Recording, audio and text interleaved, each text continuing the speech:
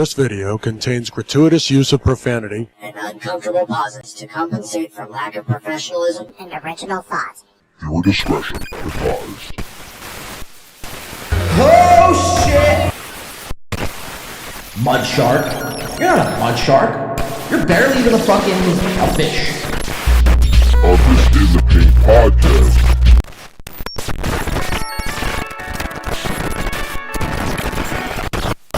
This is fucked up. Win by 2, they're actually a podcast out of Philadelphia. Tune on to Win by 2 Radio. Where's John Di Caprio? Did he ask about me? Fuck Carl. He's effectively done in this business. On the podcast, catching people as Dr. Mingo. So I'm a dumb guy. I'm hoping John Di Caprio is, but... Take your fucking bra off, Barry!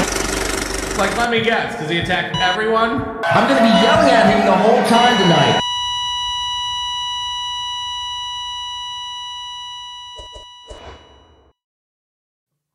Your show sucks!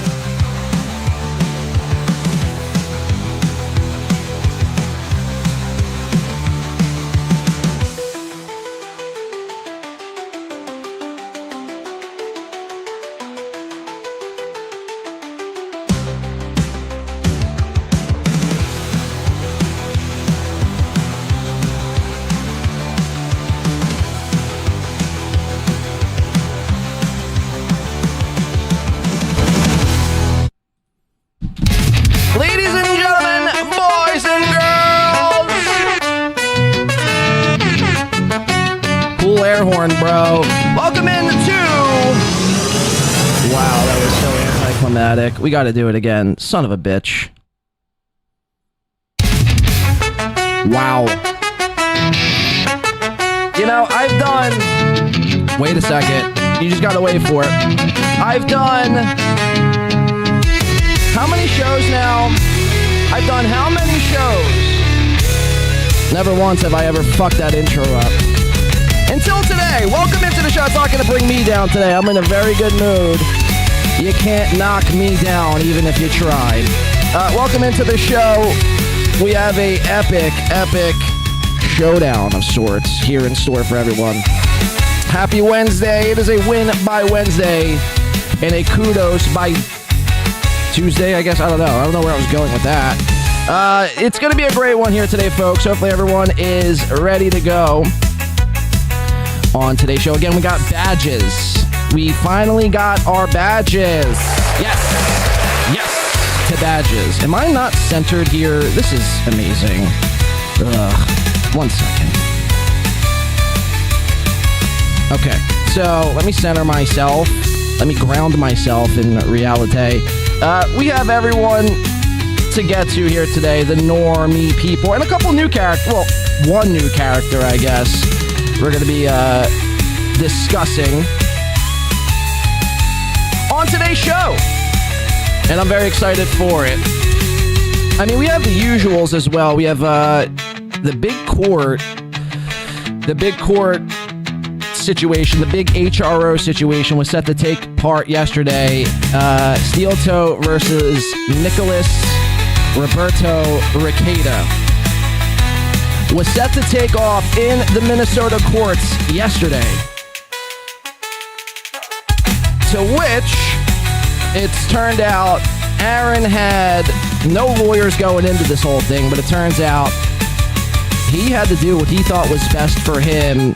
And I don't know why he just didn't do this in the first place. Maybe he was just trying to cheap out. I mean, I really don't know what the answer is. But turns out he's bought a lawyer. He's now hired a lawyer, hired an attorney. That's not Todd V. Peterson, by the way. Thank Christ. I guess for him. So we'll get into that and very more. He's a week away or a week and a half away from his big golf tournament. That's, would you believe it if I told you, selling like dog shit? Like, actually, you could probably bottle up some dog shit and have a better chance at making some sort of profit than charging people in the state of Minnesota to go golfing with you, Geno and Keanu. Geno and Keanu. Whatever the fuck their names are. You know them. Geno and Keanu. So we're going to get into it, all that and more. Chad Zumock, Patrick Melton, Red Bar, all of them. Let's get into it today. What do you say? Let's have a good show. Bam! Now, shout out to Win by 2 Radio. Yes. Shout out to Win by 2 Radio. Absolutely. Shout out to Win by 2 and a kudos to you and to all of yours. Kudos to Win by 2 Radio. Thank you. Is everything sounding okay? I feel like I don't even know what's going on. Anyway, so Geno and Keanu and Aaron, they had, I don't know if they were sitting around bored. I don't know how they've came up with this whole golf thing, you know, what Tiger Woods was really good at once upon a time. And they decided, well, how can we spice up? How can we spice up our yearly? It's basically a clan meeting. I mean, let's be real. It's basically a white supremacy meeting disguised as a comedy show. How can we spice this little event of ours up this year? And they thought some more. To which nobody came up with anything because, well, obviously you're dealing with three of the most, dumbest people in the world. And I think it was like on the 6th or 7th day, they thought, we'll do some golf. We'll do some golfing. We'll drag everyone out on a Friday, on a weekend. We'll have a comedy clan meeting on Saturday. We'll get everyone so nice and drunk, so fucking shit-faced wasted. And then, check this one out. We'll go golfing at 5:30 in the fucking morning. Another win for the toe. And it was great. This was the way this was rolled out. And I should have went over this. I should have found the clip of Aaron. I probably can throughout the show, maybe. But if anyone has the clip of Aaron really like boasting about this golf event, because when he first announced it, it was supposed to be like, what do you say? 150 to 2. He's going to have no problem selling 150 to 200 tickets. And there's going to be thousands and thousands and thousands of dollars in cash prizes for all the winners. And there's going to be big signs and sponsors out the wazoo, pretty much selling their children to get to that big, what's it called? Wakachobi golf course in Minnesota. In July, by the way. It's nothing more. I mean, I know some people like golf. I don't understand how some people do it, especially in the summertime. I mean, it's one thing if it's like in the fall or the spring, it's nice weather. But when you're golfing in 95 plus degree weather, especially, the night after you just had a nice clan comedy shindig, you're out of your fucking mind. Good luck with that. So, Aaron, I was listening to SteelToe this morning. I know, shocker. I never really listened to that show. Quote unquote show. And I hear him this morning going off about how, we'll just save it. But let's just say this. Let's just say I just played it. I'll play it again. Another win for it the is, toe. in fact, another win for the Tizzle. So we'll get into all that and more. We have a couple other SteelToe updates we're going to get into as well. There's a whole bunch. Chad Zumock, he was on his show yesterday. I mean, really. And let's just pull this up right at the start here, guys. I should have had a fucking bumper or a sound drop, but I literally thought of this 2 minutes before the show. That's why the show was delayed. But anyway, it'll suffice. Let's just pull it up now. If you guys haven't been keeping up with Chad, especially over the last couple of weeks since Ski Mask's unfortunate passing to the other side of the spirit realm. Chad had this whole... Just making sure I spelled everything right, too. Because I mean, literally did this 2 minutes before. Okay, cool, I did. Yes, kudos to me. Fuck, Kudos yes. Win by 2 Radio. So, yeah, Chad had this whole grand idea how he was going to, entice people to super chat. And whoever super chatted and gave, like, an answer of who they thought was going to die first, would win $500 if the person they guessed and super chatted died first. And it turns out Ski Mask... or maybe Ski Mask was just really hurting for the money. Maybe he, is doodle undercover and he's really trying to get the $500. What a twist that would be. But anyway, just thinking out loud. Turns out Chad, being true to his degenerate self, being true to the Chad brand, well, hasn't paid up. And in fact, it's been 28 days, 10 hours, 35 minutes, and actually 36 minutes since Chad Zumock has basically stole from his audience the death pool scam, and he was getting hammered. Like, he was probably getting drunk too yesterday. I mean, let's be real. I mean, I didn't watch MLC because I was getting this nice haircut that I got of mine. It was about time to get a little shape up going there. By the way, I went and got a haircut yesterday, and it was, really insane. So I usually go to, basically the same barber. Every now and again, I have a backup barber. But when the backup barber wasn't there yesterday, I started to freak the fuck out. And you never want to, trust. You never want to be Googling barbershop near me and then trust some random stranger who you've never met. You've never had anybody refer this barber to you. You just... you go on based on Google and what Google is suggesting. By the way, this is at 6 o'clock in the evening. So not many shops were open. So I get to this barber shop. Yeah, so Chad Zumock, 28 days, 10 hours, 37 minutes, 15 seconds since he's stolen from his audience. So I get to this barber shop and they're basically cleaning up, sweeping up, getting ready to leave. And they're like, yeah, you'll be with, Manny was his name. Manny. Okay. He was a Spanish gentleman. I was surprised to see one since Trump's been basically kicking them all out of the country. And this Manny character, they sit me down in this chair. I get ready. I have the nice cape on or whatever. And they ask, there's two ladies and Manny. So there's two females and then the guy, Manny, the Spanish gentleman. And they sit me down. And the two females look at me and they're like, so how do you want your hair? So I start describing how I want my hair to them, And basically, they look at Manny, they look at me, they look at Manny, they look at me again. And they go, well, he doesn't speak English, so can you slow it down just a little bit? So we have to translate how you want your hair via, this one chick who I can only presume was his sister or his translator. I've never had this happen to me a day in my life where I'm dealing with translation in a barbershop. But to Manny's credit, I was literally shaking yesterday the entire time sitting in that chair. I'm convulsing. I don't like random people touching my hair, especially if I don't know you. Especially if I've never been, I've never seen your work done before. I mean, it was quite stressful for about an hour and 15, hour and 20 minutes.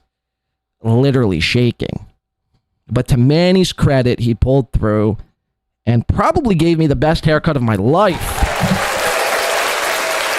So shout out to Manny, and hopefully Trump doesn't send him back to, I could only imagine, Guatemala or somewhere down in South America. So I don't know how that ties into Chad Zumock. Oh, because MLC, I didn't get to watch MLC live, but I tuned in right at right at the end of the show, and I saw Chad basically almost in tears because the MLC chat room, the mean and vicious, vicious, and it's gonna be mean, vicious, and funny. Most importantly, the chat room was eating his fucking lunch yesterday about this whole death pool scam that he has in fact scammed his audience. Now, all Chad has to do, there was four or five people who've picked Ski Mask to die first. And Chad, promised he'd pay out $500 to each winner. And basically, obviously, no one got paid. But the death pool only, I think, totaled, it was only accumulated like $140. But Chad is so dumb. Like, all you would have to do is just refund these people. All you'd have to do is refund these people $140 divided by 5. I mean, you're talking what? Maybe $30 a person? A little less than $30 a person? And all would be well. All would be well here. But Chad is like literally bugging out of his mind, on the verge of fucking tears because he's getting it on all ends. And I encourage everyone to keep this up. Keep hounding him, He pocketed that money and went and bought a, new pair of fake Jordans, Apple Air Max Pros, which he, I think, debuts either on yesterday's show. He was so excited about these Air Maxes, these AirPods.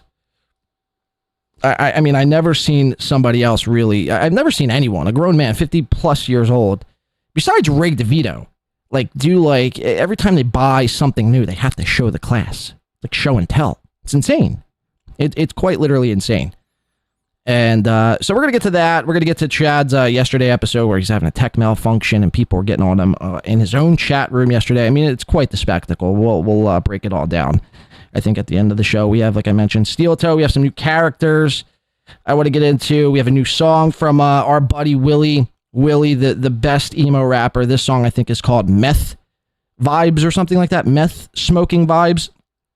It's insane. It might be one of his best songs today. I know I say that about every Willy Willie song, but this, in fact, might be Willy Willie's best fucking tune. So we'll check that out at the top of the show. We have Patrick Melton, basically yesterday as well, if I haven't mentioned Patrick. Where's he at? Melton, come on down. Why won't you, please?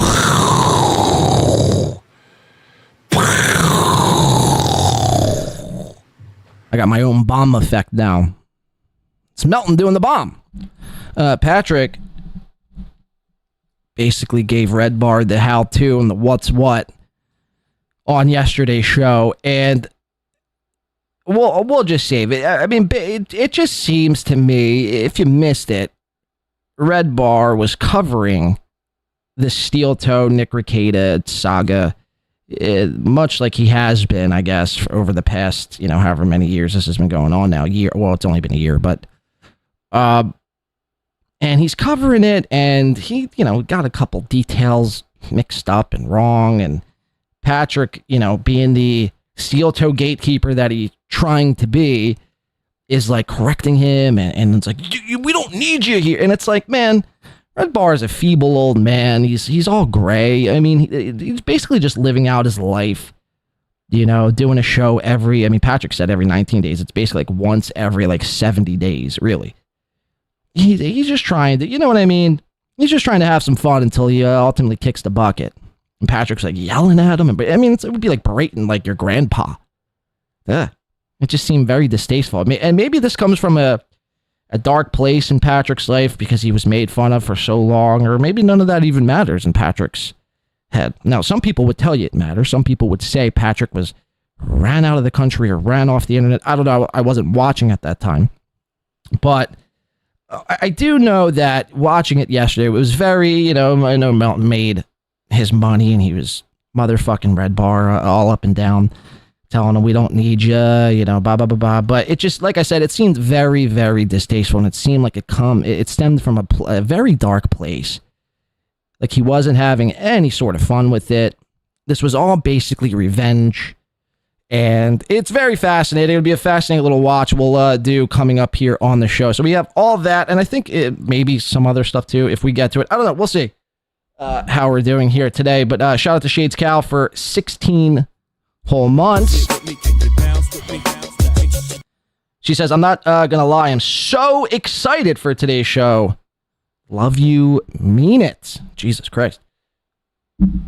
I think that's first. Thank you, Shades Cal. You should be excited for today's show. You should be excited. We have a fucking doozy on our hands here today. I'm very excited to be bringing that to you. The first thing we're gonna do, actually, like I mentioned, Shades Cal, 16 whole months. Kudos to Shades Cal by radio. The first thing we're going to do, like I mentioned, is I want to show you this fucking tune by Willy Willie. It's called Meth Balls Swag. Is that really what the song's called? Meth Ball Swag. Okay, like, title aside, it's a fucking hit. This is a hit of all hits. Just trust me. Mark my fucking words. Let's give it a fucking chance. Willy Willie.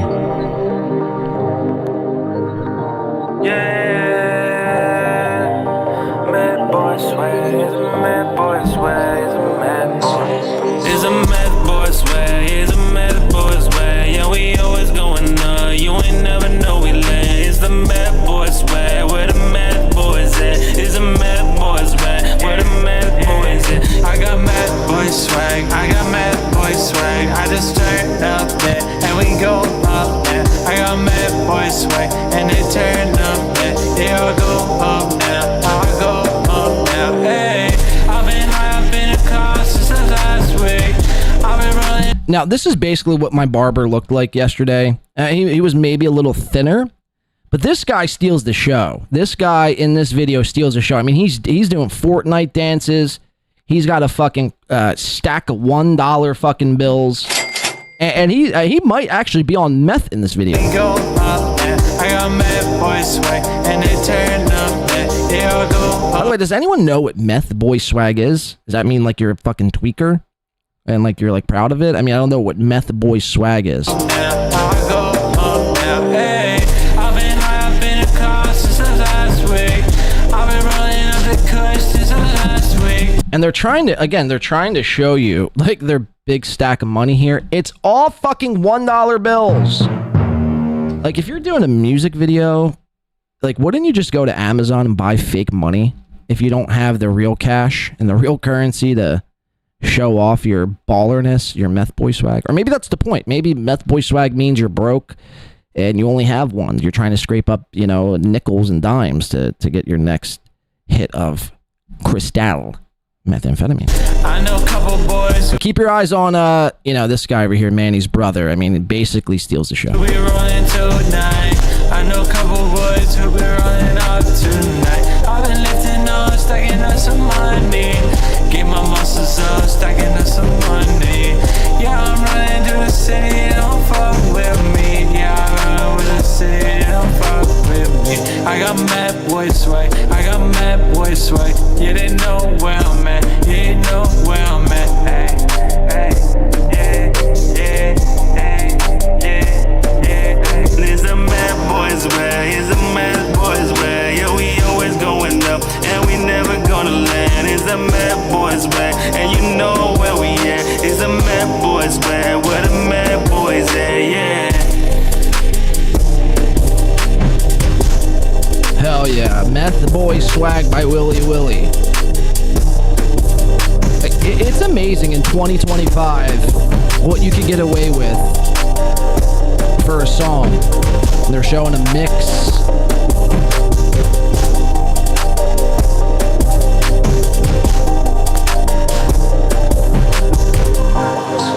It's a cool chandelier. They have like their laundry hanging over the fucking balcony there, the railing. I mean, it really is incredible stuff.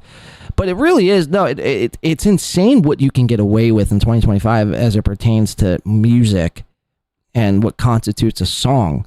You could literally, this song's 2 minutes, 11 seconds. You could literally repeat Meth Boy Swag yeah, for 2 minutes, put it to a beat, and then be like, yo, that's fucking gas. That's some straight up fire. Like, I've done it all wrong my entire life. I tried to think out, song structure and verses and the pre-chorus and maybe like an extended pre-chorus before the second chorus and then a bridge and then a breakdown and then how can you bring the chorus back in? Maybe do a pre-chorus before the last chorus and then an out. Why am I doing all that? I'll just fucking, meth boy swag, yeah, for 2 minutes.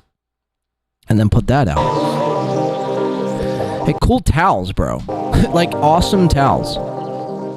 We lost love young. Willy. Now, it is a banger. It is a certified banger, despite what everyone may think.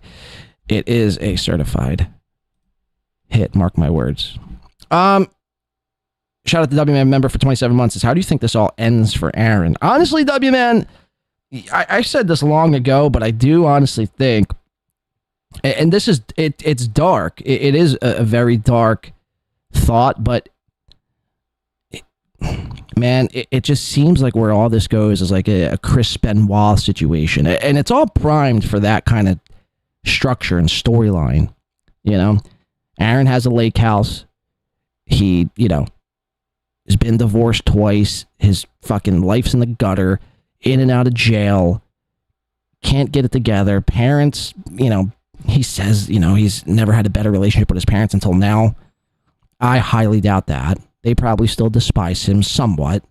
I mean, obviously they're his parents, so they're going to have love for him, but they're probably just sick of all the shenanigans. He's almost 40. He's got 3 children that really, one of his children has an HRO against Patrick Melton. Like, everything Aaron does is the complete opposite of what a normal person should do. Like, Aaron is not a normal person whatsoever. So where does it end for Aaron? How do I think it's going to end? I mean, I could see a reality where, he puts a nice Desert Eagle up to his dome and, pulls the trigger. But that is one dark outcome. If that doesn't happen, by the way, I'm not wishing for that. I hope that doesn't happen. But if that doesn't happen, honestly, man, he'll probably wind up being able to do SteelToe for as long as YouTube and for as long as YouTube really is around. I mean, I know there's Rumble too, but I don't know. I mean, who knows? Really? It could end in a multitude of different outcomes, to which, I don't know. I think the darkest outcome is that outcome, though, of which I suggested. But other than that, your guess is as good as mine, man. Your guess is as good as mine. Just, I do honestly think, though, he will find himself in jail. And like I mentioned, once these HROs are all tied up on Nick and Melton's end, don't be surprised if they go after him and sue him, and it'll probably get pretty nasty before this year's over. So with that said, man, just strap in and get ready. Just enjoy the show, really. But thank you for the 27 whole months of W, man. Kudos to W, man. Kudos to Win by 2 Radio. Spy Pigeon for 10 months says Ashley pulling Aaron's daughter off the HRO. She didn't know about it. She's mopping the floor with the... Oh, I didn't know that. I did not know that. So Ashley pulled... Wow. So that's incredible. So Aaron got an HRO against Patrick. Well, him and Charlotte did. But according to Spy Pigeon, and I guess, I don't see why Spy Pigeon would have any reason to lie to us here today, but Ashley had no clue. Which is insane, because it's like, I thought, again, this is why you can't believe anything Aaron says. Ever. He says he has, he's never had a better relationship with his folks and Ashley. Well, if you had a decent relationship with Ashley, wouldn't you think to tell her about having your, 12-year-old daughter having an HRO on an internet fucking onion. Like, I'd be pissed. I'd be pissed if my wife was like on the internet and our child, like, you know, she was like beefing with somebody and, you know, she got our child involved, and now my child and my wife have an HRO against an internet personality. Like, what the fuck are you doing? And I didn't know about it. What the fuck are you doing? I mean, this kind of goes with W-Man's thing. I wouldn't be surprised eventually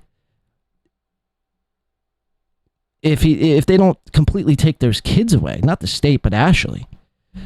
I don't know how that would work, but I just wouldn't be shocked. I just would not be shocked in the least bit. I mean, who's to say he's even seeing his kids now? I don't know. It's bizarre, but thank you, Spy Pigeon. So, wow, Ashley had no idea. It doesn't shock me. It really doesn't. $10 from W-Man says, Joe was a middle school janitor. Oh, God. Story times with W-Man. Let's do it. It's a new segment we're debuting on our show. Joe was a middle school janitor, an old fella with the long gray hair who would force kids into the bathroom and make them smell unflushed toilets. When they would gag, he would beat them with a mop. Were you and Joe close, W-Man? This seems a little bit personal. Was Joe making you sniff? And I quote, or I'm sorry, would he make you, would he beat you with his dirty mop? Why does that sound sexual? Yeah, I'm going to beat you with my dirty mop. Like, what? I'm good. I'm okay. Seriously. It's like something Aaron would say to Nick, probably. Hey, you want a piece of that dirty mop? I don't know if this is an actual story. I hope it's not. I really do hope it's not, for your sake and for society's sake. I hope there's not really a Joe out there who's beating kids with dirty mops and making smell unflushed turlets. But I wouldn't be shocked if it was. I wouldn't be shocked if there was. Shout out to Joe. Shout out to W-Man. Shout out to myself. Kudos to Win by 2 Radio. For the $10. Thank you so much, Mr. Man. All right, let's get into what we got coming up here on today. I want to start off with Dabble Point. Dabble Point. A Stuttering John Melendez roundtable discussion. And what we're going to start off with here today, we had, and I've seen nobody cover this, I think besides Kevin, but he did it live. He did a live react. And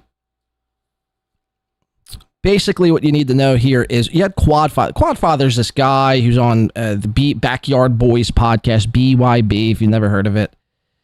And he's this guy who's got a wheelchair. He wheels himself around, or allegedly he's got a wheelchair. Who knows? He might be a fully abled person and just plays the wheelchair character, you know, for his internet personality, which would be insane, but I wouldn't be shocked.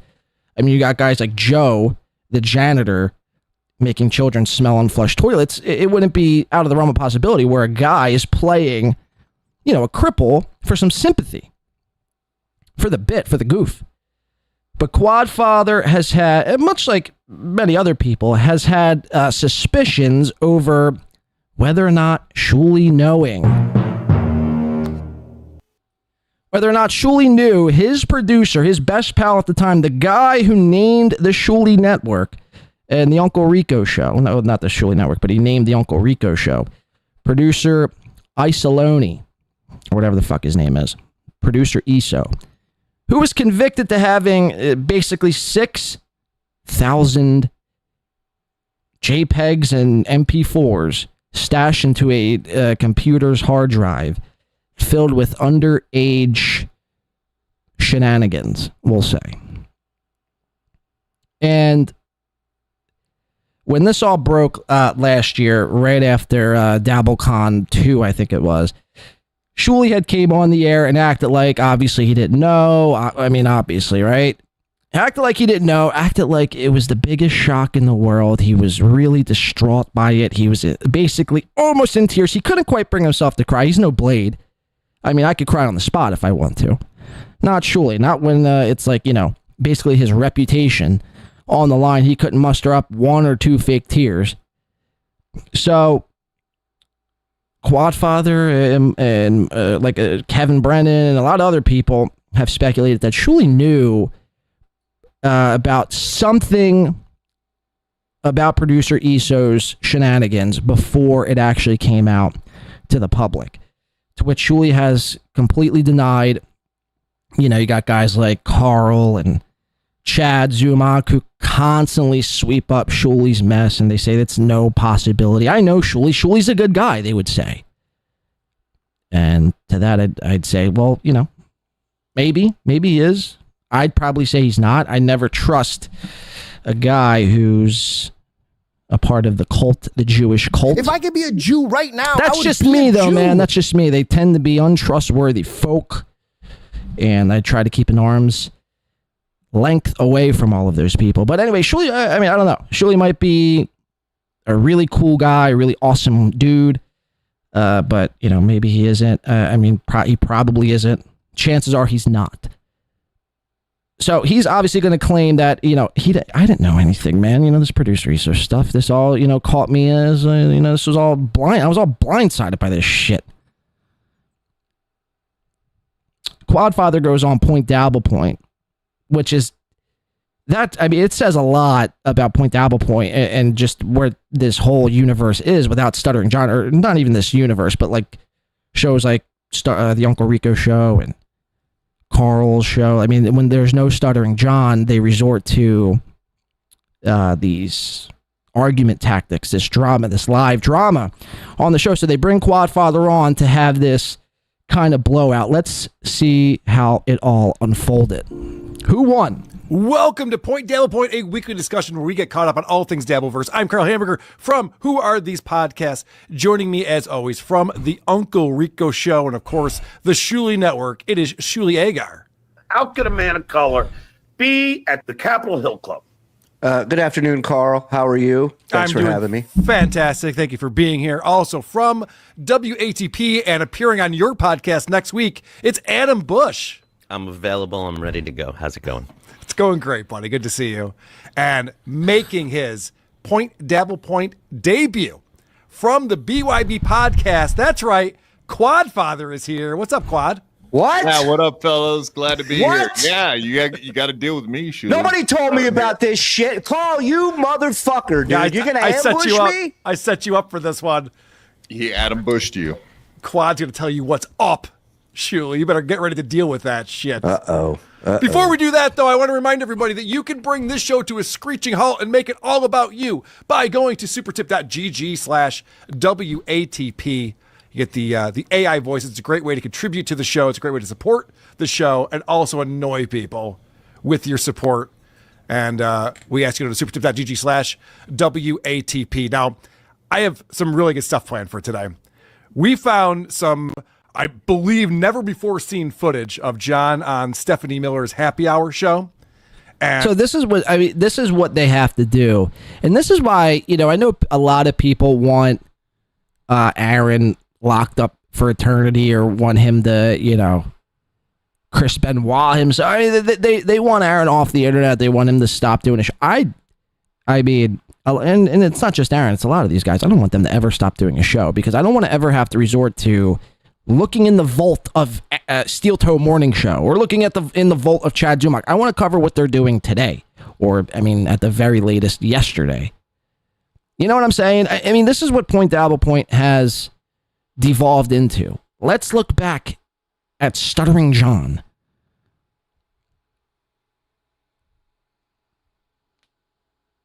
It's insane, man. It really is fucking insane. Because Stuttering John, he fucked them. He fucked them royally and he left. Now, will Stuttering John return? I'd say if I'm a betting man, more than likely, yes. Which would only add fuel to the fire because he's done this before. Shows like this, we're in the same fucking boat. WATP, the Shuli Network, Uncle Rico, Point Out. They were in the same boat where they had nothing. They were digging in. They were in the vault. They were looking at past episodes. And it really was, I mean, the shows just were, they were already hard to watch to begin with. It was even that much harder to watch without any current relevant Stuttering John material. Now, some people, I won't say a lot, but some people, if it's John, they're in. But most people check out. They're like, I don't care what Stuttering John did 22 years ago on the Steph Miller show. I don't care what John did on the Howard Stern show in 89. You know what I'm saying? I don't even know if he was on the show in 89. I'm just saying. But it's just like, and I wouldn't want that for Aaron. I don't want to be like one day coming on here at 2030 and be like, let's look back to 2019 where Aaron Emmett was on the. It's like, bro, it's 11 fucking years ago. Move on. So let's, but that's whatever. That's kind of a side note there. But so yeah, Quadfather and Shuli, they're about to get into it. Now, to Quadfather's credit, he did, go in the lion's den and look at Shuli, screen the screen, and he held his own for the most part, I'd say. Carl, basically stayed silent the entire thing, and Adam Bush, well, he was trying to break down things in such a, in such a way that no one else could understand, but he's like he tries to play like the Dabbleverse's psychologist and psychiatrist. It's whatever. I guess that's just his shtick, but it's just like, man, sometimes it's just less is more, Bush. Less is more. You're dealing with guys named Quadfather, Stuttering John, and, Man Tits Magoo Emholt. You know what I mean? We don't need these long-winded, well, what he was really thinking was the cortex of the vortex 3x9 square, and then he was internalizing that in such a way where it was therapeutic. It's like, Adam. The guy burped. Can you just say he's a fucking goon and move on? Like, fuck.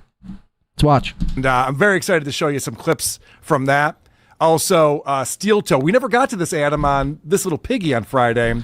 Shout out to Dan, nice podcast, super for the two. Says, love the new shades, dog. Can you tell us brand? Can you tell us the brand of the shades? I can't, man. They're specially customized for me and my eyes only, Dan. They're win by 2 customized shades for me.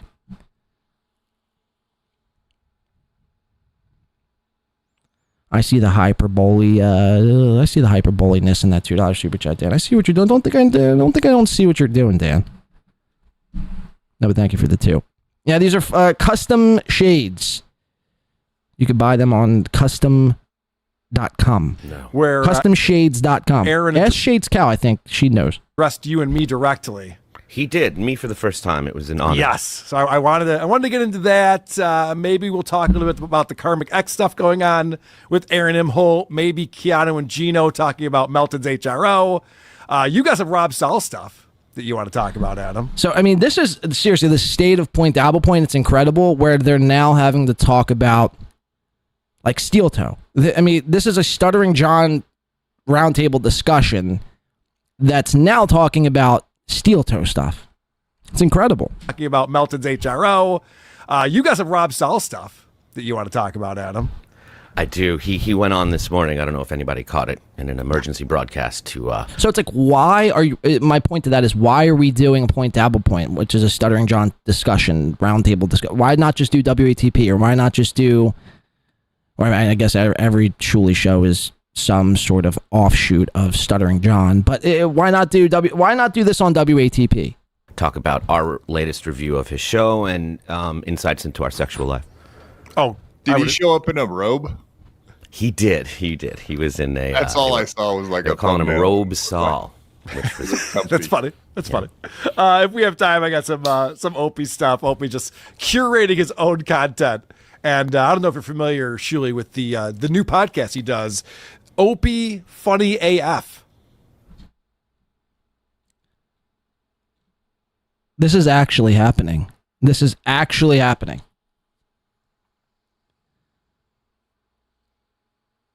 Dabble Point, a show about Stuttering John, has now devolved into let's just talk about everybody. Let's talk about Opie. Let's talk about Rob Saul. And now they're calling him, check this one out, you'll never get it, Rob Saul. Whoa! I thought of that one in the shower. I'm a fucking genius. We're going to talk about SteelToe and Melton, Geno and Keanu. They're 8. Huh? And then Carl drops this fucking doozy. Look at this. Carl is a fucking, I mean, he's a master at setup. The new podcast, he's curating his own content. Opie. And I don't know if you're familiar, Shuli, with the new podcast he does, Opie Funny AF. And there's no laugh. Like, nobody is, Opie, yeah, well, as if. Or, yeah, was that a dream you had, Carl? Because I had never seen Opie to be funny. Everyone just, look at their faces. Everyone's like, what the fuck is going on? Opie Funny AF? What are we, 16? Yeah, the new podcast he does, Opie Funny AF. When does that start? It's already happening, man. It's happening. It's for the kids. Then I am not familiar with it. Well, what he does is he goes. Look, Adam Bush is putting on his critical thinking cap here, really trying to think about this next long-winded answer he's about to drop. Back to the archives and finds like bits on the radio show and stuff. So he's Opie Funny AF, you say. How can I make 7 paragraphs out of the statement Opie Funny AF? So the show is somebody else's Funny AF. Well, and Opie just loads it up. What's great is that he only finds the parts where people laugh at what he says. Oh, no. Yeah, So how long let's are get rid these of all those. episodes? Let's get rid of all those Jim Norton jokes and Anthony Cumia. Because Voss is there. Fuck that. I just want to hear Opie being hilarious. So that's what I have planned for today. And I definitely want to start off with the Stuttering John stuff. But first, I mean, Quad, thank you for coming on the show. I know you also do a Dabbleverse show. So I feel like the maybe weekly Dabble review on Sundays. Absolutely. Are we competitors? You stole my We Dabble review on Sundays, absolutely. weekly Dabble review on Sundays. Absolutely. Are we Please shoot me if I ever say I Dabble review on Sundays, absolutely. show? So I feel like the maybe weekly Dabble review on Sundays. Absolutely. are we You competitors? stole my idea from me and whatever. I'll let you have it. I'm a nice guy. We'll let you have it. Wait, did you say Shuli stole my idea from me? I gotta go back. And whatever. I'll let you have it. I'm a nice. Are we You competitors? stole my Who? weekly Dabble review on Sundays. Absolutely. Are we You competitors? stole my idea from me and I whatever. can't quite make out who he's saying stole his idea from him. I'll let you have it. I'm a nice guy. We'll let you have it. Oh, that's nice. I mean, no one's ever stolen an idea from someone before. This is the first time it's never happening in the Especially not Dabbleverse. Dabbleverse. Yeah. There's times where people have taken an idea and made it a lot better, but I don't know that stealing is the right word. Probably not. I remember when they started Meet the Press, Fox was just like, we don't need a Sunday show. There already is one. So let's That's just right. leave it. And that's how it stayed forever. Correct. So anyway, Quad, welcome to the show. I don't know if you came prepared with anything that you wanted to talk to us about. I don't know if you've talked to Shuli before or it's been a I'm not while, giving right? you guys. Yeah, I've talked to Shuli. He's been on my show, but yeah, I'm not giving you guys. I'm not conducting show prep for you. What are you talking about? No one's asking you to product what I think. Oh, Shuli gets a little angry. Now look at the body language of Shuli. I mean, very like just slouched. You know, he's like trying to almost big time Quadfather here, which is kind of insane coming from Shuli, who's like 5'2".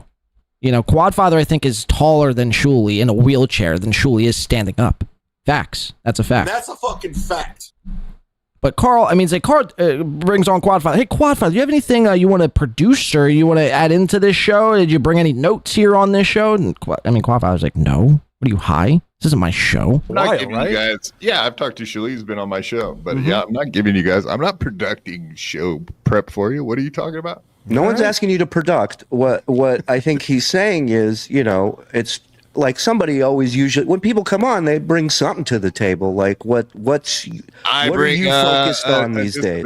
That's what I'm focused on. That's all I care about. Well, get in line, dude. Everybody's got the host got a club foot. Like that's nothing. Like everybody's got a disability. I'm club fucking footed, yeah. I mean, okay. Before the show, I was talking to Carl. I was watching Opie this morning, and he had a drowning story where he saved a couple little kids from riptide, and apparently he was. It sounded a lot like one of the Stuttering John stories, Yes. Maybe his second or third attempt at saving a couple people from drowning, very much like that. But yeah, he was like, the scumbag dad. He didn't want to get out of his nice shoes, nice pants, nice shirt, his Rolex.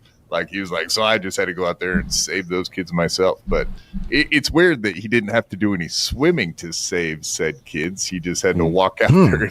Very weird. I guess I will say very weird. Water. They were drowning right where the water meets the sand, and the father was just standing there watching. Were they newborns? How is that possible? You know what? You have to tune into Opie Hero AF. That's his new channel that he just started. So check it out. But unfortunately, Shuli has a heart out about now, so we're gonna have to say goodbye to you. Thanks for coming by. Oh yeah, just because a guy. Okay, here's where things start to turn on their head. Wheelchair shows up. Now you're his protector. Got it, Adam. Just want everyone to get along. Yeah. I can't handle. Okay, and what's with all these people? I know you hear Adam Bush murmur out of his mouth. I just want everyone to get along. Adam Bush, I mean, do you not know, what you're dealing with here? No one in this universe is getting along. I mean, I guess you could say a couple of people, but for the most part, most people, look, they're, in Chad Zumock's case, he's doxing people. Other people's cases, they're taking people to court. I mean, this isn't the place for people getting along. Save that for, I don't even know what. Save that for like some hippies. Look for the hippieverse. And go fucking make, friends with them. And all you guys will get along. I mean, this isn't the place where people get along. I mean, imagine how boring of a universe and a storyline if everyone just were friends and we just all had some laughs, just cooked some eggs, had a couple brews, called it a day. That would get pretty stale pretty quick, wouldn't you say, Adam Bush? I can't believe you didn't think of this. You're so philosophical, but you didn't philosophize that? Come on, Bush. Are you okay to share the screen with me? I know you've had some, quite some Shades Cat wants me to play the new, thank you for the $2 but wants me to play the new, what's this, the Clips new song. So be it all right, we'll try to fit that in, Shades Cal. If not, I'll save it for the next show's pre-show, but thank you. Nasty things to say about me and your thoughts about what I knew and what I was a part of, and you're okay to share the screen with me? Yeah. I don't have any proof of anything. I've just said I think you're very disingenuous the way you handled that entire thing. But if you want to get into it straight away, we could do that. I'm not your friend, so I'm not going to sit here and avoid the issue. I never pretended to be your friend, and I don't. You say okay, so you say you have no. So you say okay, so you say you have no proof yet. Why go on month after month after month repeating the same thing when you just said you have no proof of it? I said I do believe you knew a little more than you're letting. Based on what? Just look at you. Look at you. Based on your looks. Is that not good enough? And based on that bullshit response, let's be real. That's really what all of this is based on. You had, basically a monster, a straight up fucking ghoul under your roof for, months, years. And you didn't know, you didn't catch anything. You didn't hear about the arrest that happened a couple weeks prior. Give me a fucking break. You guys were fucking best friends. You were twitching it up. You were playing video games every night. You were smoking weed on Zoom. And you didn't have any, come on, man. It's just bullshit at this point. You know what I mean? It's just straight up bullshit.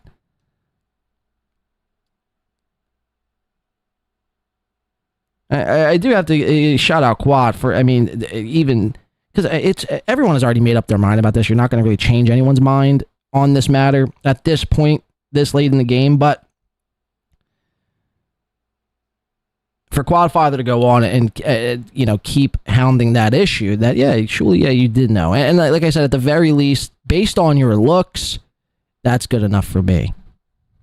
Let's keep listening. I believe you knew a little more than you're letting based on what? I mean, just the fact that the guy got arrested the day after DabbleCon, and but what does that have to do with me knowing when he got arrested? I assume that you knew a little bit more, and I think okay. Assuming, Derek, is a lot different than going on month after month and saying that I knew.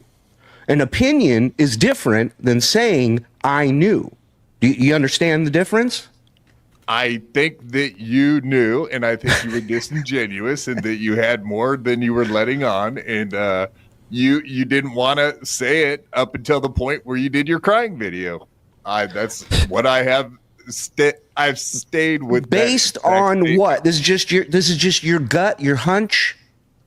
Yes, mostly. Okay. Just so we're clear, what we're saying the entire thing. Okay, here comes Adam Bush with a fucking zinger. Get ready for this one. Strap in for this one. And you're saying, I know the guy. I'm sorry. You're saying he knew about what Isso's crimes. No, Adam Bush. He's saying he knew. What cheeseburger Shuli ate that. What place Shuli ate from that day. What fast food restaurant Shuli went to. And what do you?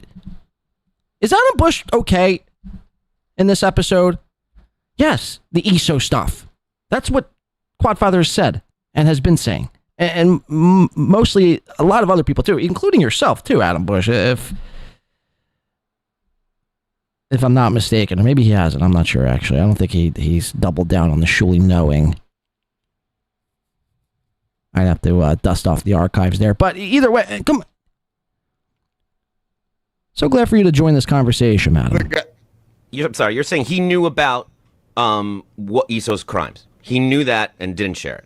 That's what you're saying. I'm assuming that you knew. No. We're not going back to assuming now. For months, you said just what Adam said, that I have known this entire time, or at some point, of the disgusting shit Isso was doing. Right. I don't believe that you just found out that all of a sudden he was convicted and you had no idea anything about it, and then a couple days later came out with a crying video. No, I don't believe you.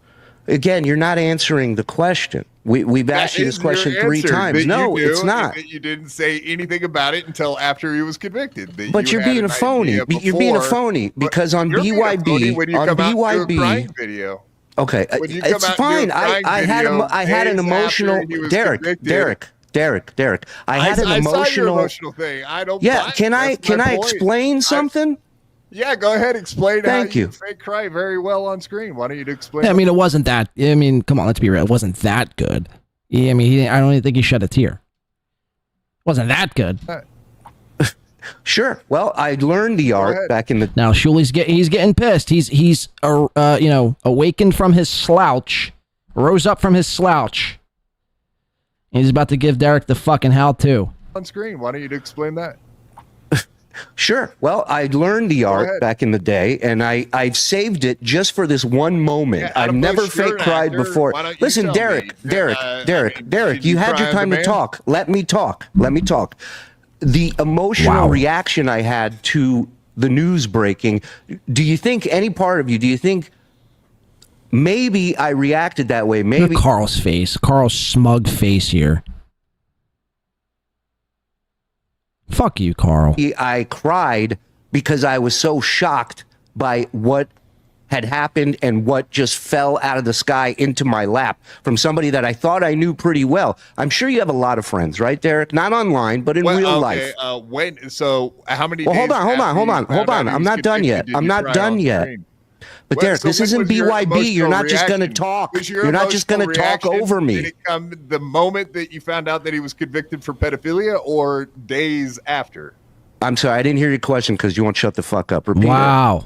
Well, I didn't hear your question because you won't shut the fuck up. Okay, guys. Here's this is ridiculous. We can go on with this. It's never pissed. going to stop. We've all talked about this is ridiculous.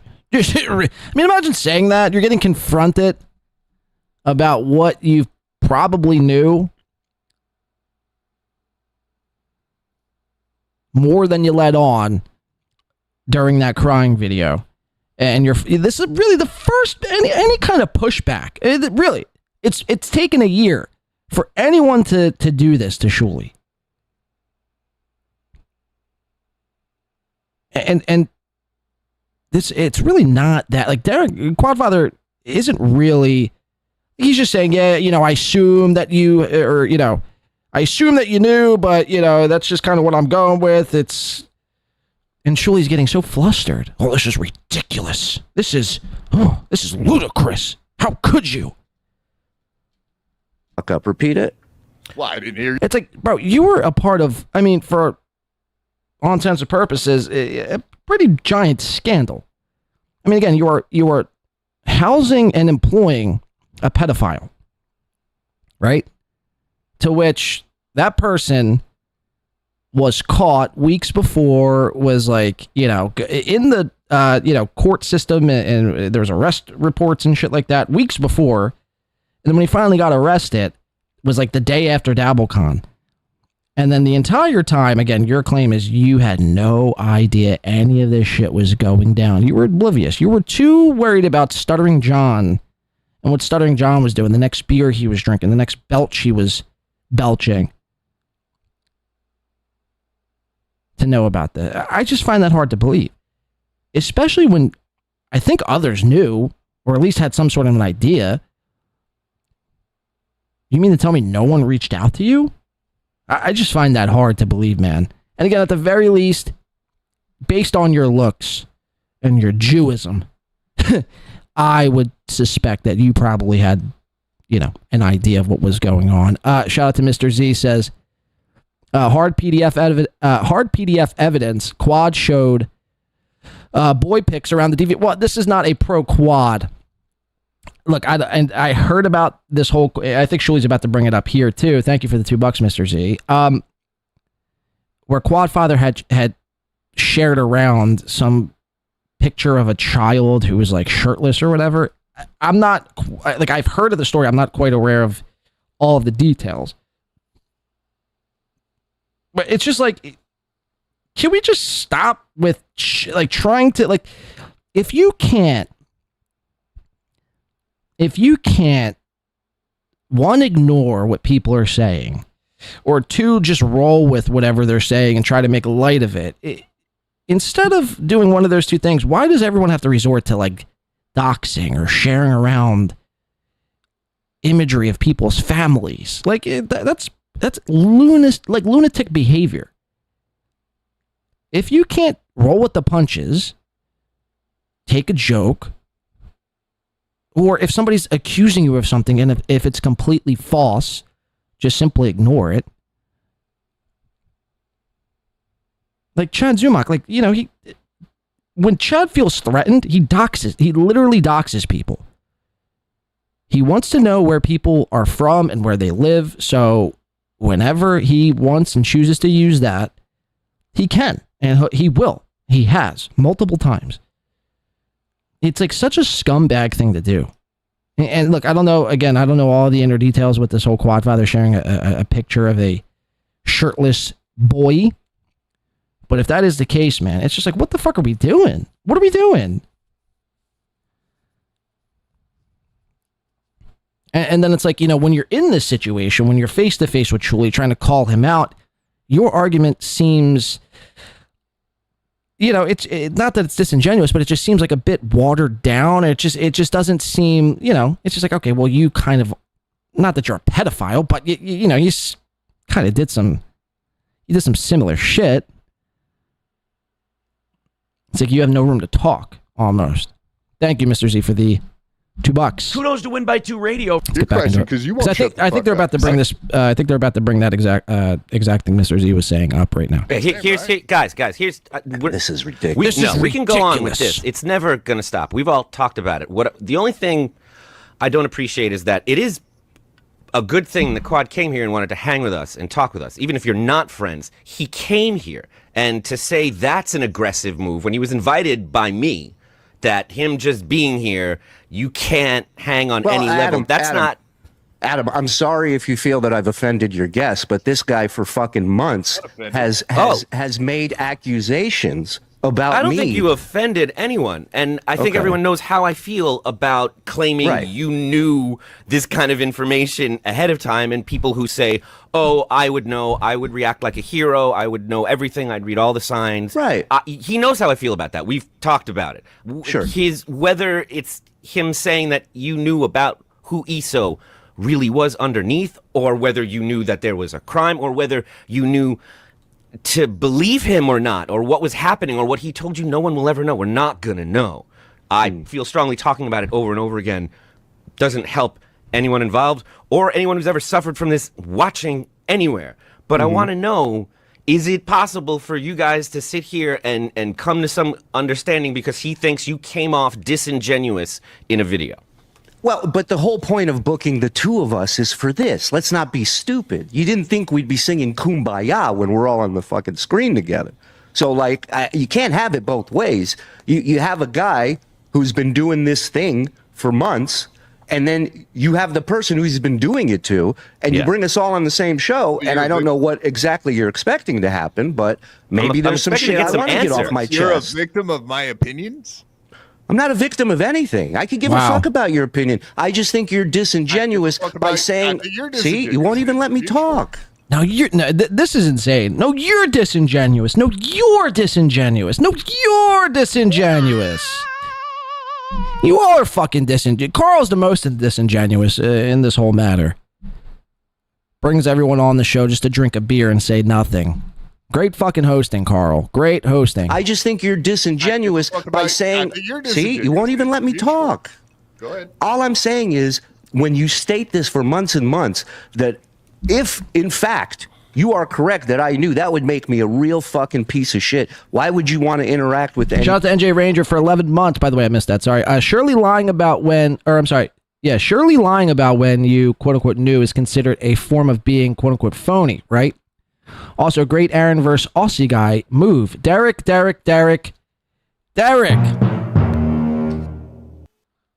the way, I do have to give a kudos to NJ Ranger. I caught some of that show. I was trying to raid NJ Ranger's show on my last show. I thought it was fan-fucking-tastic. I really did. Between him and Flimsy Greenberg. Right? Flimsy Greenberg? Go check out their show. I don't know if NJ Ranger, if you're trying to be a... Do I dare say a guy? But if you are, man, no, I'm not even blowing smoke either. It was fantastic. It was fantastic. NJ Ranger and Flimsy Greenberg. I don't know if you're like pursuing doing a show, moving forward. If that's just a one-off, which would be a pretty baller move if you just did one show and bounced.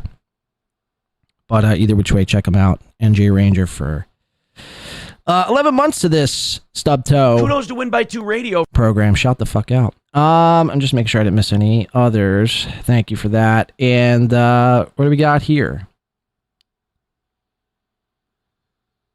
Okay, is that it? All right, let's keep going. Anybody like that? I wouldn't. Because I'm not a fucking chicken shit. I'll show up to any show. I'll show It's not up. about questioning your manhood. It's about morality and what you stand up for. On you. I've never put the pedo tag on you. Oh, stop.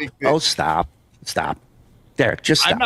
I'm not saying that you had anything to do with that shit. I'm saying that you probably have a lot more information that you let on, and you implied very specifically that he. This isn't gonna go. This isn't gonna go anywhere. Obviously, I agree. Derek's gonna stick to this thing. It's fine. About. Let's move on. Yeah. Let's do the show. Go ahead. We can move on. The only way to settle this is if Shuley and Quadfather fucking get in the street and do an old-fashioned race.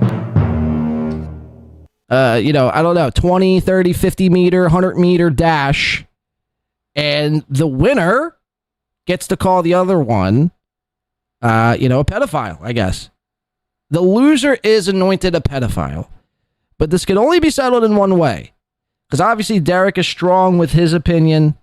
Shuley is claiming he had no idea. And this was all, one big misunderstanding. And holy shit, man.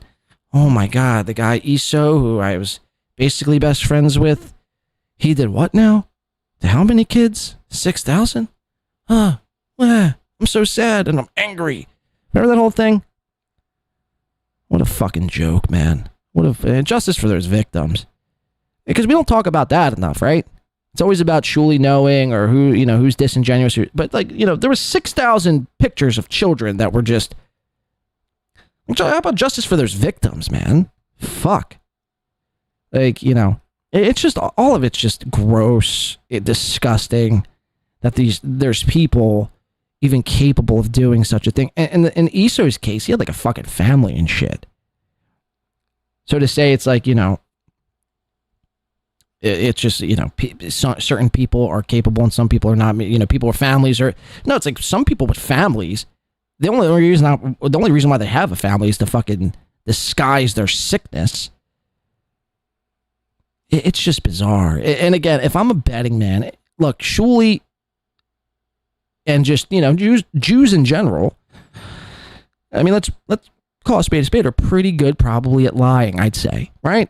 I'd say they're probably pretty good at lying. This is all speculation, of course. I don't know the statistics of Jews being good at lying or not. All I do know is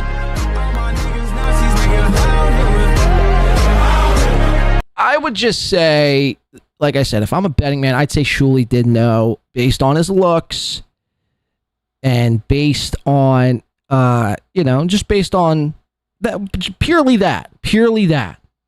He looks the part. He looks like a guy who would find out about that piece of information and be so worried about his brand being tarnished that he wouldn't disclose it, even though if that meant more children and producer more children would be harmed and producer Isso would be able to continue on his disgusting behavior. So I think this clip concludes coming up. Let's watch the rest of this and we'll get into a new character here on this show. Let's watch that. But okay, we're not going to change any minds apparently. Get rid of him. Sorry. Well, no. What I think it's worth capping this off with is just that in a similar fashion, Quad, you've asked repeatedly for me to answer for having the audacity to sit next to Brian Johnson on a panel and saying if I can do that, my opinion means nothing on these topics or anything else because I have talked about people being monsters. So how could I do this? And it's the same fashion in which you do this. And it has to be said too, because Adam Bush just says something and it kind of just reminded me of something, but it has to be said that if this were to happen to Stuttering John or Aaron M. Holt or anybody, again, they would rake those motherfuckers over the coals. If this happened to Stuttering John, if Clay Dabbler, and it came out that Clay Dabbler, I'm not saying he is, but I'm just saying let's just in a make believe situation, Clay Dabbler, who was like a John's co-host for until John left, Clay Dabbler had gotten caught with 10,000 images. They would all claim that Stuttering John had something to do with it. That's 100% a fact. You know that to be like that is exactly what would happen, right? So Adam Bush is making an argument here that something about Brian Johnson. Yeah, look, Brian Johnson, that motherfucker has probably a lot of skeletons in his closet. And it's one thing, look, I'm not perfect. I'm not preaching to be perfect. But when you're like fucking children, I think we could draw a line there, right? I think it's safe to say we could draw a line there. Look, everyone goes through their ups and downs in life.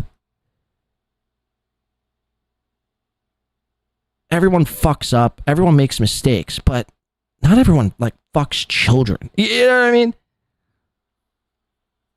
Like Brian Johnson, is a guy who's actively was dating or has dated, this chick who was 40 years younger than he was. I think when she was 17 or some wild shit. And even with Kumia, you know what I mean? It just all goes back to that too.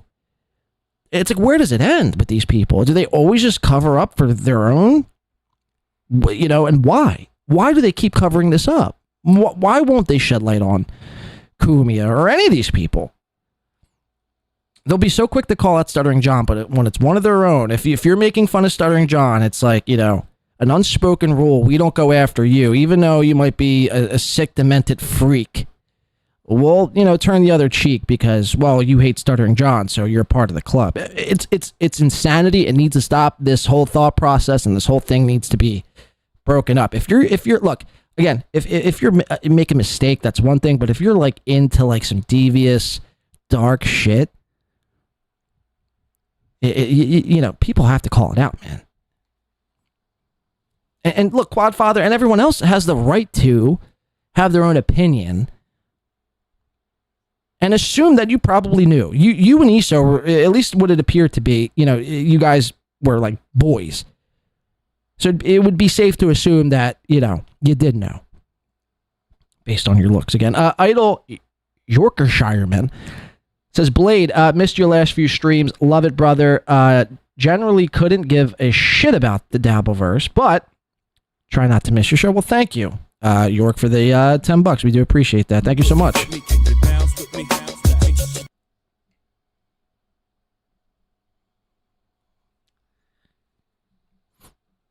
Kudos to Win by 2 Radio. Kudos to Win by 2 Radio. Let's finish up with this little clip. I think this is about to end, and then we'll move on. Fashion with all of us sit together, and I'm hoping. See, the problem, Idle, is like everything now is starting to be lumped in with the Dabbleverse. Like the Dabbleverse has gone pretty mainstream in a lot of ways.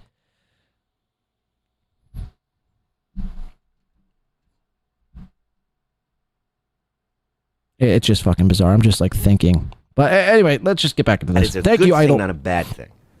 Yeah, and I'm sure you guys are well aware of my opinions on Brian Johnson being a 20-year-old with a 14-year-old. Like, that's actually some monster. No one sits here saying that what he did is okay or what Iso did is okay. What we're talking about is being able to sit and having a conversation and maybe get. So knowing that it's not okay, right? Knowing that it's not okay, why do you continue to platform him? Why do you continue to like vouch for him? Why do you continue to host him on your shows? I mean, if you know it's not okay, but yet you continue to do it, doesn't that make you complicit in the process? Doesn't that make you just as bad as the person doing the crime?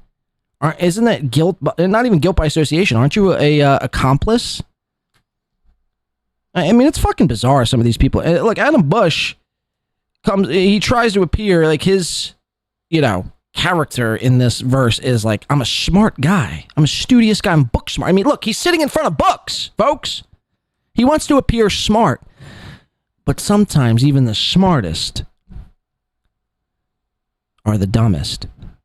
Okay, or what Iso did is okay. What we're talking about is being able to. That again. No one sits here saying that what he did is okay or what Iso did is okay. What we're talking about is being able to sit and having a conversation and maybe get somewhere. Yeah, Derek, what you did wasn't okay. Sharing that picture of that shirtless boy that's not your That poor shirtless boy. Does that shirtless boy have a name, or are we just going to call him SB, shirtless boy, from here on out? Yeah, Derek, what you did wasn't okay. Sharing that picture of a shirtless boy. What you did wasn't okay. Sharing that picture of that shirtless boy that's not your kid. Shirtless boy, like it's an underage child, dude, and it's fucking creepy. And you put it out in the chat. No, and that's actually, a weird move. Don't start pointing fingers and lecturing people about shit. Anyway, no, you were saying you got your own shit. Find a different situation and don't ever fucking. You got your own shit, dude. You got your own shit. That's all. Having a picture of a guy with his kid in the background with fucking clothes on is nothing. Keep making excuses. My favorite one was, at least it wasn't a girl. It wasn't a shirtless girl. 100%. Trying to present it the exact same way. Yeah, I would imagine their parents would want to be the decision of whether that was okay or not you. So I guess the point is, let's all get off this moral high horse shit. Yes. Nope. Nobody here is going to be like, I'm a better person for this reason and you're a worse person for that reason. Yes. Like, we all have faults. We all have obviously worked with people who aren't the greatest people in the world. I cover a lot of them on my show on a weekly basis. It is. And look, I agree. Again, it just goes back to what I just said. There's a difference between making a mistake and covering up for pedophiles. Like, there's a complete difference between the two. And if you can't see that, and if this is like somehow like your cope in this matter, it's some sick shit, man. You guys are more demented than I initially thought. What it is, it's the Dabbleverse. I've been doing these interviews, and the only thing that's so similar is that everyone I do has a new group of people that say, how could you do that person's show? You're a traitor. Everyone. And they're the same person who says, but it was great when you were on with Chad. That we liked. So I think everyone has their opinions. Everyone has their base. I wish we weren't as compartmentalized and following what felt like. I agree. I'm glad you're here, Quadfather, because I agree. I don't like the idea. It's just like, well, these people don't like these people and they can't intermingle and do each other's shows. Like, there was a very small amount of time when I was going on Kevin Brennan's show, and I enjoyed that. I liked going on and mixing it up with Kevin and Bob and the gang. And it's like now we've gotten to a point where like, well, this person can't do that. You were just telling me before the show, Clearwater Chad had to get permission from KB to do your show, Quad. And it's like, what are we doing? This is ridiculous. Mike Bichetti, I could go down the list of people that told me they can't come on my show because Kevin told them not to come on my show. Yeah, which we don't want to be like. Okay, so I love how that, it gets somehow into Kevin Brennan. Like, this is a weird transition into, Kevin Brennan's a bad guy because he doesn't allow people to go on shows. It's like, no, let's bring it back to how you all are covering up for pedophiles. Yeah, exactly. And I like Adam. And again, let's just, dismiss that Shuli knew. Let's just dismiss that from the argument. You actively bring Kumi on, who is... he is a pedophile, man. He fucked a 17-year-old girl, brought her to prom, and then fucked her. Because her parents offered her up as a sacrifice because they loved the Opie and Anthony show so much, they offered her daughter up. And you guys constantly platform him, call him the boss, and suck his fucking cock. So, dismiss that the ESO stuff Shuli ever knew a second of that. You still actively do that. So that's why I would go back to Shuli probably did know, because if you're willing to cover up what Kumi did, you probably covered up what ESO did. It all ties together, man. It all ties together. If you'll cover up for one, you'll cover up for them all. I guarantee these guys probably love Jeffrey Epstein. They're probably huge Epstein guys. They're probably huge Weinstein guys. Harvey, that is. Not Brett or what's the other one? Eric Warts.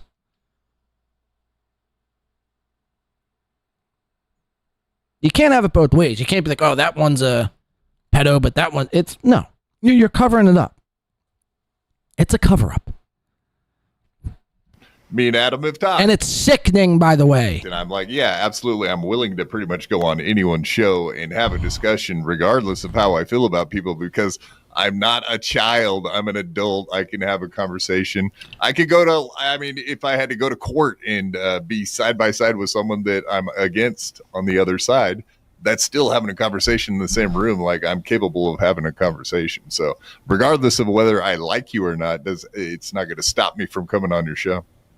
It was the thing that I liked about the Dabbleverse was that all these different people with real different beliefs and values could all agree that John was a piece of shit. Mm-hmm. And I thought that was beautiful.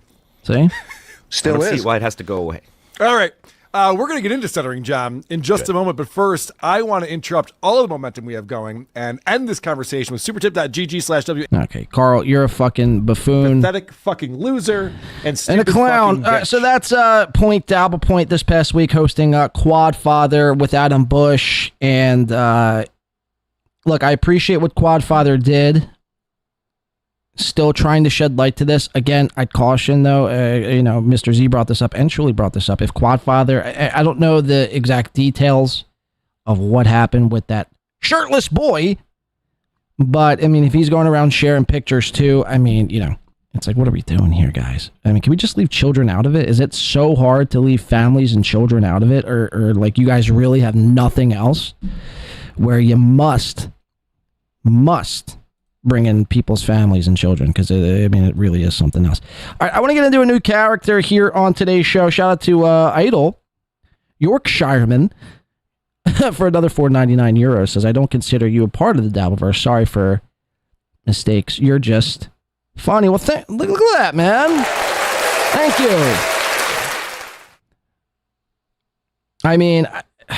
I don't know. See, the Dabbleverse, the way I understand it, Dabbleverse is Stuttering John. Like, that is the Dabbleverse. Anything related to Stuttering John. But somehow we've just lumped everything into the Dabbleverse. Even though like SteelToe or Melton or Chad, even though they've covered John, even though they've been a part of like John stuff, like does that then make them the Dabbleverse? And everything that covers them by proxy is just everything the Dabbleverse? The Hackverse, I'd say the Hack Dabbleverse is kind of where we kind of coexist, and we're watching from afar. But again, the problem is like everything is starting to, I guess, be lumped in with this thing. And because I mean, just trust me. Just trust me when I say this. This next guy we're about to bring you here, I mean, you see him in chats. He might have been in my chat once or twice. By the way, thank you for the $4.99 idol.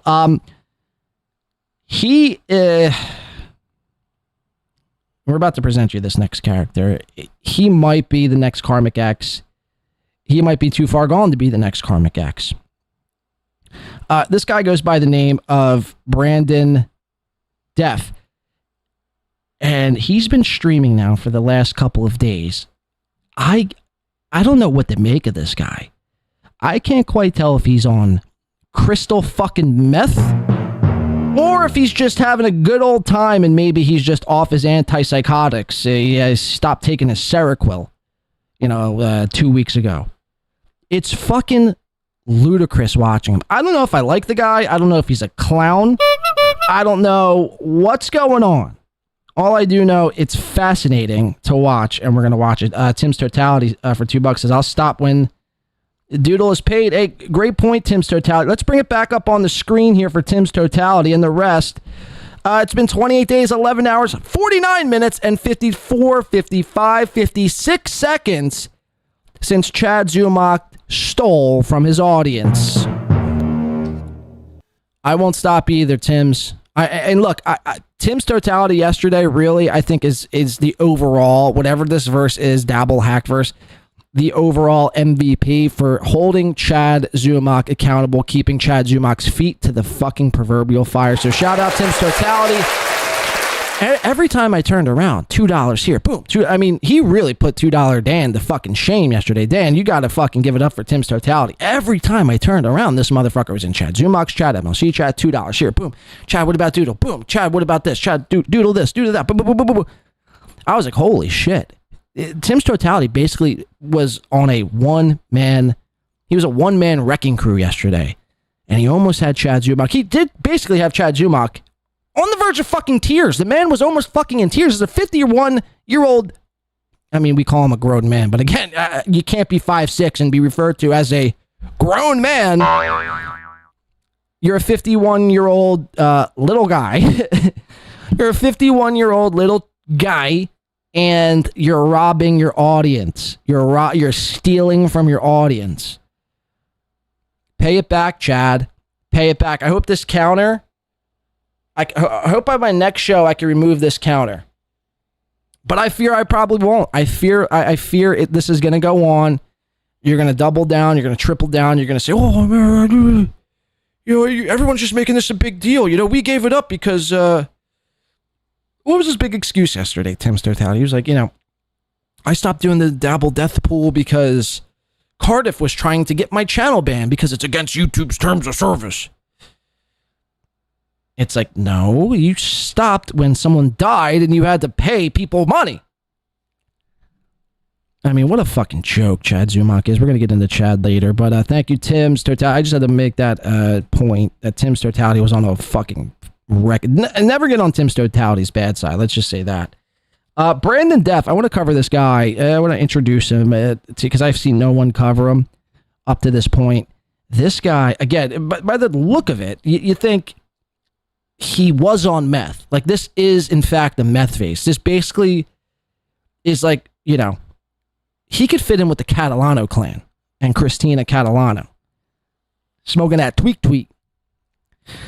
Let's just check him out, and we'll just see what he's about. This one first here is courtesy of Misery Loves Clips. Says, damn, I never wanted to try meth so much in my life. So Misery Clip seems to be on the same wavelength as Win by 2. Kudos to Win by 2 Radio. What the fuck? I know. Well, I don't fucking know. It's a whole bunch of fucking weird shit. Who gives a fuck about the pervert? Hey, Trump. Fuck you, Trump. Fuck you. So he's, Obviously not Team Trump, right? I think we could make that conclusion after watching that little outburst here. Now, again, I don't know if this is meth or if this is just like the man is moody, like not, the terrorist in the Dabbleverse, Patrick Melton's best friend, moody, but if he's like going through like mood swings in real time. Fuck you, you fucking pervert. I see those goddamn Freemasons right behind you, you fucking creep. Just come up. I'm so glad you're running your fucking mouth now and not doing shit while the goddamn fucking baby fucking, they're fucking eat babies and shit, man, and we're not doing a goddamn thing about it. What the fuck? We're not doing a thing about it. And we got Trump not doing anything about it too, so that's fucking great. Let's just have a great night. Fucking who gives a shit? Who really cares? I'm high as shit. I'm really high as shit. And I wanted to lay something down so you guys could be entertained and fucking watch something. Really. And I wanted to come on here, and I didn't know what I was going to do. But I'm high as shit, and I wanted to talk shit, and I want you guys to be entertained. Really, that's why I'm talking all this shit. Because you're high as shit. Because you wanted to come on and give people a show because you're high as shit and wanted to talk shit. We got it, Brandon. You guys work all the fucking time. Ain't doing shit. And I wanted to come in here and talk about shit. And I did it. And I feel goddamn good. I feel really good about myself.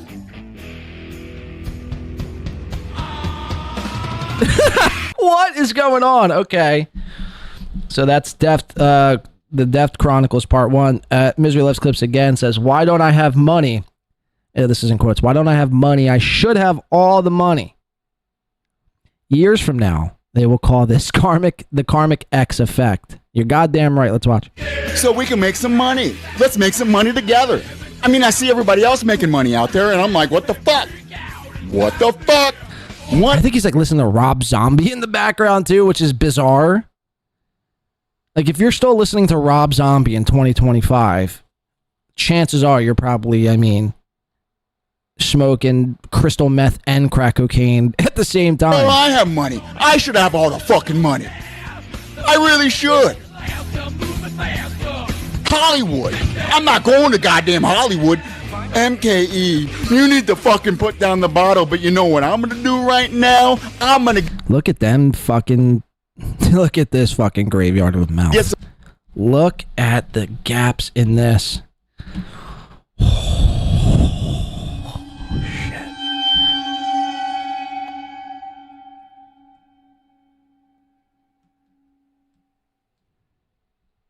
Wow. So what we have here is a mouth. I think it's safe to say it's a meth mouth. Met with teeth, followed by space, followed by another row of teeth, followed by space, followed by a tooth, and then some more space. His grill he's got going on here makes Christina Catalano's grill look like the pinnacle of dentistry. I mean, it really is something else, man. It really is something else.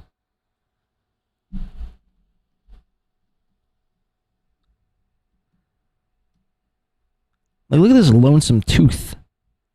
You think this guy gets lonely over here? Like, there's no other teeth surrounding him. He's got no friends on either side or on the bottom. It's just tooth and then black hole. Tooth and then a black hole. Oh my Jesus Lord. I feel sorry for that little that little fella. Core's goddamn like John Edward Menendez. Come the fuck on. I'll send you the goddamn link right now.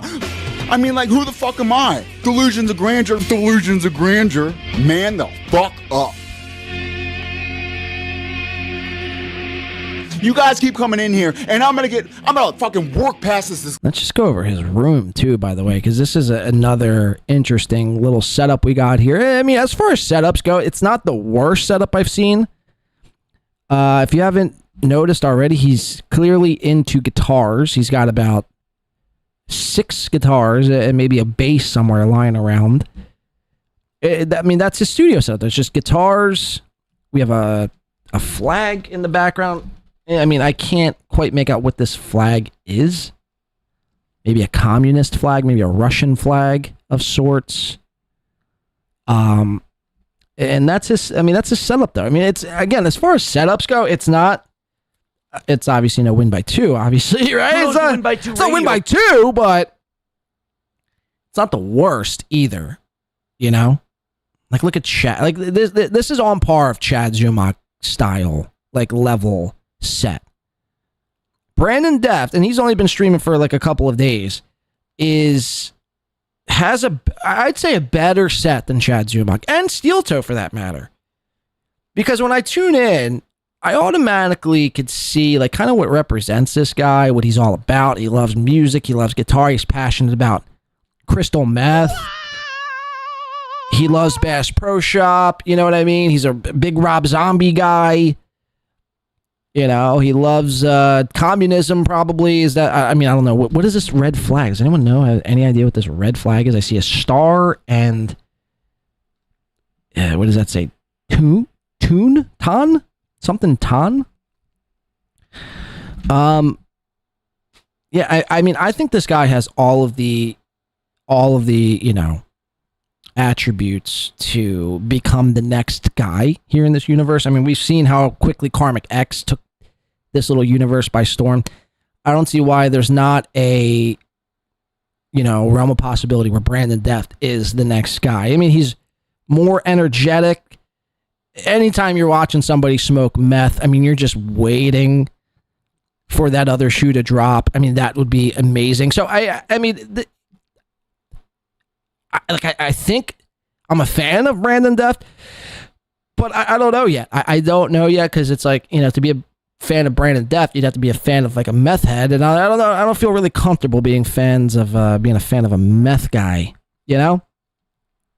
But let's just see what he has to say. This I can't even fucking say the word. I can't even say the motherfucking word. Let's take Shuli and just take him and get them the fuck out of here. I agree. We got 16 people in here. We got 16 people in here. I mean, that's not bad. When I first started, I had like 4. 16, I mean, that's like 4 times my numbers when I first started Brandon Deft. You should be fucking proud. I need 16 likes, guys. Yeah, you're right, Metal. I haven't been asking you to do that. Subscribe to this channel. Subscribe. Sounds like fucking Daffy Duck or Bugs Bunny. Subscribe. Yeah, you're right, Metal. I haven't been asking you to do that. Subscribe to this channel and like it. Hit this like button. I'm going to go get a goddamn beer. Wow, he's going to get a goddamn beer, he says. Okay, so that's Brandon Deft. That's courtesy of Misery Loves Clips. Let's watch Brandon, Mr. Deft, in action on his own stream here coming up. Before we do that, shout out to, we have Balls Deep becoming a member. Every time I turn around, it seems like Balls Deep is becoming a member. But anyway, thank you, Balls Deep. And Dan from Nice Podcast Stupid says, oh yeah, Tim's Totality will hold my fucking beer for $2. He says, I bow down to Tim's Totality's $2 super chat. Army represents. Win by 2 is watching. Kudos to Win by 2 Radio. Thank you for that, guys. Thank you, boss. Thank you, NPS. Dan. Let's get into Brandon Deft, that is. I guess he was live a couple minutes ago. Okay, yeah, this was the stream I was watching yesterday, and we get to see his hair. Let's check this motherfucker out.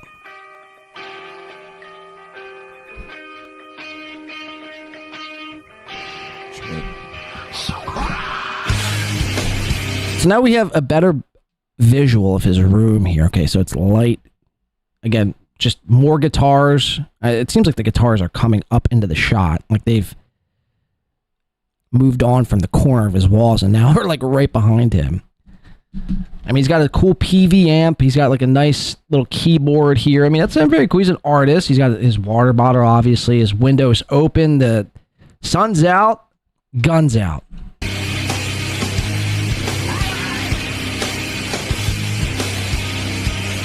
Oh, and the flag in the background is a Deftones flag. That's incredible. I've never actually met a Deftones fan until Brandon Deft.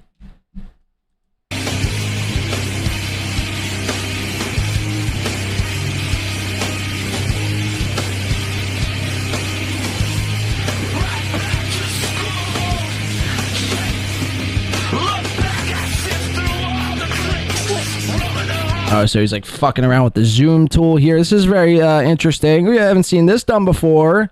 A guy zooming in on himself.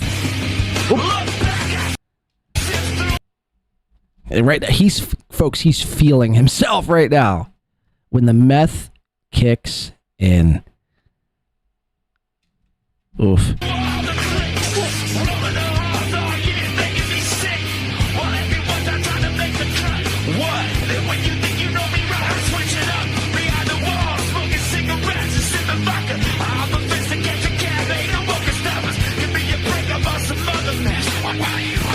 So he says, Karmicx, hold my beer. I know you smoke cigarettes. I smoke too.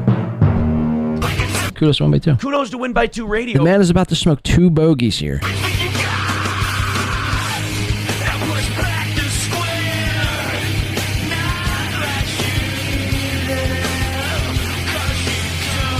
The first thing I'd say you have to do, Brandon, is you gotta upgrade the StreamYard here. You can't be this like edgy Deftones, meth smoking, 2 bogue toting guy with the emblem of a duck in the corner. It says powered by StreamYard. It should say powered by Heisenberg. And you should have a picture of Heisenberg. That should be your logo. Everything about you should be, Breaking Bad. But again, you can't seem like this fucking badass,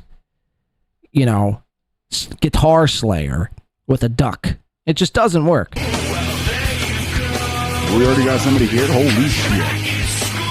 Oh, he's got 2 joints. Wow, I thought he got 2 cigarettes. There's actually 2 marijuana stogies. We already got somebody in the house. One person. They left. We had one person. They left. I got a joint for them too, and they left. All right, wait up. Maybe you'll come back. Hey, can you speak up? I'm going to be talking about Shooter today and what I saw on point out. Hey, can you speak the fuck up? Speak with your chest, Deft. Is that what they call it still? Hey, is that what they call it still? Is that what they call it? I don't know what that means. I can't hear you.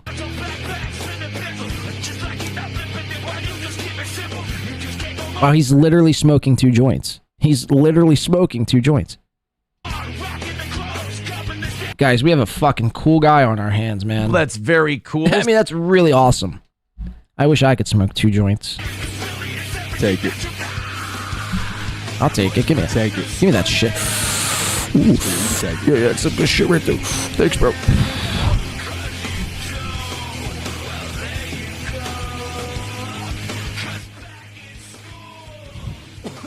Well, you don't want it? Well, I'm good, bro. I can't. All right. Appreciate that, though. Thank you.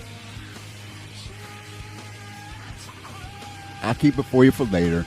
It's Appreciate early, that. I got a spaceship demand over here.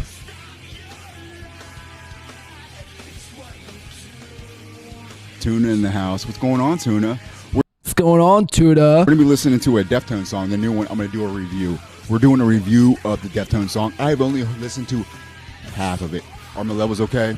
Are the levels okay? Oh my creep, you dude. You fucking hack. That's the way he stares at this camera is frightening. Are Look the at levels this. okay? Are the levels okay? I feel like he's staring into my soul. Like, back what? to school, guys. Welcome to class. You don't even have to punch in here. Just fucking just show up. Just show up and leave if you want. Show up again. Come back. Holy shit. Good morning, Deb. It's really good to have you here, Deb. Deb saying hi to Tuna. Tuna. That's good.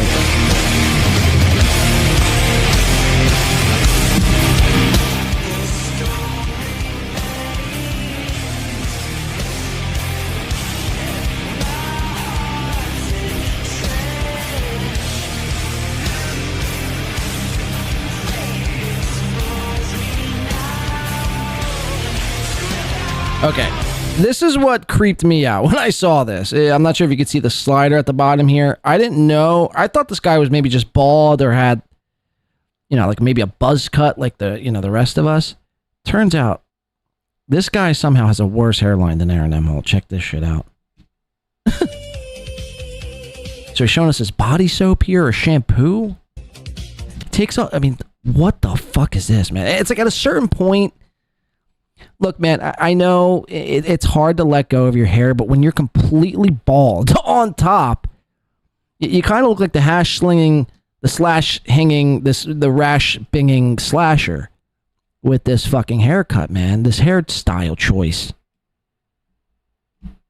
Just let it go, Brandon. Let it go. Shave it off. You'd feel free. You'd feel completely free. You'd feel like a new man. There's no reason, to be bald up top and then just have, each side of your hair drop down, with the drapes. Let it go. It's over for you, dog. You've peaked, years ago. Look at this shit. He kind of looks like the Scream Mask. Like, this actually kind of looks like Brandon Deft. This is insane. I shouldn't have told you everything, but I need to. And you can't hear him. He's completely low. I'll try to turn it up here. But he's still... this is literally... Speak the fuck up! Speak the fuck up!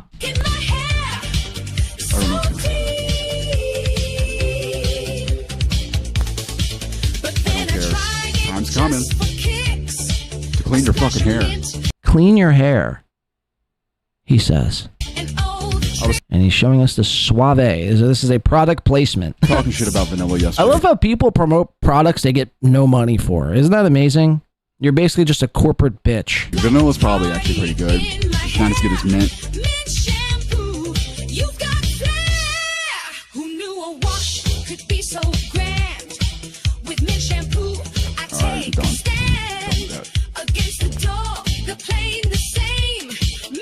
Kleenex, because I'm talking. What am I?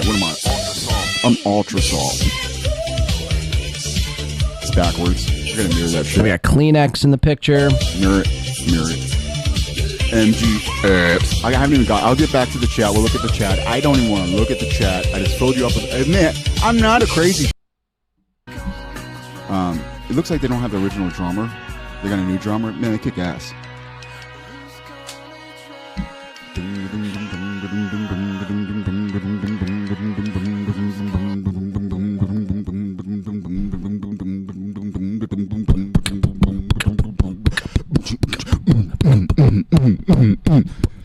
Smack my bitch up. All right, this Prodigy.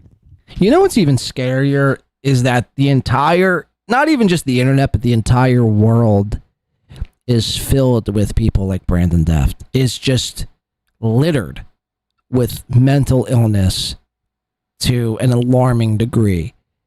And we're supposed to share, we're supposed to play nice and share like this world with the rest of these people.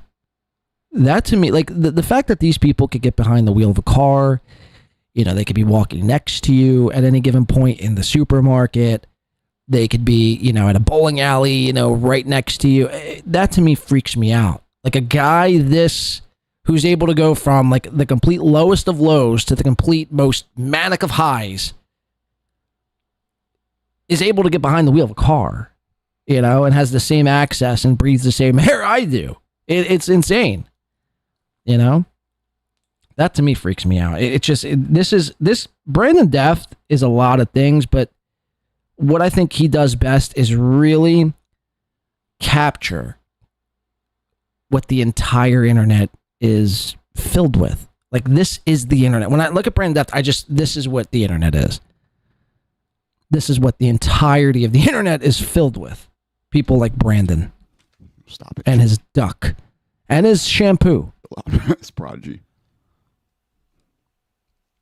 So now he's show and tell. Cool CD, bro. Oh, cool. Track they're names. Backwards. No, they're not. Actually, they're just backwards on my end when I'm looking at it. Actually, they're right. I need to say things are backwards because they're not backwards when you're looking at them. They're just backwards. I'm looking. Oh, fuck it. Look at the songs. Look at the songs. Smack my ant up. Oh yeah, they put an ant there because it says bitch. What are you guys doing? You got to censor the word bitch. I think them censoring words is like another trick. It's like a spell. You might see me say spell a lot. Like, I understand what spell means. Breaking spell, you can use like 2 words to break a spell. Once you tell people what the trick is fucking over. It's fucking great. The trick is over. That's why I hate these fucking liars. I see them fucking lying, and I see the trick, and I want to tell you. And I get upset because these people are possessed, and they know what's going on, but they're very possessive, and they're possessed. So they won't tell anybody what the fuck is going on. Well, I'm not possessed. I'm not possessed. You would have fooled me. I want you to know what I know, but I'm worried that more people will know what I know, and something will be unleashed. What does that sound like, guys? That should be your show name, Deft Unleashed. Guys, what a story does that sound like, guys? It sounds like a story that you thought was made up. No, it's a real story. You know the Matrix movie? That's a fucking truth drop. That fucking movie's a truth drop, but you just don't get it. You knew it was a truth drop, but you're like, what the fuck are they talking about? It's not about fucking computer. It's not about a fucking computer. It's not about a computer. So you're saying it's, in fact, not about a computer? I'm just making sure we're on the same page here. It's not about a computer. Okay, just to clarify, it's not about a computer. I'll get the other pile of CDs. Let's play another song. Talk amongst yourself. I can't fucking I can't fucking look at the chat right now. Why does he look like he's gonna cry? I mean, what is going on? Synchronicity. Who stopped taking their Wellbutrin, man?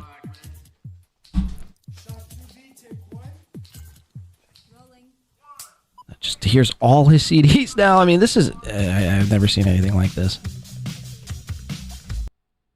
He puts his hat back. Oh, I think he's going to play the guitar. Can we see him play the guitar here? Oh, this is great.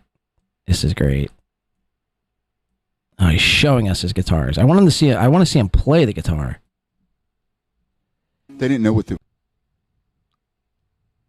See how he gets out of it.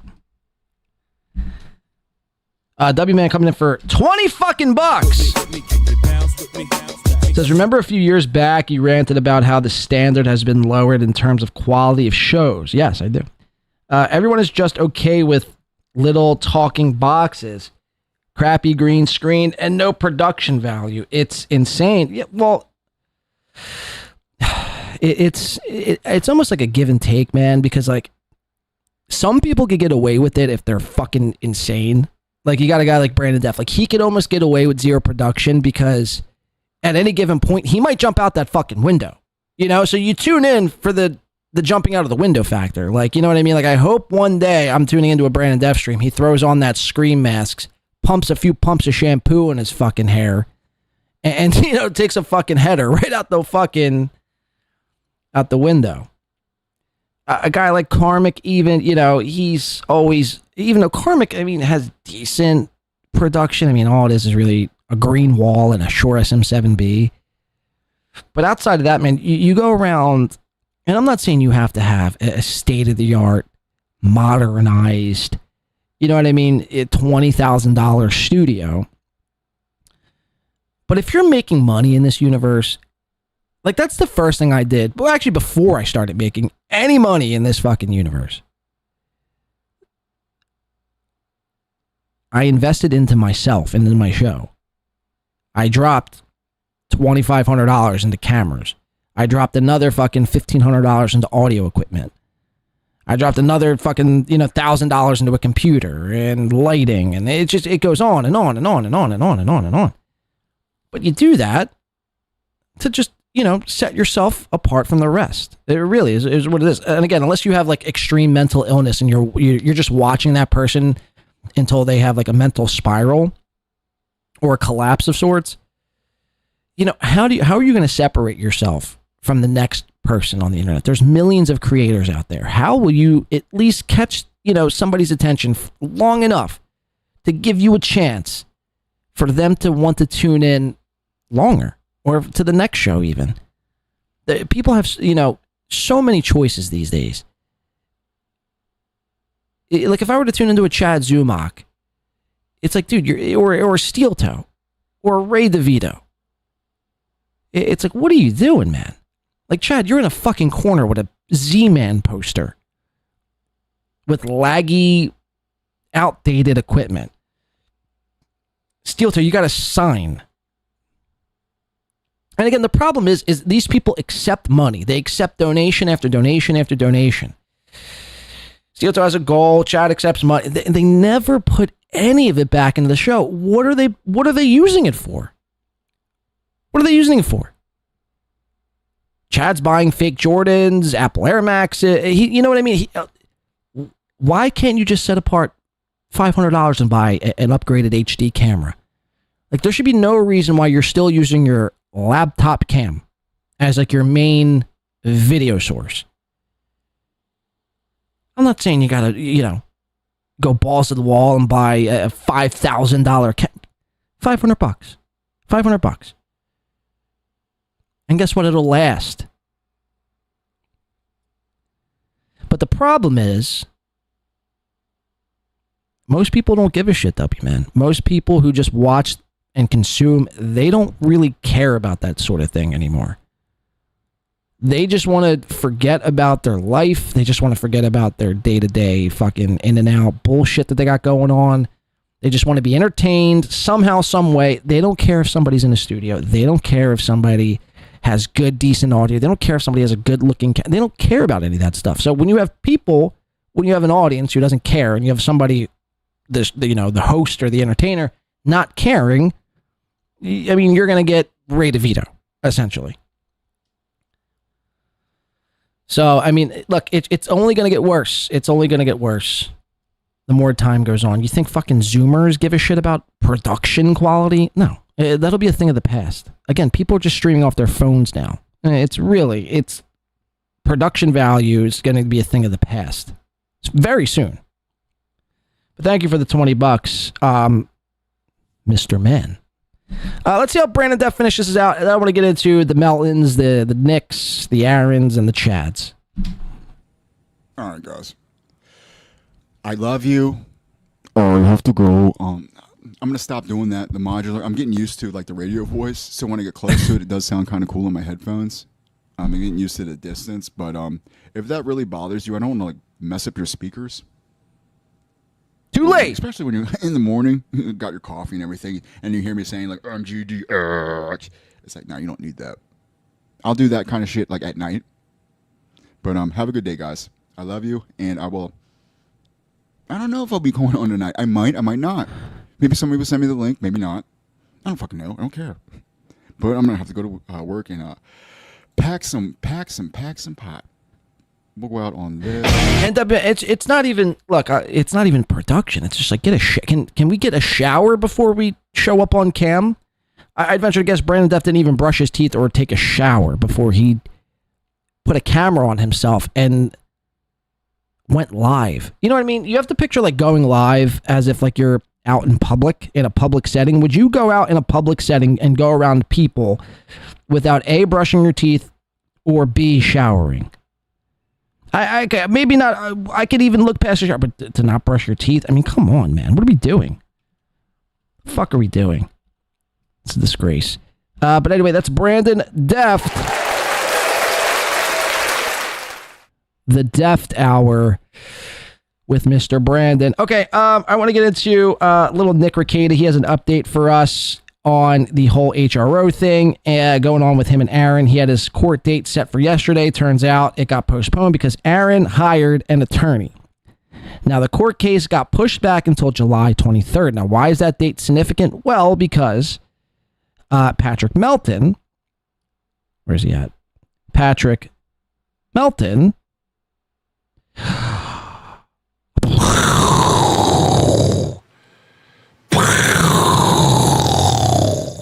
Patrick's HRO is also scheduled for the 23rd. So Aaron is going to go to court battling two HROs, possibly having two HROs thrown out in the same day.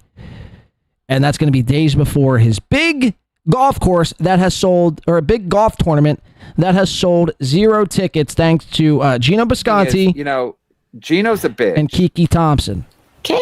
So let's, Ricado's going to update us on this. I'm going to refill my beverage, and then we're going to get into Patrick's Red Bar back and forth yesterday. We got SteelToe coming up, and then Chat to finish us out here on today's show. But without further ado, ladies and gentlemen, let's get into a little Nick Ricada.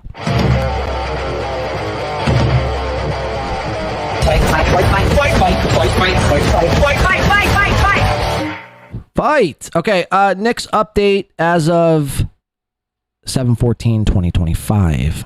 My legal issues are far from over, right? And I see a lot of people in the chat saying good luck tomorrow and stuff like that. With the harassment restraining order taken out against me by Aaron Imholt, he received an ex parte order. It was supposed to be, my hearing is supposed to be today. However, Aaron has hired a lawyer, and his lawyer was unavailable for the hearing today, so it got pushed back 8 days to July 23rd. So my hearing will be on July 23rd, and that's when we will address this. Let's just say it's a frivolous harassment restraining order. Let me hit some of these super chats because I know there's some questions about these different things. We'll talk about it a little bit. I can't say everything, but I can say pretty much anything. The only thing I can't do is attempt to contact him, which I don't want to do. I don't want to contact him at all. I have not attempted to contact him or anything like that. I think I sent a super chat back in September of last year or something. Other than that, he's just who he is, and that's a whole ball of wax. Not Scott says, can you give us any updates about what happened today regarding Aaron's HRO? I can't give you details, but I can give you enough of an idea about the thing without the details, and it's very simple. Aaron proposed a settlement of the HRO, and the terms were laid out.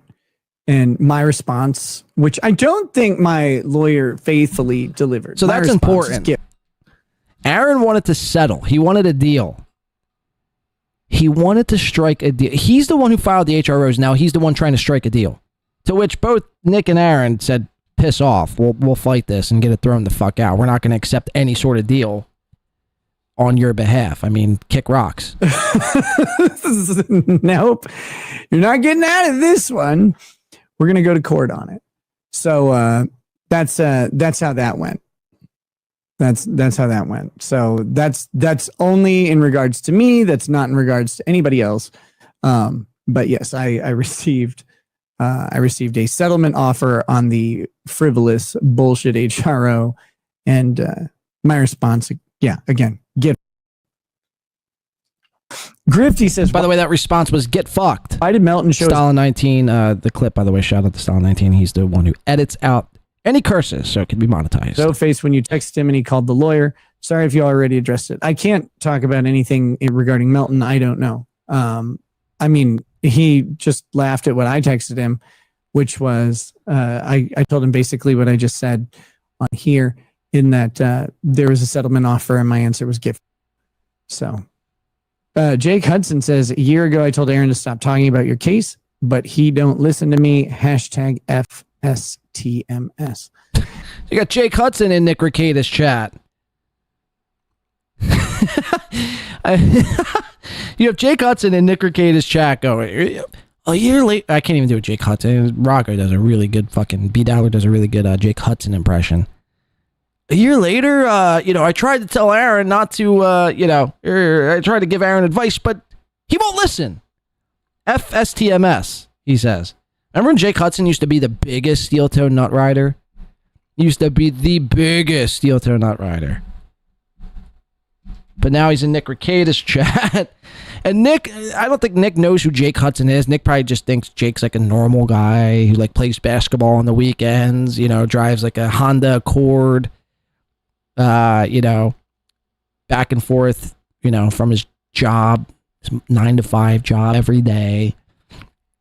As a married guy, maybe with a kid, and just tunes into this shit, just to get some updates, and he's addressing him accordingly. Little does he know, if he hasn't already, he's probably going to be met with insane amount of emails. You think Chad Zumock emailed Patrick Melton one too many times? Wait till Jake Hudson gets a hold of your email address. So, Jake Hudson says, a year ago I told Aaron to stop talking about your case, but he don't listen to me. Hashtag FSTMS. He'll do what he does. The crazy thing is I haven't acted in any way to impede or to stop him. I mean, he did commit a crime, and that crime was reported by the victim of the crime. I assisted in the report because I was a witness to a lot of what, happened, including, the victim's reaction and all that stuff. So like that, but I didn't even want that to happen. There's this weird conspiracy theory that that was this moment where I could take advantage. It's like, what it wasn't really going to give me an advantage in the case.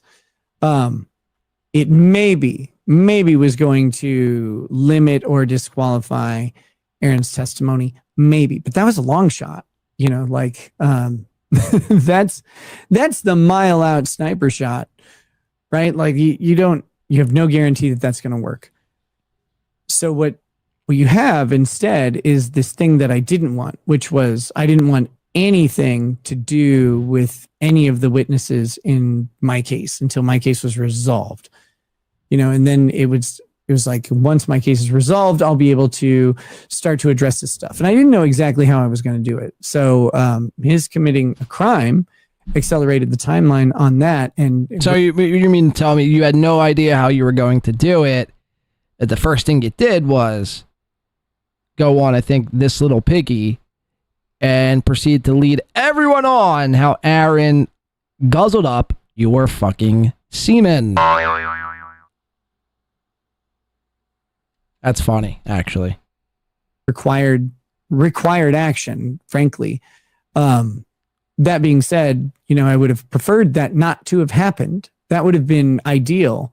Not committing the crime would have been much better for everyone involved, including him. But yeah, aside, I don't know. I don't get it. I try not to talk about him on the show because it's not relevant to this show, but I do freely talk about him on other shows where it makes sense. Which is this is a me stream. This one was all about my issues, and the main thing is like the Monty suit is over, and it's really great. So he starts getting into his lawsuit, or I should say, the lawsuit with this guy Montygraph, which that lawsuit I guess was dropped over this past week.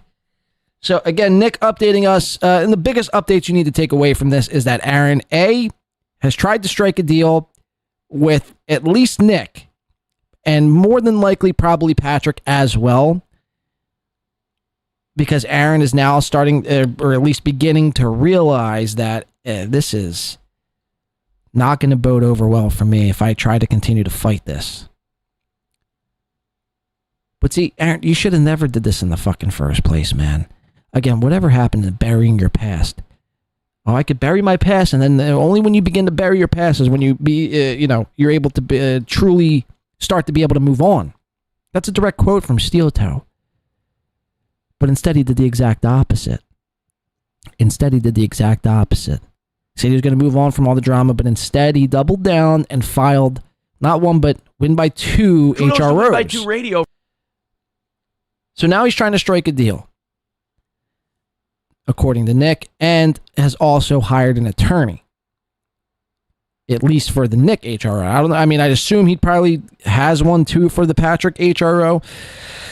But it's not going to be well, man. And again, this is all set to take part next week. I think next Wednesday, 1 week from today.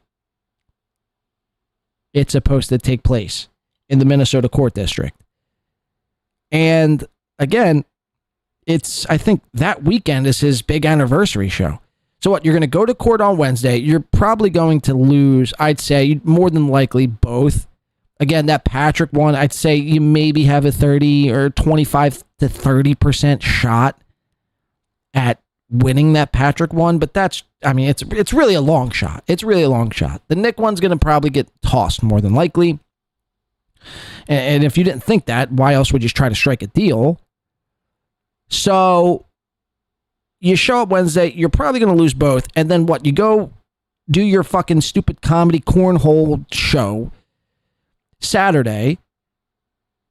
And then you're going to do this golf tournament that isn't selling any tickets, according to you. I want to show that next. I was going to do Melton next. Let's do SteelToe next. Thank you, Nick, for the update. We're all good, though, there. Let's get into SteelToe.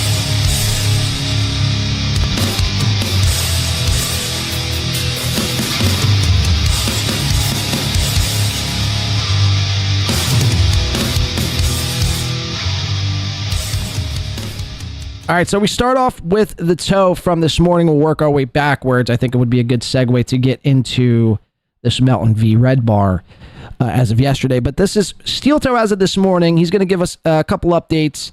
He's back to begging for the money, begging for the almighty goal, which he hasn't had a goal now in like a month. Seriously, this guy can't fucking lose. He hasn't begged in over a month, according to him, but every time you tune into a show, he's constantly begging. PayPal, Streamlabs, you know the rest. He's always begging, nonstop. But yet, again, like I said, over the last month, he would tell you that he's been begless.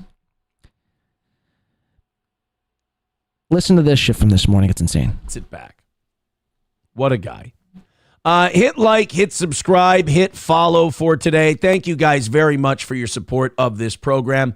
Let's do that. Let's keep it up, and let's have ourselves a great day here on the toe. Again, 295 is our number. Back to goalie goals. Ew, fucking gross. Quicker we knock that out, the quicker we can go back to real shows like we've been. You've had a goal. You've never stopped. What are you talking about? See, I can't live in this, delusional reality. I can't, you know what I mean? You've had a goal. You've never not had a goal. I don't care if the goal was for tomorrow or next week or next month. You still were raising money on the behalf of a goal. Every day. Every single day. What the fuck are you talking about? We're back to the goal. You do a goal every day. What? Huh? Ew, fucking gross. Quicker we knock that out. Here, go back. To goalie here on the toe. Again, 295 is our number. Back to goalie goals. Ew, fucking gross. Quicker we knock that out, the quicker we can go back to real shows like we've been doing. Real show. I'm a real show. Settle down, Pinocchio.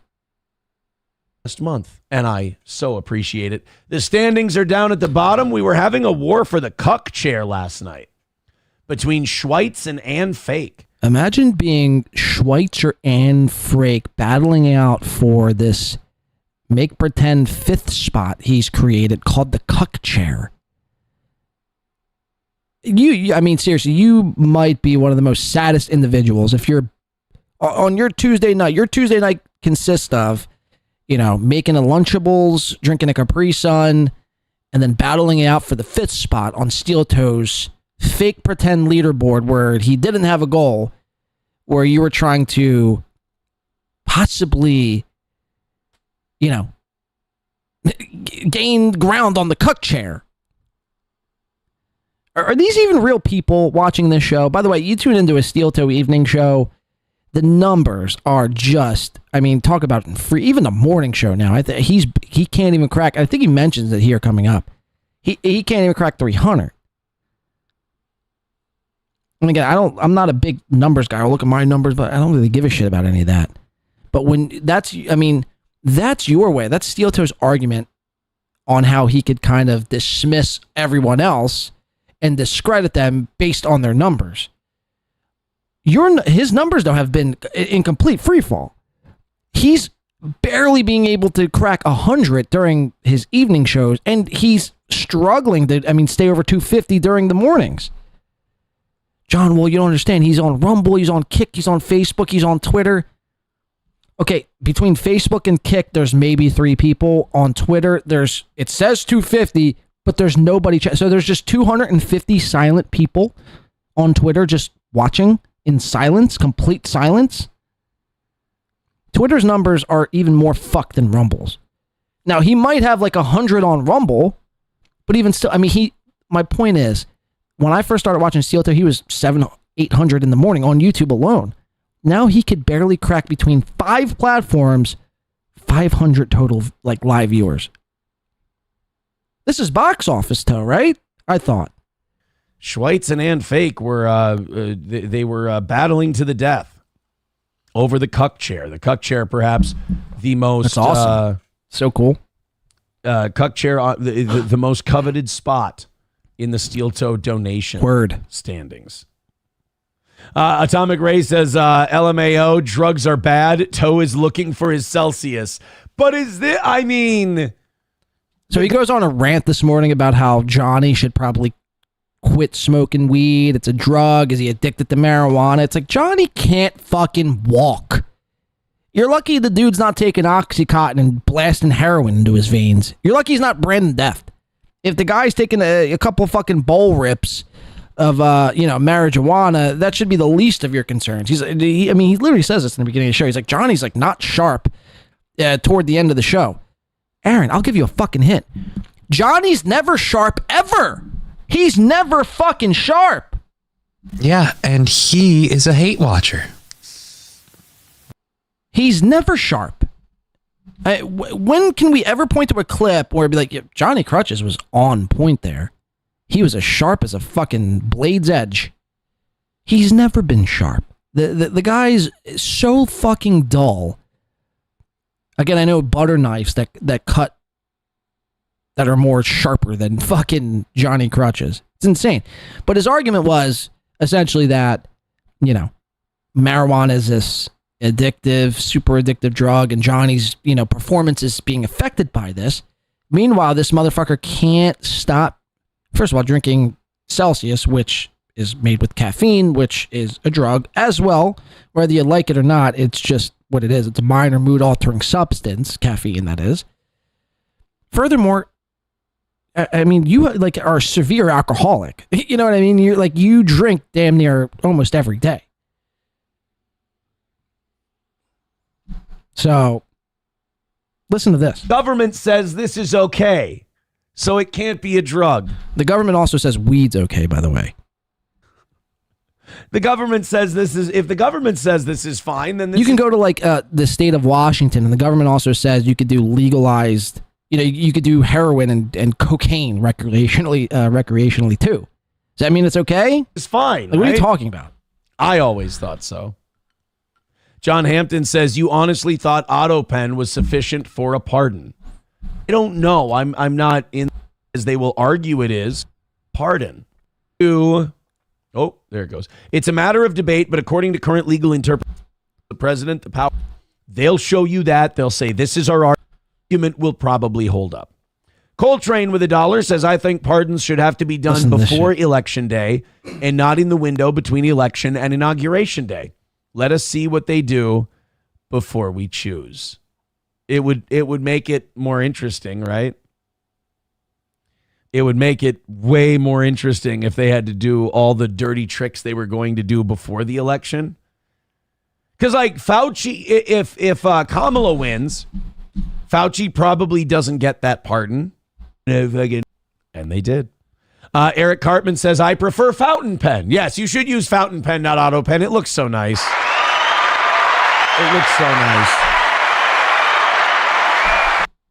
I mean, why the applause there? Can someone help me understand that? Why? I mean, Eric Cartman says, I prefer fountain pen over auto pen. The crowd goes nuts. The whole stadium erupts. I mean, what? And says, I prefer fountain pen. Yes, you should use fountain pen, not auto pen. It looks so nice. You should use fountain pen over auto pen. It looks so nice. Crowd erupts. Interesting. I mean,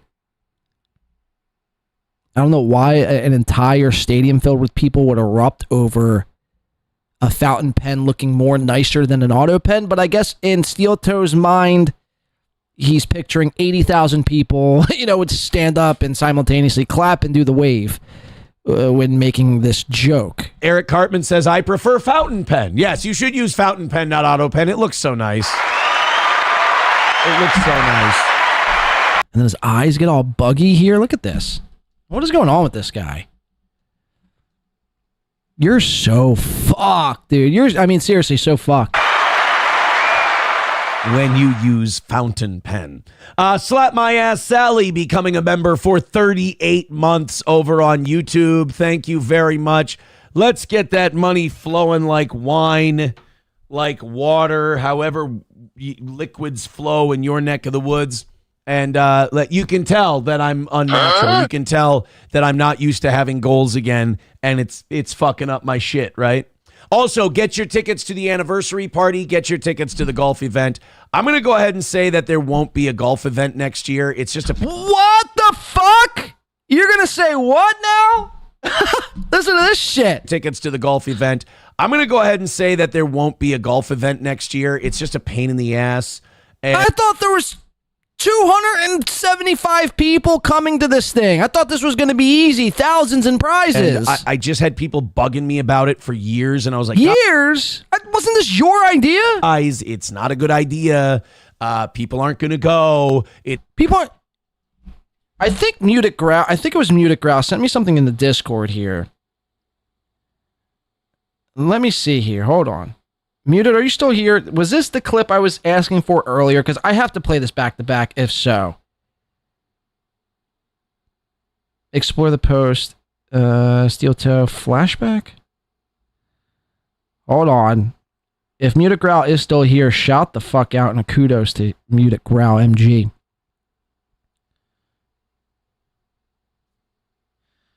Aaron expected... Okay, yeah. Okay. Before we play this clip, before I play the rest of this clip, let's play this clip in comparison. Thank you to Mutic Growl. How fucking epic. What a fucking gangster. What a fucking straight up gangster Mutic Growl is. Liked you better. I know I always liked Mutic Growl better than his fucking... Whoa! Get that out there. Fuck me. All right, where are we going here? Boom. Should have bing, bing, bing, da ding, ding, ding, da ding, ding, ding, ding, ding. Okay. Thank you to Mutic Growl for this clip. Listen to this shit. $1,000 for winning a golf tournament. Holly with $9.99 says this golf tournament. This is March 26th, by the way, of this year. So, not even 4 months ago. This is less than fucking 4 months ago. Talk is making me too excited for a Wednesday morning on my way to work. I know, right? I'm so excited for golf. We got people lining up already. My phone's blowing up. I'll sponsor. I think that this golf thing is something we're going to keep coming back to on today's show. But also, I think that this thing is going to get a little bit bigger than I think it will. Oh, do you now?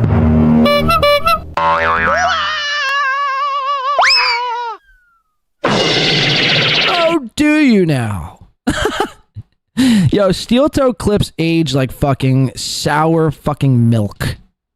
A little bit bigger than I thing is going to. Hey. I think that this thing is going to get a little bit bigger than I think it will. By the way, I've said this before, but I'll say it again. I miss this rendition of the SteelToe set. I do. I miss shit on the wall SteelToe set. I don't like this current setup where every fucking angle he makes, every fucking head gesture he makes, I'm seeing 17 chins.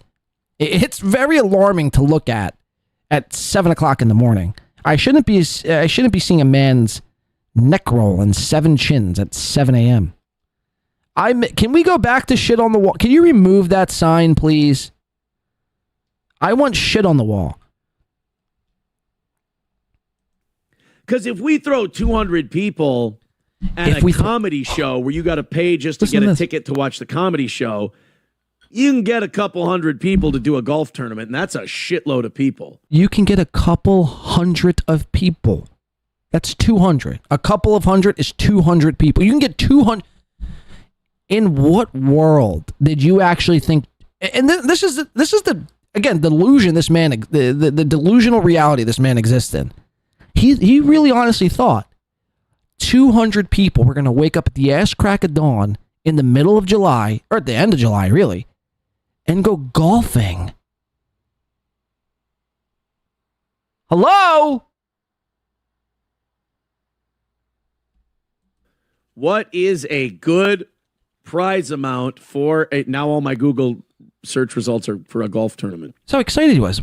He's typing this out. I mean, this was a segment in a show. What was a good golf amount for a prize for a tournament? I mean, I don't know. You need to have a golf tournament first. You need to be able to sell tickets to have a golf tournament to be able to figure out what a good prize amount is for a golf tournament. I mean, what a fucking dingus, man. Like, what a straight up fucking boob of a guy Aaron is. It really is herpes. It really is the gift that keeps on giving. It's incredible. A few $100 to several $1,000s. Oh, well, that's easy. For the toe, box office toe over here. That's, look at his face here. Couple thousand. What's that?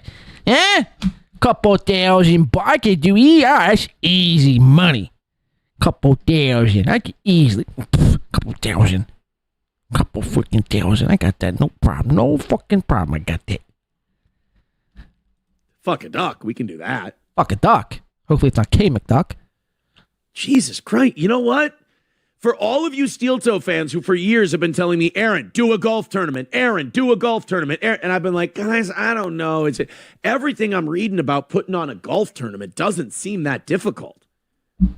It seems. Aaron, you could read anything about anything. You could read about how to, build a rocket ship. It doesn't sound that difficult until you actually have to build a rocket ship. Seems actually pretty easy. Oh, sorry. Let's probably do that. There we go. Okay, so that was in March, right? Let's cut back to today. This morning, we get to this clip from good old Aaron. Good old Aaron coming down the road, not doing a golf cornmus. What the fuck is a golf cornmus blade, you fucking moron? All right, let's get back to Aaron, old golfing tournament Aaron, this morning. It's not something that's a pain in the ass. Shit, right?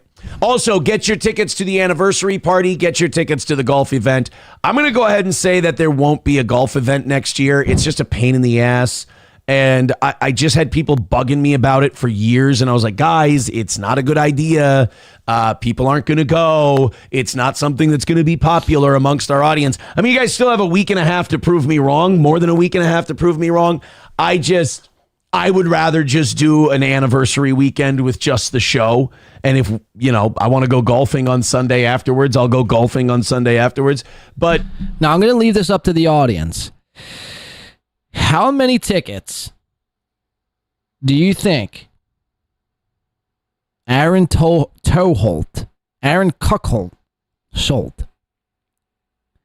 Remember, you could golf with Kiki. I tweeted this out the other day. You could golf with Kiki for $93.95. You can golf with Geno for $93.95, and for $23 more, you could golf with Aaron Cuckold. Aaron, aka Sealholt.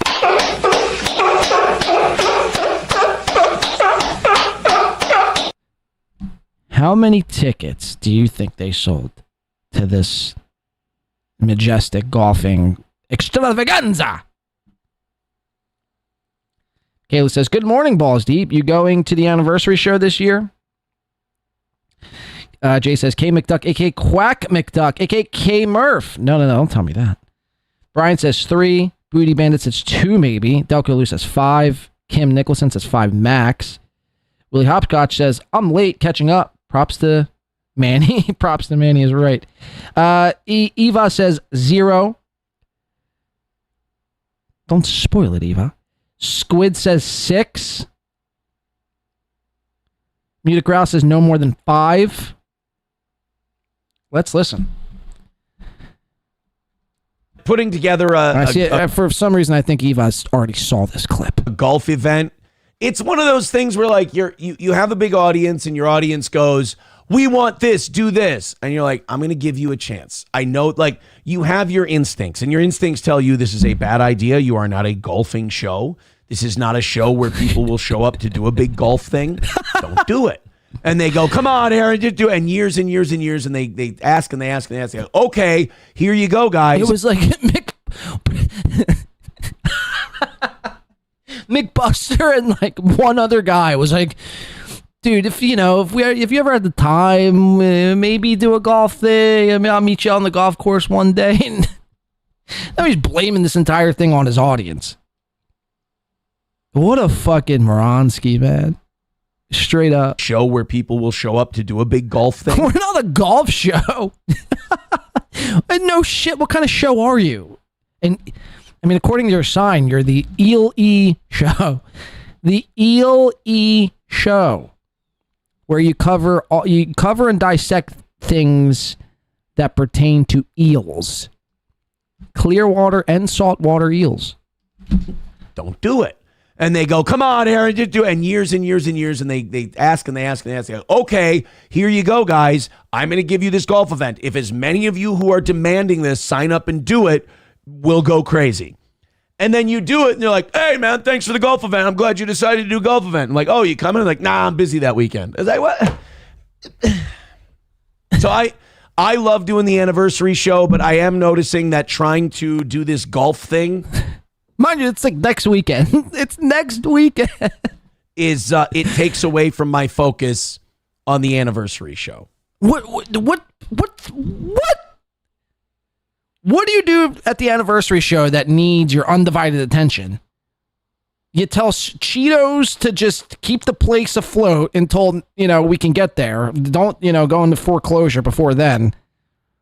And I'll show up in my Frank the Crusader outfit and we'll, yell at a couple of racist terms. That's your show. That is the anniversary show in a nutshell. People get drunk, eat a couple bar fucking peanuts out of a dish, and, yell the N-word a bunch of times. That is what prep goes into this, man. We watched it last year. Win by 2 broke the footage. It was you, Matt, and I think Johnny Crutches. Like, what production went into it? You act like you're spending all this time. Like, I'll give it to Melton in the sense that, at least for Hackamania, like, there's months of production.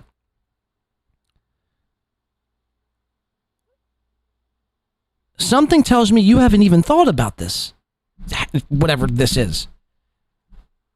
And I don't want to do that. So I guess prove me wrong. Annoyed Wawa Supervisor says, you're telling me the Geno and Keanu tier of tickets ain't selling. Dude, nothing of the tier of tickets are selling. They've sold no tickets!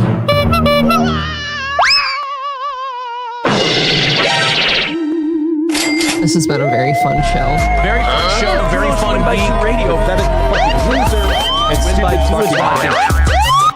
Now, shout out to Win by 2 Radio. Shout out to Win by 2 Radio. They've sold 0 fucking tickets. You mean to tell me nobody wanted to pay $100+ to golf with 3 fucking drunks and a guy who's been locked up twice this past year? Say it ain't so. Keanu tier of tickets ain't selling. Dude, nothing of the tier of tickets are selling. Nothing. Like, I think the prizes for that golf event are going to be, pretty low. A McDouble at best. A medium fry from Chick-fil-A, and that might be too much at the very most. Like, what happened to a couple $1,000? What happened? You're going to be raining in the cash. Listen, you can't ask for anything, man. Unless this is some troll, which I don't know what the troll would be. Like, what's the bit that we can't sell tickets? Shocker. Gino Bisconti, Keanu Thompson, and Aaron Emholt, Johnny Crutches, and Matt Posner can't sell 5 golfing tickets? Say it ain't so. Prizes for that golf event are going to be, pretty low, I would say. I would say it's probably going to be a pretty low prize thing. Pretty low prize thing. Well, what can you do? You win some, you lose some. I'm just happy I'm not getting ass fucked right now in jail. That to me is a win. I'm just looking at going, golfing, having my best round I can, having a good time. That's That's what I'm going for. Now, on the anniversary show side of things, we're over half sold. So keep buying your tickets to those. The events next week are only half sold for a venue that holds maybe 60 people. Like, oh my Lord. So you got all this shit happening. You got all these tickets needing to be sold, and all you sold is just over half, which really in turn means like you've only sold like 25 tickets. It's like McBuster, Grey Duckling, Edith, both Steves, and what's that other bitch's name? Grinch Girl. They're like the 5 people that are like going to be there, and Matt Posner, maybe like Johnny Crutches. Johnny Crutches probably got Digger to buy a ticket. Guys, if there's 37 people at this event total, I'd be shocked.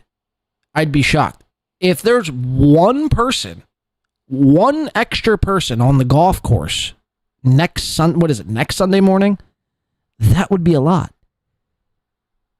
And again, are we really supposed to believe that Geno and Keanu, 2 alcoholic, fucking addicted, wet-brained losers, are going to be drinking Jameson all night, smoking the devil's lettuce and bombing on stage?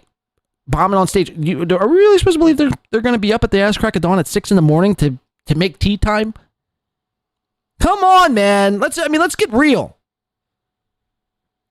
Shout out to Dan from Nice Podcast Super for the $2. Says it'd be fun to fly out and stream this abortion live.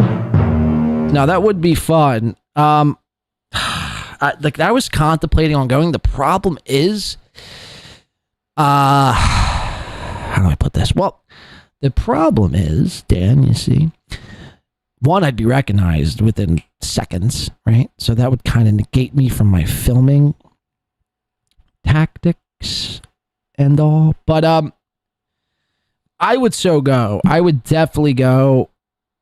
It's still not out of the realm of possibility. I mean, I don't know if I want to crowdfund it to try to get to Minnesota, do what Melton just did, even though I don't know if I want to do all that.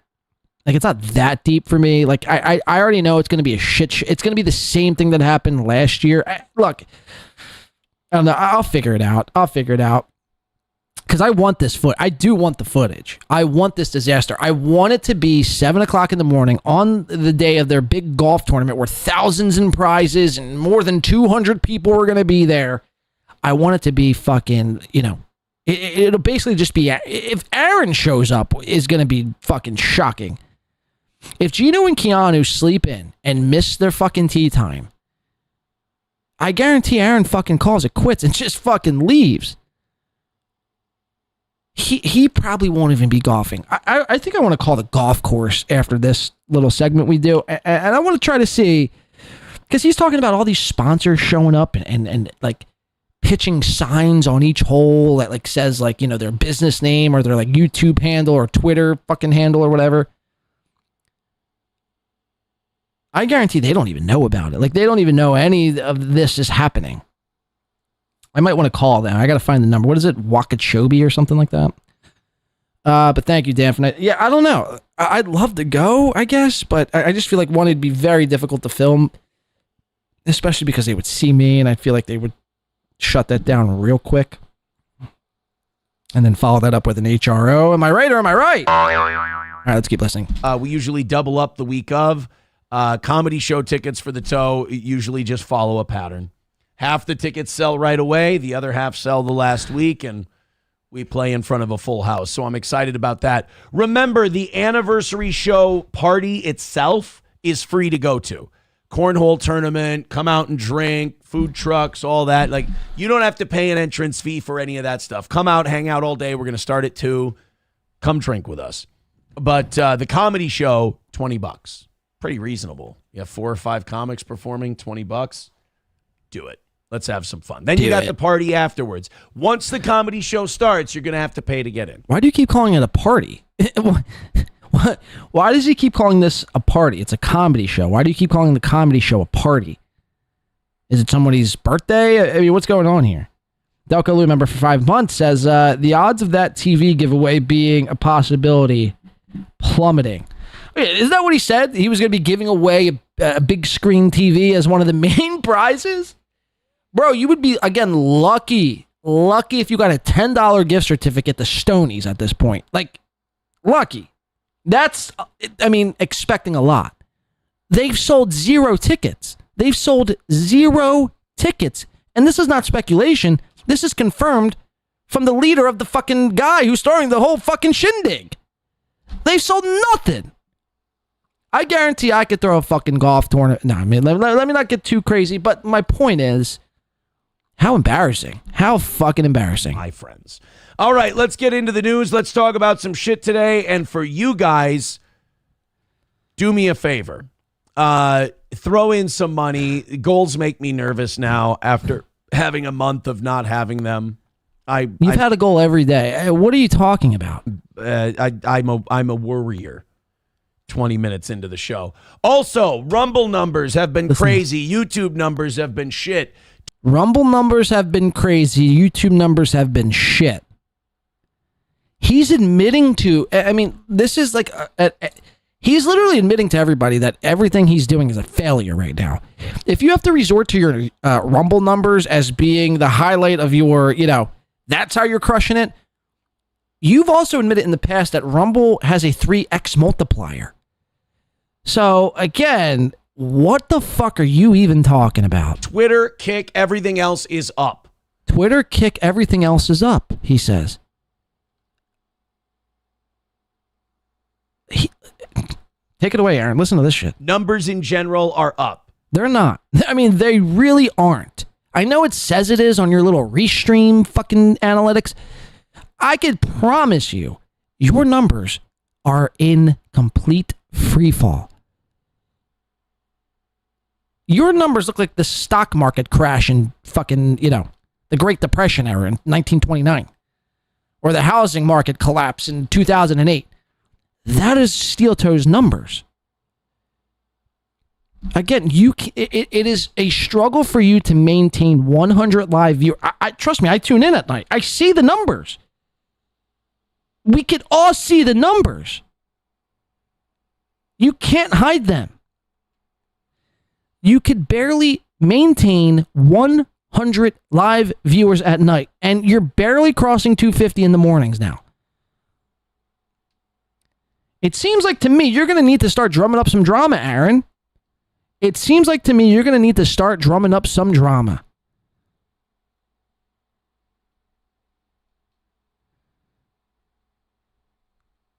Again, it's only a matter of time until you hit that fucking Nick Ricada well, that Kayla Ricada well again, and get your ass fucking in a whirlwind of trouble. It's a matter of fucking time. You can't resist. You're addicted. You're addicted. You're a junkie. Admit it.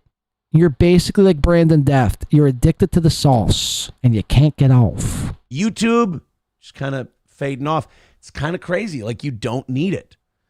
You don't need YouTube. Listen to this fucking insane cope. You don't need YouTube. What? No, I think all this like Tectone and Asmongold and all of these guys going into the multi-streaming verse, which we did a long time ago. Not to be confused with the multiverse that Marvel coined. This is the multi-streaming verse. Going into the multi-streaming world, great for your audience, great for the size of your show.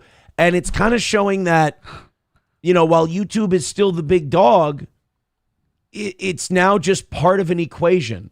And that if you just do YouTube, you're going to have a smaller audience. But if you branch out and broadcast on 5 platforms, your audience is going to be bigger, even if the YouTube one isn't as big. All right, guys, get after it. Annoyed Wawa Supervisor says, Aaron, it sounds like you need an event supervisor. Step 1, don't pay Karmicx with 0 draw. Step 2, if dumb enough to fail. Don't pay Karmicx with 0 draw. That's important. Geno and Keanu don't move tickets. It might have been cool for the first event. After the audience got a taste of Geno and Keanu live, when Keanu's doing age-old period jokes. I've seen Keanu live twice now. Her entire set consists of 15 minutes of period jokes.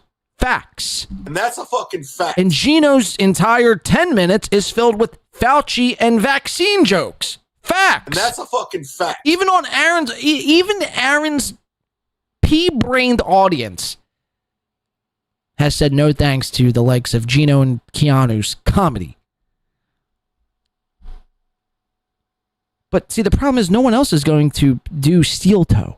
Remember last year, your grand delusion, last year you're going to have fucking all these amazing E-celebs out to your event. You're going to bring out fucking, Red Bar was going to be out there. The roast of SteelToe, Geno, Keanu, Red Bar, Pod Awful, this one, Keno Casino, this one, that one. And how all that imploded.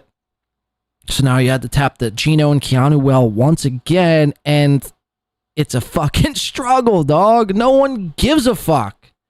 I assure you. On step one, make them pay their own way. Thank you, annoyed Wawa supervisor. I appreciate your... So this is true because there's no, no, Geno and Keanu, they're fine. They're selling tickets. You're not selling tickets. This is affecting the bottom dollar. So you can't even, further this lie. You kind of just have to fucking take this mound of shit, swallow it, and kind of move on and deflect from it. Look, watch this again. Annoyed Wawa supervisor. I appreciate your... If dumb enough to fail on step one, make them pay their own way. Thank you, annoyed Wawa supervisor. I appreciate your... help. This is what we're watching is a defeated man. He could beat his chest and yell from the rooftops how much, he's crushing it. Another win. Another win for the toe. He's not. This is a defeated man. And now that he's got these two HROs, in the same day, Melton and Nick are going to basically do an Eiffel Tower on his, goal-ridden corpse on July 23rd. And then nobody's going to show up, the weekend of his big anniversary show. Talk about an ego blow. This motherfucker is really going through it. Trust me. In that department. All right. Eventbrite.com. Go buy your tickets and make me feel like I haven't completely squandered anything I have with this little program here. We have some news on Epstein. I figure we get the Epstein stuff right out of the way today. Oh, yeah, Epstein. Woo!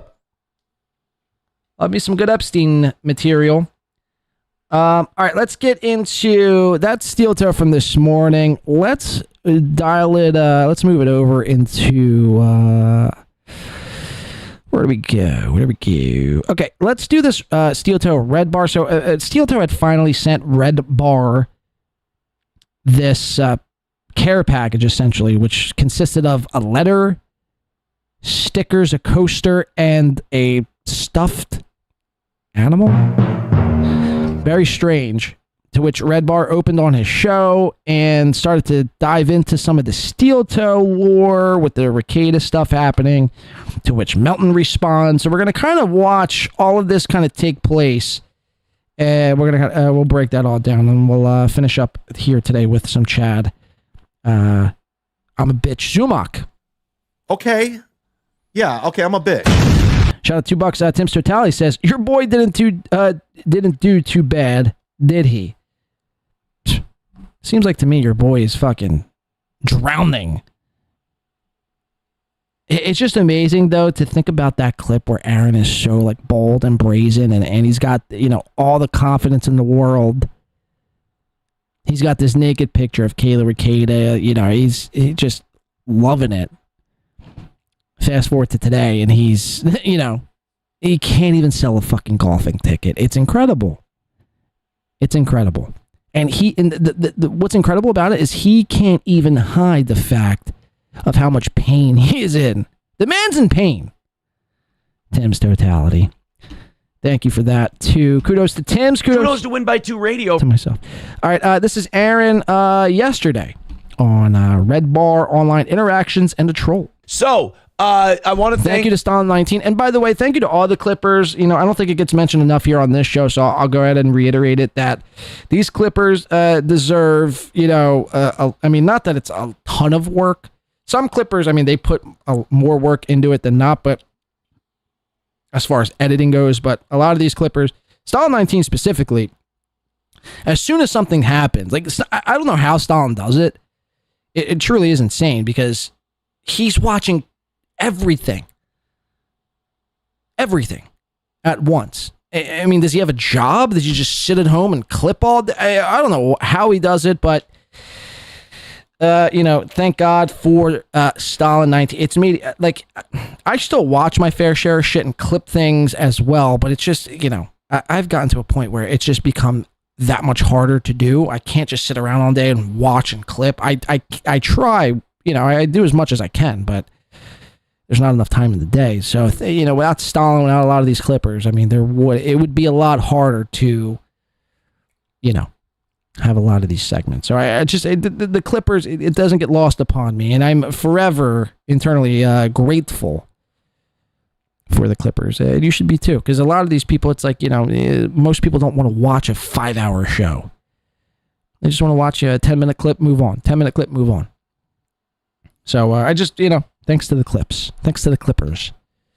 Anyway, I don't know why I got really sentimental with that, but anyway, this is Aaron from Stalin19 as of yesterday. Red Bar, online interactions, and a troll. Red Bar gave us a shout out during his show the other day.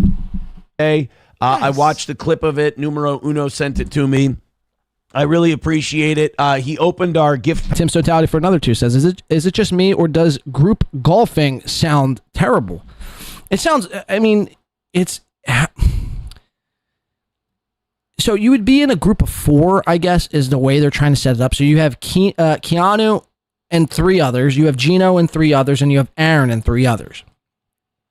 So you're not even all with each other simultaneously. I could see if this is mini golf, where the golf course is like more smaller and intimate. Where like if, one group is on hole 3, you could still look back on hole 1 and be like, yo guys, what's up? Who's winning? Blah, blah, blah. This is like a real golf course where... if you're on hole 2 compared to hole 1, you're like, like a mile and a half away. You know what I mean? Or maybe not that far, but you get my point. You're like a half a mile away. It sounds miserable and undoable. And especially coming off a night of a party, as to which Aaron describes it as, or a comedy shindig, whatever it is, a Klans meeting. At the very least, they're going to be drinking all night. Doing Jaeger bombs, doing Jameson shots, doing Skittle bombs. The golf course, the golfing games are scheduled to take place at 7 o'clock in the morning. Or I think, is it 7 or 6 o'clock? I think it's maybe 7 Eastern time, maybe 6 Central. It's either 6 a.m. or 7 a.m. Central time. Point being is, who is going to party all night and then get up at the ass crack of dawn, basically in the middle of summer, in 90-plus degree weather, and want to go golf? And now that there's not thousands in prizes, to which Aaron promised back in March, what? I'm good. I don't need to golf for nothing, Golfing's not that important to me. In fact, no sport is that important to me to get up at 6 o'clock in the morning for nothing. It's just a joke. Thank you, Tim's Totality. Package on the air, and he was actually very touched by the dog gift because they lost their dog Chula this year. There was the Stonies tank top for Jules. It was really nice of him. I was like, I'm watching it almost through one eye at the beginning, going, "Oh God, what do you wait till he starts shitting on us?" Yeah. And Mike David was all compliments for the toe. Nice. And I really appreciate that. He's obviously, but thank you to Mike David for the kind words. He also pointed out, he's like, SteelToe's the most honest guy in this business. He has a goal. You hit the goal, you stop. He goes, all these other shows, just taking suckers' money over and over, just taking all these, he said, old ladies' money and stupid people's money and all this stuff. We haven't. I can't see between Patrick Melton and Aaron Emmelt. I can't see how they don't understand that what Red Bar is doing, although he's very feeble, gray, old, skinny, maybe shitting in a diaper or not, I can't, like, you guys don't know, like, what he's doing as a bit? You guys don't know what he's doing as a goof? Like, he really isn't Team SteelToe. I mean, you honestly think that in your heart of hearts? You don't, Aaron. I know you're smarter than that. You're hoping to trick some fucking smooth-brained tards into thinking that, you know, Red Bar's on SteelToe's side now. He's not. He probably thinks you, Melton, and the rest of us are all clowns. Intelligent audience, we go, hey, here's the number. Get there, stop. Good. If we're ahead, if you I'll go give over, we put it into the next one. We put it into the next one. I'll give you more content. I'll give you more show, the whole deal. Thanks for being so generous and so awesome. So I appreciate that from Red Bar. Red Bar gets it. And Red Bar gets it. I appreciate it. Thank you, Mike. Because, again, when Mike started talking, I was like, oh, boy, this could go bad. Or really good, depending on what you find in it. Yeah, this could go really bad. Like, I could. K-Murph says Jules has a crush on Johnny. Imagine if she divorced Mike to live a life with a guy who smokes too much marijuana. Really hear it from Red Bar. From Red Bar, but he was actually really, really nice and very funny with it too. I don't know what it was. Like her husband said that she struggled with mental health issues and was on. Yeah, I think this is meaningless. We got to go to the end where it's a troll. Aaron does have pretty thick skin on camera, at least. I'm going to choose to believe that's not a fat joke. No, I have probably thicker skin in real life than I do on camera. As little as I give a shit about dumb people being dumb here, I mean, it doesn't even cross my mind once I'm done. Nova says, you've never been to Nashville. How do you know? Nova, it never crosses his mind. As soon as he shuts off the cameras and the lights, all this is, old news. Who cares? It warrants none of my attention. It's like, bro, you're constantly on Kiwi Farms. You're constantly commenting on, everything on Twitter, on YouTube. I mean, come on. Your parasocialness is showing a little bit. You got to calm down. I've been to Nashville multiple times.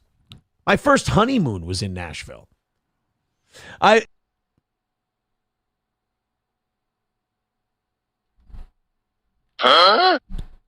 a second. Did I hear that correctly?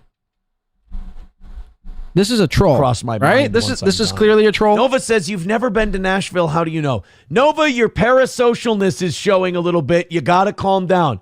I've been to Nashville multiple times. My first honeymoon was in Nashville. My first honeymoon was in Nashville. Oh my God.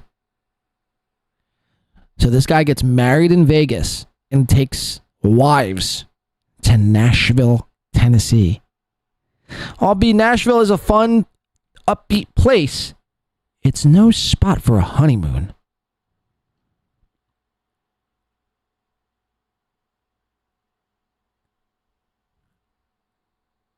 You took Ashley LaRue,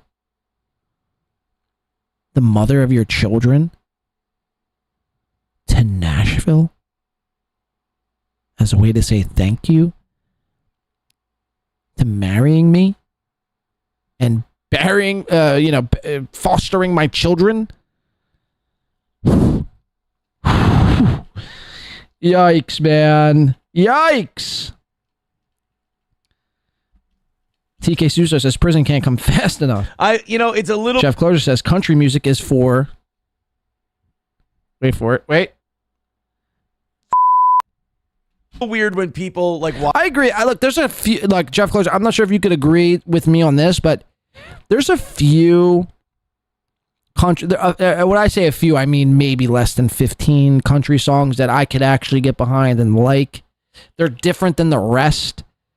But like mainly all country songs are the same. Like my dog and my beer and my wife and my rain and my pickup and Chevy Silverado and you know what I mean? My Coors Light. It's like we get it. You're a depressed, fat, redneck, moonshine drinking fucking retard.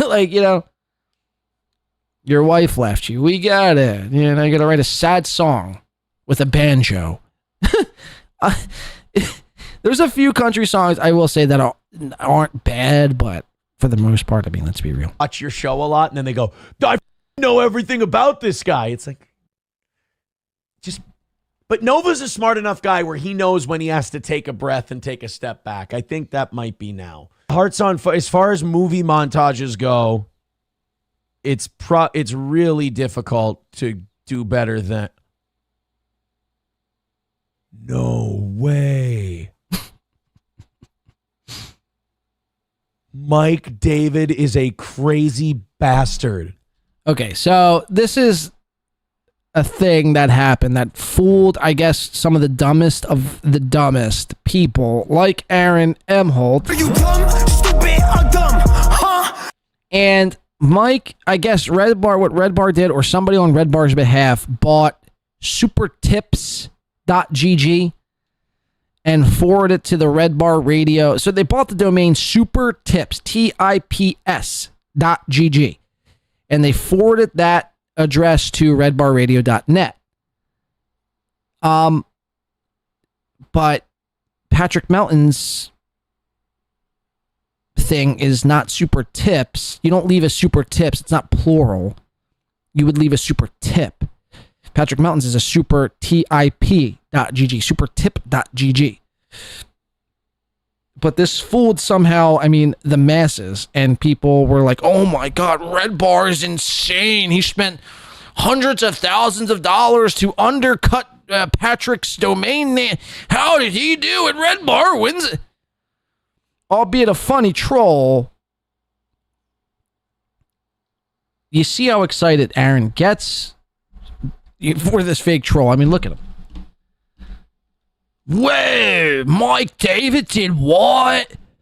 Oh, another win for the what? Oh, man. Can anyone buy a golf ticket now, please? Look at this little pygmy motherfucker. Look at this little winky motherfucker. Mike David did what? Whoa. That guy's a badass, man. Oh, man.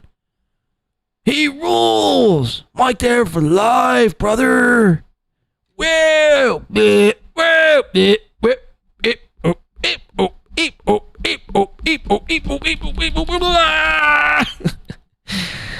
faces of SteelToe. Beep, boop, beep, boop.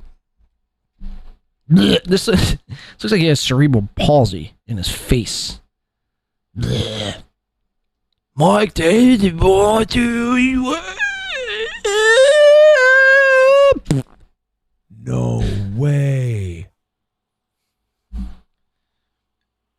Mike David is a crazy bastard. Is that numero uno? Is that real? So that wait a minute, that expired? That expired. And they didn't know? And Red Bar... Melton's probably like, damn. I keep up on everything else. How did I let my Super Tips domain name expire? Fuck. Moody, we gotta stay on our next domain name. Wait a minute. This is insane. How stupid can one be? Expired? And I've gotten things wrong before, but not to the level like this. I mean, this is alarming how fucking... this is... You're like praying. At this point, you're just grasping for straws, is what Aaron is doing here. And they didn't know? And Red Bar got it? That can't be... That's a goof. That's a gimmick. I don't believe you, numero uno. So the Super Tips website is now owned by redbarradio.net. No. That's why I don't want to hang around you internet anymore. You're dirty, man. I can't play that dirty. I don't play for keeps. I play for fun.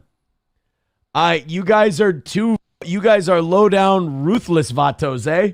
I come on here, I around, I tell some jokes, I make people laugh, I try to collect some money from them, and then I get ready for the next one. You guys are... So, numero uno, send me a DM, because I don't want to take up the whole show on this. Send me a DM explaining what happened. So what does that mean? Does that mean like it's all gone? No, there's got to be like some other server. But look at him like trying to like make sense of this in real. But wait, does that mean? So wait, did he really like go out from underneath and like buy the super tip? No. By the way, all this is coming from, and I do like numero uno Josh Denny fan, but this is coming from somebody who is Josh Denny's #1 fan. I mean, come on. Maybe the internet you're not cut out for the internet, man. You're clearly not. Aaron. I have a bridge to sell you. For the low cost of $5,000, you pay me, and I have this bridge with your name written on it. It's literally engraved on the side in gold plating, gold writing. In gold. It's in gold. It's a gold plated bridge. You pay me $5,000, I give you the bridge by the end of the day. Can somebody get this out to Aaron? I have a $5,000 bridge I want to sell him. Red Bar. Wow, Mike David is a good guy. He's just a good dude, because that's like a shitload of harassment of other people that Red Bar took away. Wow. Says there's a server, but nobody can get to it. Thank God for Red Bar. That's remarkable. Ladies and gentlemen, all we're learning from this is an age-old thing. It's not a lesson you needed to learn again. It's don't with Mike David. Just don't. You're not going to get anything out of it. You're not going to win. Obeyment is the only way. Obeyment is the only way, he says, like a good old cuck bitch. So that's Aaron's run-in with the Red Man. Or is it Red Band, is it? Let's get into Patrick's run-in with Red Bar now. And we'll do Patrick, and then we're going to finish up with Chad. I can't stomach the Zumach. Without further ado, Patrick Melton, ladies and gentlemen.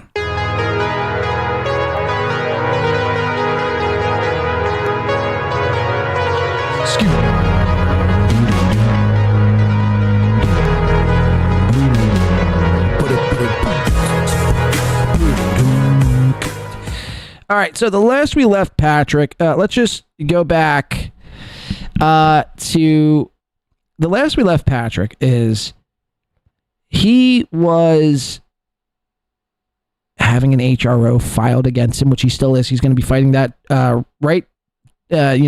dick next to his dick next to Nick Ricetta's dick in a court of law, fighting this HRO against one Aaron M. Holt, who we just watched, who just clearly said you have to obey Red Bar at all costs. Never fuck with Red Bar, he said. Who can't sell any golfing tickets. Literally zero. I showed you on my last show Patrick threatening Aaron with some lawfare himself. Now, I thought this was a good clip. It's short. It's 57 seconds. But it just shows you, again, how Patrick is... He's not above any of this. Patrick has threatened to call, the cops on people covering him. He's threatened to call the cops on Red Bar before. He's threatened to get a hold of the Minnesota District Attorney on Aaron's prize night, albeit probably illegal, but... Who are we, to call the cop? I mean, unless you're a beta-ass snitch, it's why are we trying to get people in legal trouble? So now that this is all coming back around to Patrick, I just think it's hilarious, and this is why I really tried to instill in people not to pick any sides and let them all fucking burn each other down to the ground. Let them all file lawsuits on each other. Let them all waste all their money, which in turn is basically your money. Your money is going to fight lawsuits. I mean, if you don't care about that sort of thing, fine. But, it needs to be brought up because, again, Patrick is not above this. Again, he's filed a police report on, he's made a police complaint on Chad, allegedly, according to Melton. He's threatened lawfare in the past multiple times, and now that it's happening to him, he's Well, he's acting like a fucking bitch. He's acting like a bitch. And we'll continue to cover it here. So I just wanted to play this clip. This is Misery Loves Clips over on YouTube. And this is from 2 years ago. Now, remember when... let's just play the clip. Let's just play the clip. Let the clip speak for itself. This is Patrick on Misery Loves Clips with Chad Zumock, by the way. Remember, these two used to be pretty tight 2 years ago. When the whole SteelToe thing started to kick off, where Melton didn't really... He didn't have the audience size that he does now. 1, 2, he wasn't really familiar with this universe, so he was trying to, stick his fingers, his dirty, crusty, fat paws into every cookie jar and hope something would stick. And this is where, you could kind of pinpoint Melton's, takeoff trajectory from the MLC, Melton on Mondays with Melton saga. My point is, he was once cool with Chad.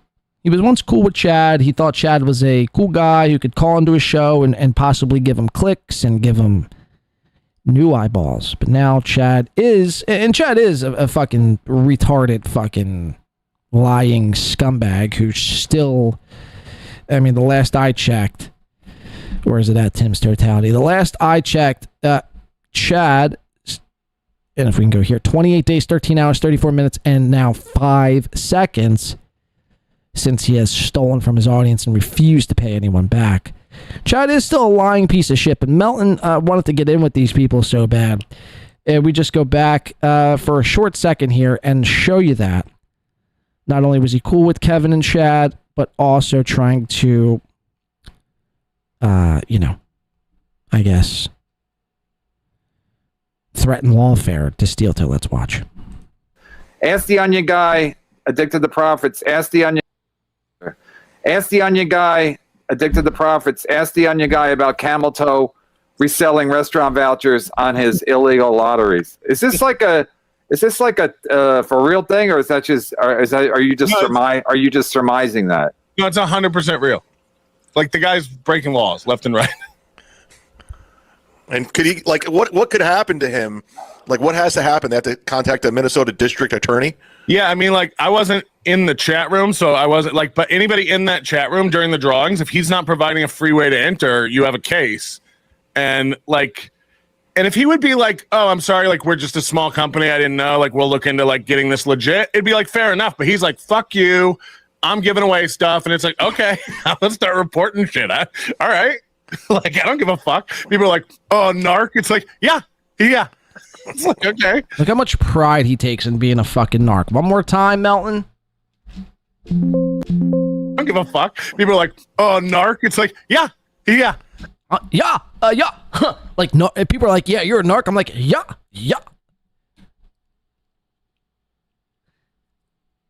All right. I don't give a fuck. People are like, oh, narc. It's like, yeah. Yeah. It's like, I'm a narc. He's admitting he's a narc. John, you don't understand. It's a bit. It's not a cool bit to, joke around that you're a narc. I don't give a fuck. People are like, oh, narc. It's like, yeah. It's like, okay. Your label doesn't hurt me. Your label doesn't hurt me. Sticks and stones may break my bones, but your label will never hurt me, he says. Tim's Totality says, if Doodle ain't paid, we ain't done. And that's a fucking fact. You goddamn right. Tim's Totality. Let's get into Patrick Melton's show from yesterday. Well, again, he just seems, throughout this whole episode, it comes from, and again, I said this at the top of the show, look, Red Bar, whatever he is, whatever he's done, sure, fine. Whether you choose to recognize it as he's a guy who's influenced a lot of people or not. I enjoyed Red Bar a lot. When I had first discovered him back in 2021, and I just recognized his show. It was a lot different than a lot of the other shows I was watching at the time. As far as we were talking about it earlier, W-Man production value went and so on and so forth. That was in 2021. And then he, gets this mystery illness, which no one still knows what this disease is. He goes away for a year, doesn't say anything, continues to charge people on Scars Club, and from there, his return wasn't really received well by everyone, as I guess maybe he thought it would. It's a completely different show than it was just, a couple of years ago. My point to that is, he's an old man. He's gray. He apparently maybe shits in a bag. Maybe he doesn't. I don't know. He's just trying to live out the rest of his days, covering, Logan Paul and Ethan Klein and SteelToe and just, you're just trying to do a show, man. You're just trying to fill, he does one show every 17 to 25 days. He's got to fill 13 hours.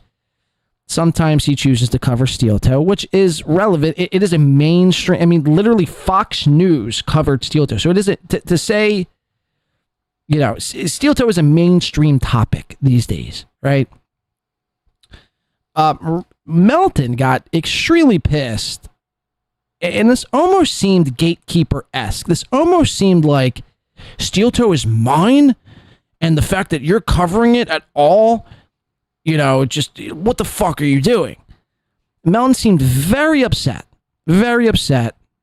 that Mike was even covering SteelToe to begin with, 1, and 2. Again, like I said, it seemed to me like this stemmed from a place of a dark place from Melton, where he was made fun of by so many years by Mike. Like what Melton does to SteelToe is what Mike did to Melton. And now that Melton has, I don't know about a bigger audience, but you could probably make the argument that Melton makes close to the amount of money Mike makes. I don't know. We don't see Red Bar's number, so it's up for speculation, I guess. But now that Melton's finally doing well, he wants to flaunt that. So all of this just seemed very distasteful. Again, who cares? If he wants to cover SteelToe, if he gets 1 or 2 things, let him do it. He'll probably be dead in 2 years. Red Bar would probably be dead in a casket in 2 years. Let the man cover SteelToe. Let him just. It'd be like, again, like fighting a grandpa, kicking an old man, kicking a dead corpse, essentially. Let's watch it. This was Melton yesterday. He went completely crazy and, really was spinning out of control. Let's watch it.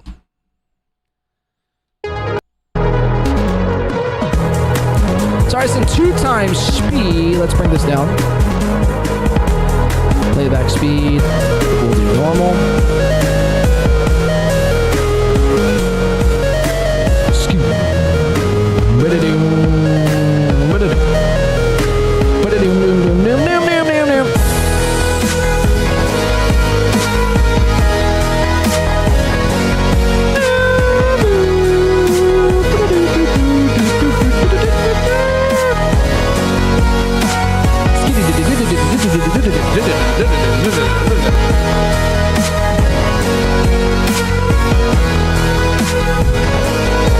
So the title of this episode is Mike David retarded, Ashley Cummings is a warm mess, training Tuesday.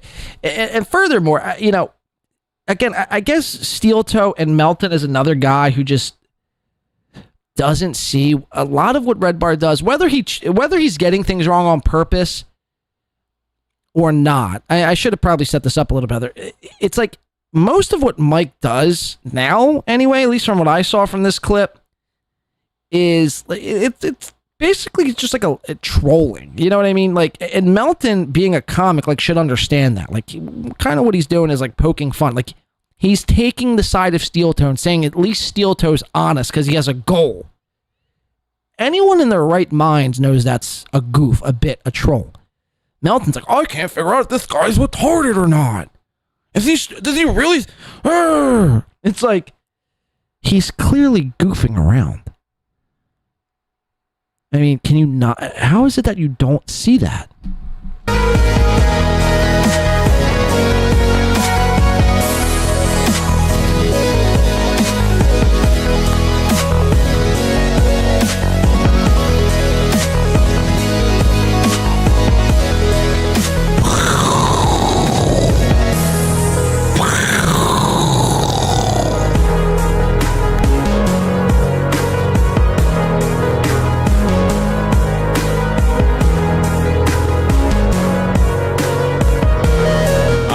Happy Tuesday. Welcome to the show. Oh my lord. Oh my lord. We're already giving people a complex. Okay, let's just fast forward to where he brings him on the screen right here. Yeah. And we'll start here. I've got a big problem with guys named Lev and guys named Kramar. That's a fact. That's a fact. I got a problem across the board with them. Skull, remember? Look, man, I got a big problem. I got a big bone to pick today with this guy. Now, look, you might be going, who's that? Because if you're not Goldfolds or Citizens. Now, who would, like, most, I'd say not, let's say 85% of people know who if you watch Melton, you probably know who Red Bar is, right? Now, look, you might be going, who's that? Because if you're not Goldfolds or Citizen M, you know, you're not aware. This is Mike David from the Red Bar media program. Okay. Now, you might have never heard of it. You might have never seen it. The guy got kind of run off the internet recently. I don't think he got ran off the internet. I think he just has some wild sort of disease or cancer. And, you know, I think he got ran off the internet. Now, is that a form of projection because Melton was allegedly ran off the internet by Mike? I don't know. It just seems like a weird thing to accuse somebody of when clearly it's, I mean, just simply not true. But let's listen. You might have never seen it. The guy got kind of run off the internet recently. It's not available anywhere. You can't find this show anywhere. You have to go to his website to watch it. That's why nobody watches it. That's why there's no clips of it anywhere. I mean, there's clips of it everywhere. What are you talking about? I mean, because Stalin 19 and So Thorough Joe Burrow aren't making clips of what Red Bar said, and which actually Stalin 19 actually has. Anytime it relates to, see, Stalin 19 basically just clips everything related in and around the hack Dabbleverse, and has made clips of when Red Bar has commented on SteelToe or commented on Nick Rekieta or commented on Melton. But outside of Stalin 19, Red Bar has his own clipping, ecosystem that clips.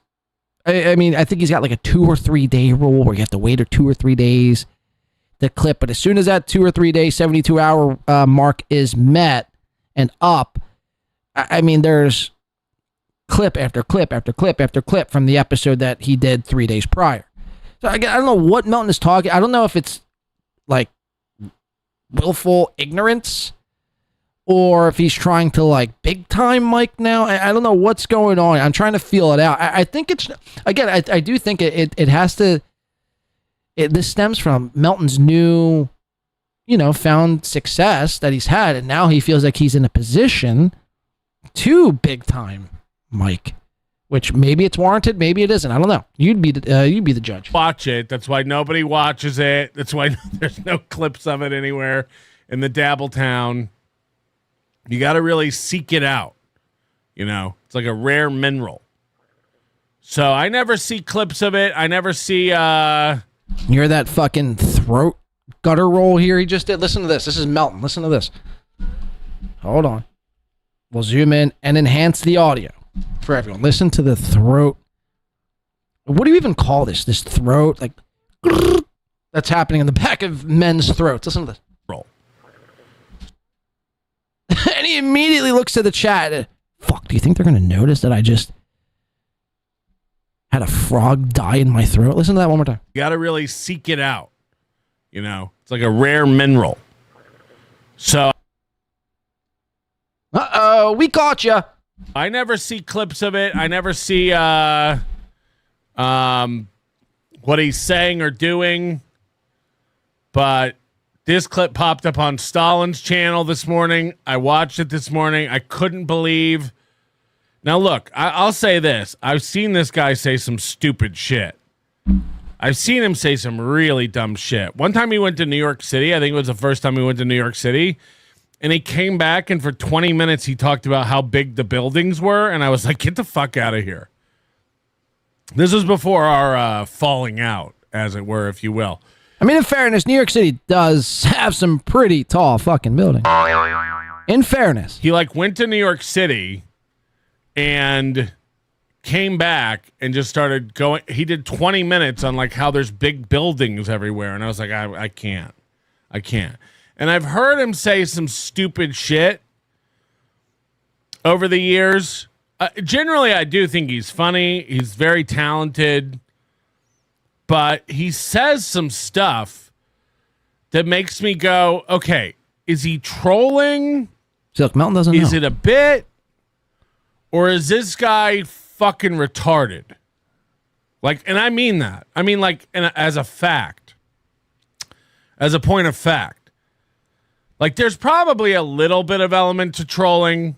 No shit. I mean, what? But, like, anybody with the brain understands what's going on. Besides Melton, like he's like, I can't quite put my finger on this. Now, mind you, this isn't Brandon Deft. We're not discussing a guy who may or may not be on crystal meth and having a psychotic breakdown. This is Red Bar saying he's Team SteelToe.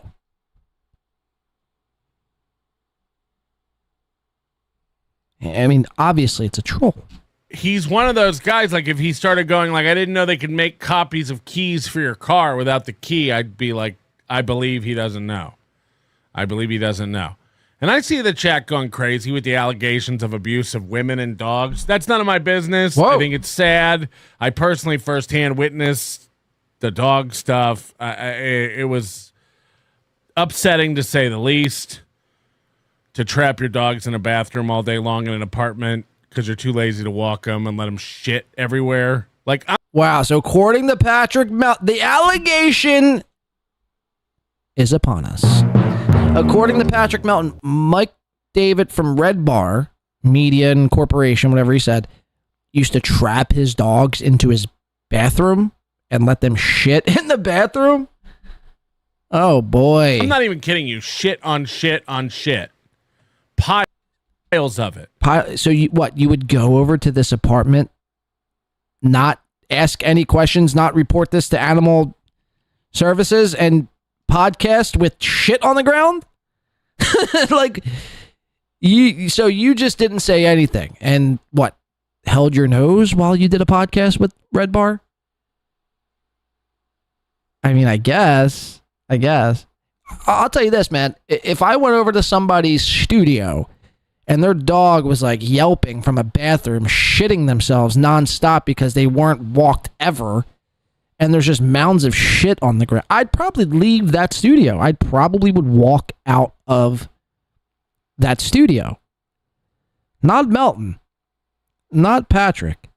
He's like, fuck that. I don't give a shit about that dog. I'll step around the shit and we'll just do a podcast and we'll talk about whatever. Stalagmites and stalactites. What is it? How does it work? Hit the like. Poignant package for $5 as Melton's throat gurgles sound like Moody is trying to crawl out of his stomach. And that's a fucking fact. It's just, yeah.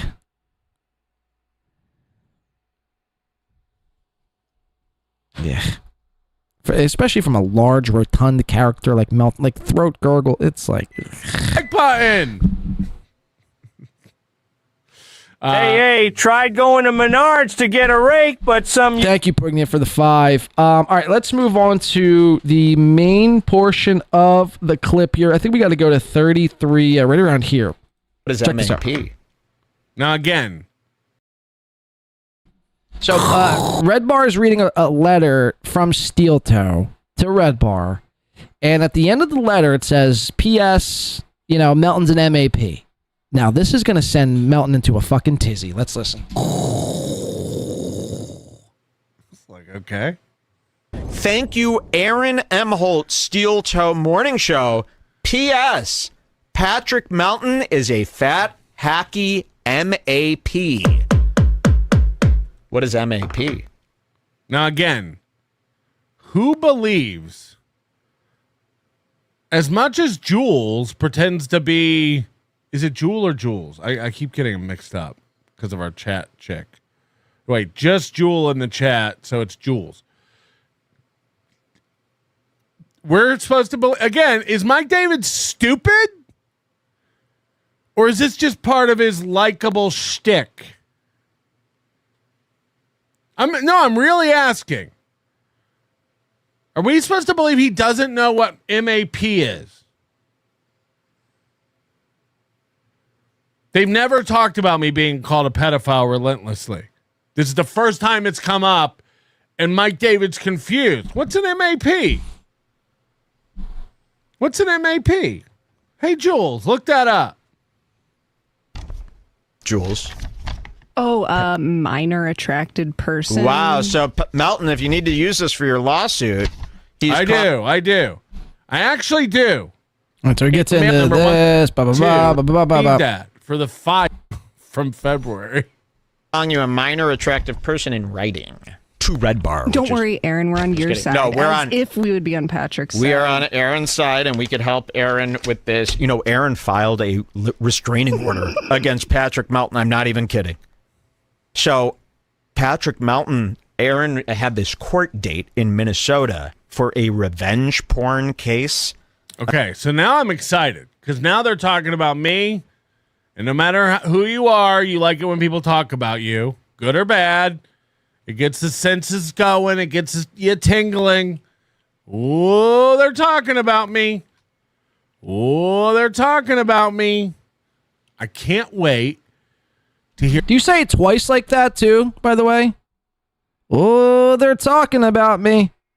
Oh, they're talking about me. Tingling. Oh, they're talking about me. Oh, they're talking about me. I can't wait to hear the best in the business, Michael David, talk about me. I can't wait to hear the update and the thoughts of this guy breaking down the situation for us all. Against Kayla Ricada. This is, remember, they were in this couples foursome. Aaron and his couples foursome. His wife, Megamind, and Nick Ricada. Can you imagine still calling April Megamind? It's like it all feels delayed, right? And not. I mean, in all fairness, I don't know who did it first, but I know we were using the term Megamind. I think maybe Win by Two even had started the term Megamind, or I don't even know. But either which way, who cares? I mean, it's a nickname. It's a nickname. Like people call you Fatrick, or people call you, whatever they call you. It's just a nickname. A nickname is a nickname. Listen to how upset Melton is about to get here. Because, again, Red Bar. Now, I guess what Mike would be doing here is just, catching his audience up as to what happened. Again, he doesn't do a show every day like Patrick, or every other day, or 4 times a week. Red Bar does a show once a month. I mean, if you're lucky, maybe twice in 1 month. So from the time his last show ended to the time his next show starts, there's a lot happening, a lot going on, a lot that you need to be, caught up with. It's just like it all feels delayed, right? And not in a funny way, not in a like, that's the bit, Patrick. No. This feels slow. It feels like these guys are stuck in 2023 with this stuff. Catch the fuck up. Lawyer and his wife, Kayla, and they all had a swap. And during the swap, or during that period, Kayla Ricada, Nick's wife, sent Aaron some nudes. And Aaron Emholt shared. Now, again, Aaron took the nudes. Why are you covering this? You don't know anything about it. I mean, look how gatekeeper-y this is getting. Who cares? Who cares? Again, the man is dying.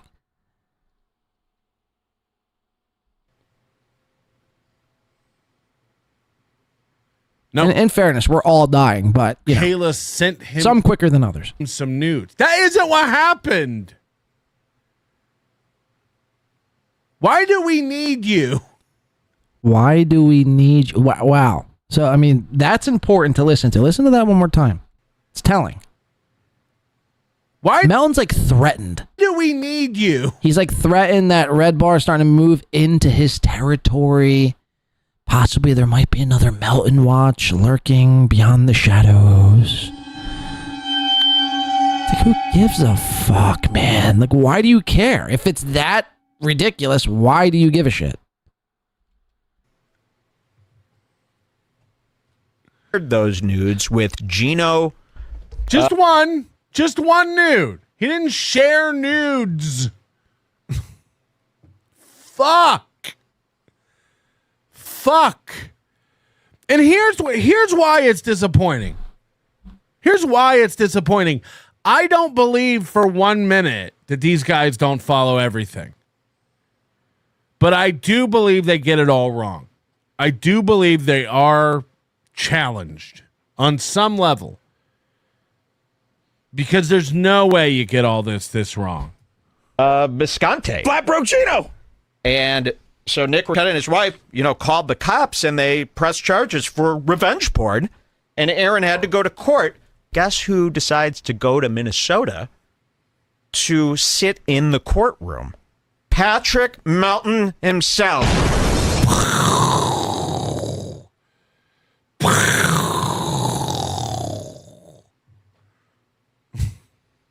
So Patrick goes there and he decides to go on a tour. I have a photo of this.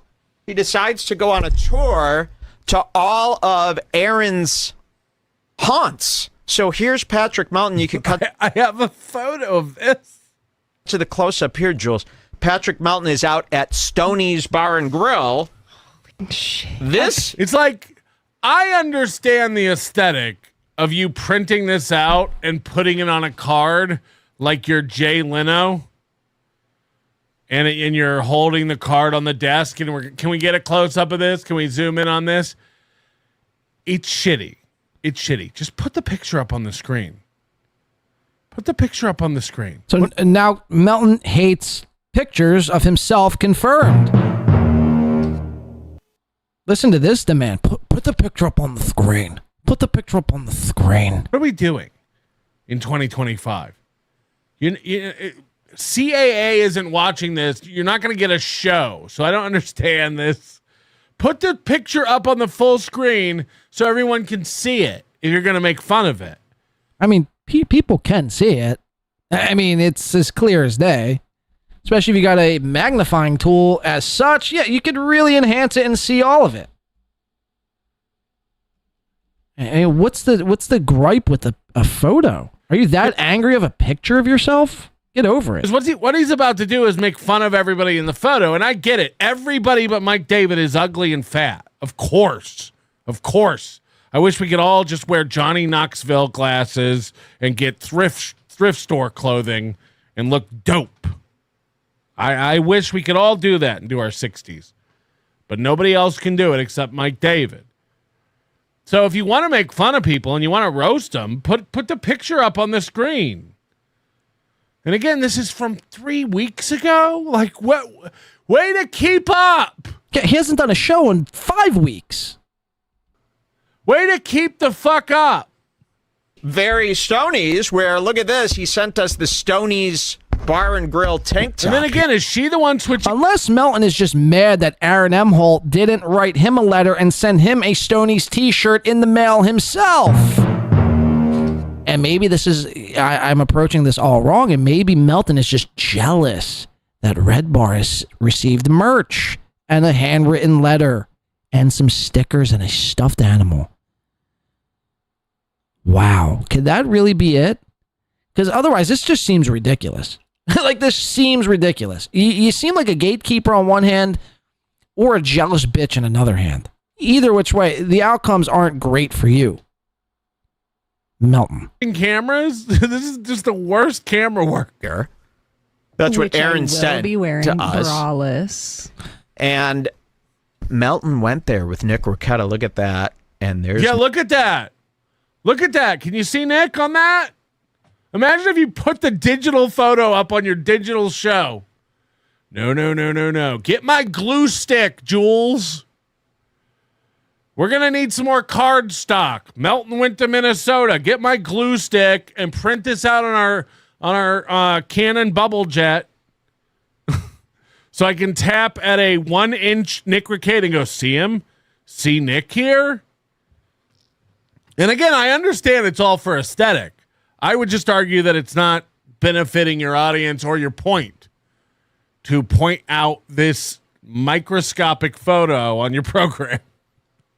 Nick Rekieta, and this is Melton's new crew, by the way. Yes, these are all my best friends. We all have matching rings. Really wish you could see these guys. Holy, But look at that guy that's right next to Melton. Yeah, it's... Holy shit, look at that guy next to Melton.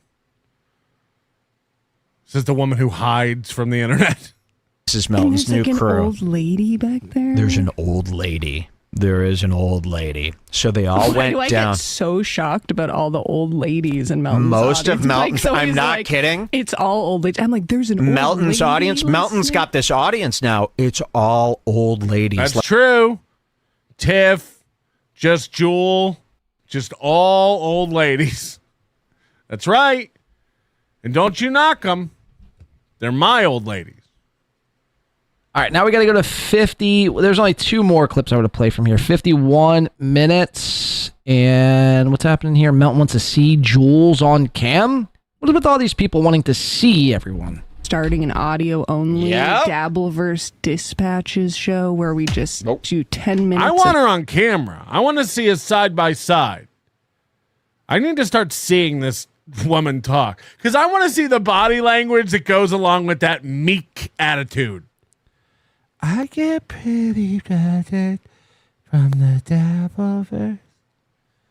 I get pretty interested from the Dabbleverse. I want to see like how she presents on camera while doing that timid voice. Why? Why do you need to see that? You could probably use your imagination and see how she does it, in your mind. Why would you need to see that? It's pretty weird. It's pretty weird, especially given the fact that the last husband-wife combo who was online, you made her cry. Is that just your thing? You're into bullying women?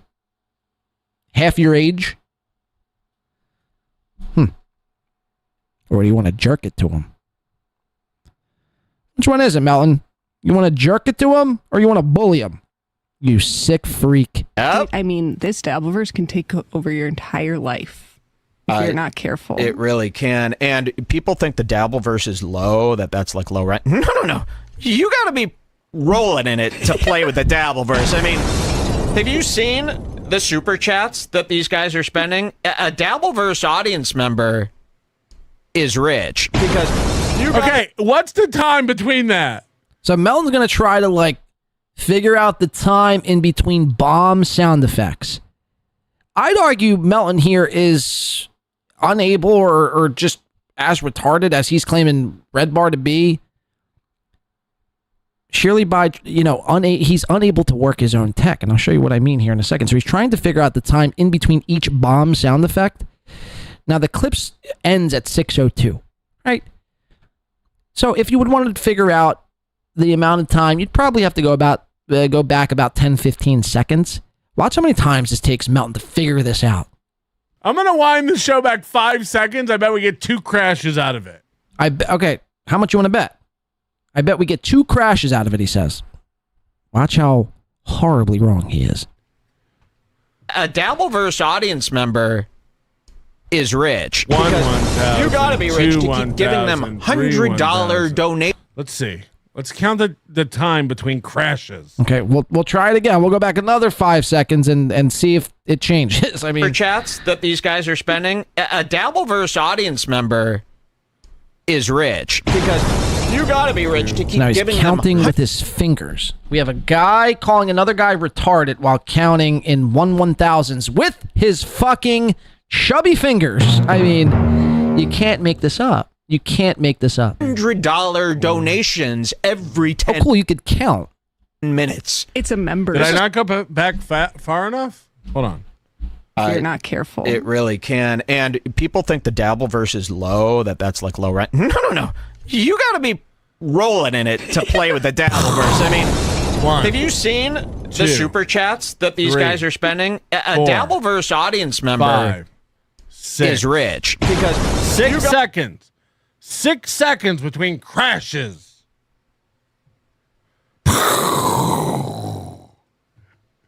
Jesus Christ. What is the special effects budget for this show? Gotta be rich to keep giving them $100 donations every 10 minutes. Okay, this sounds this. How jealous do you sound? He's getting angry.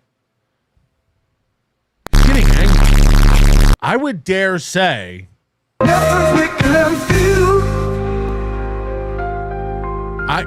Listen to how mad he is. Listen how mad he is. That now, in fairness, I think Red Bar has had a consistent argument as to why. If you're doing a show, you shouldn't make super chats. Whether I agree or disagree with that is irrelevant, but his argument has pretty much remained the same. If you're making membership money and selling merch, that should be enough.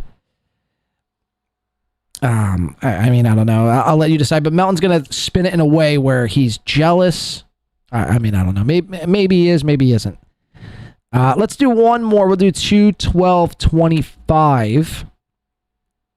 And what happens here again? I completely forget. Let's see. He's covering Stevie Lou. It somehow comes back to Mike, and this goes down. Yard, I don't mean like your butt.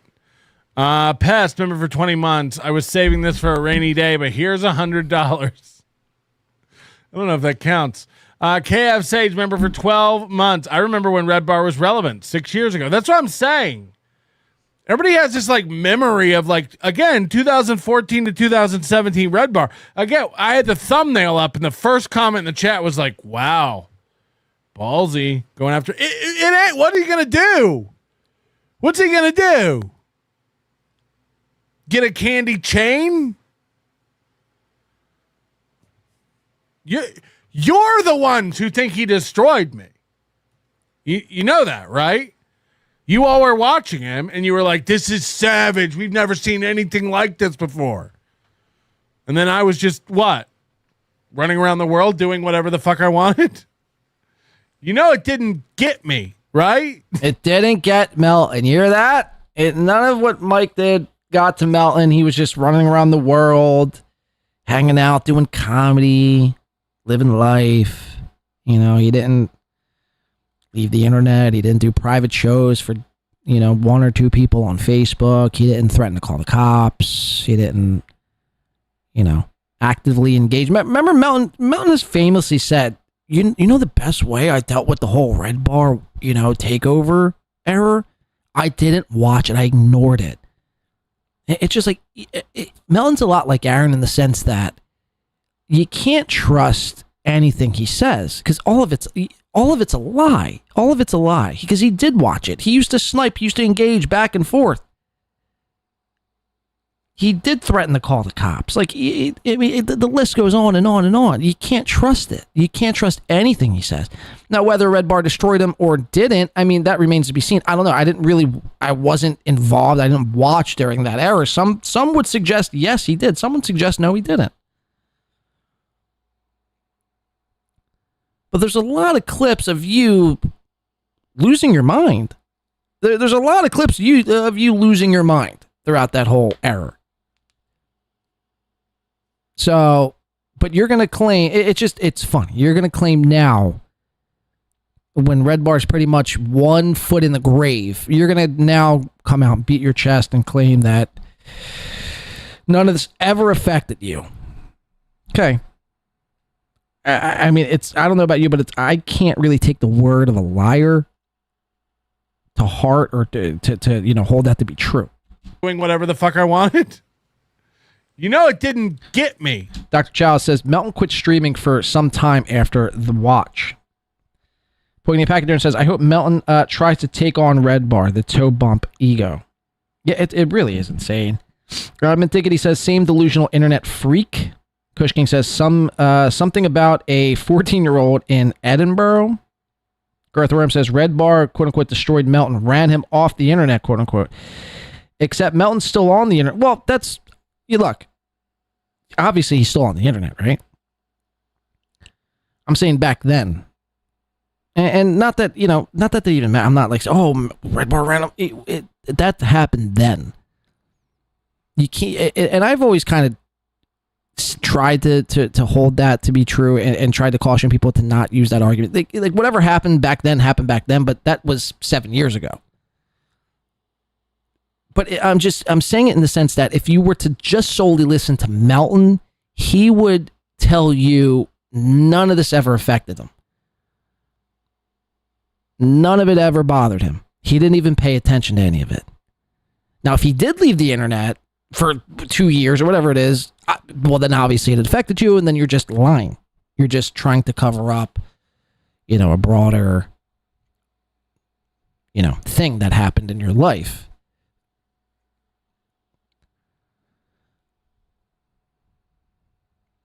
But, like I said, I wasn't watching during that time period. I was doing so much other shit. I didn't have time to watch all of this nonsense.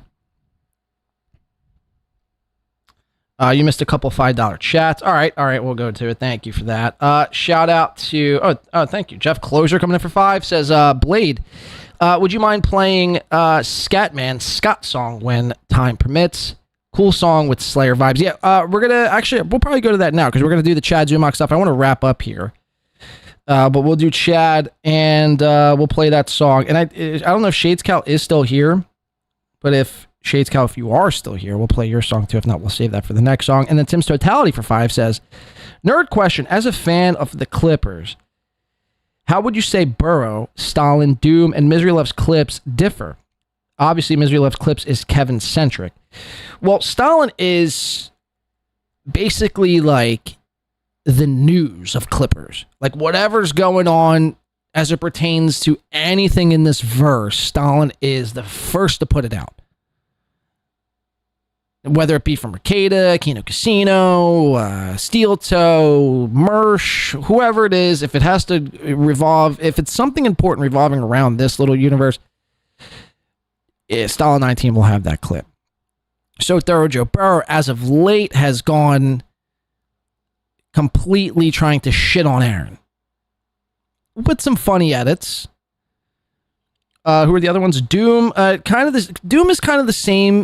Doom, I think, is and I mean this by no disrespect, Doom, if you're watching, but Doom is almost like a hybrid of Stalin and So Thorough Joe Burrow, where Doom will clip a whole bunch of different shit, add, Doom's own little twist.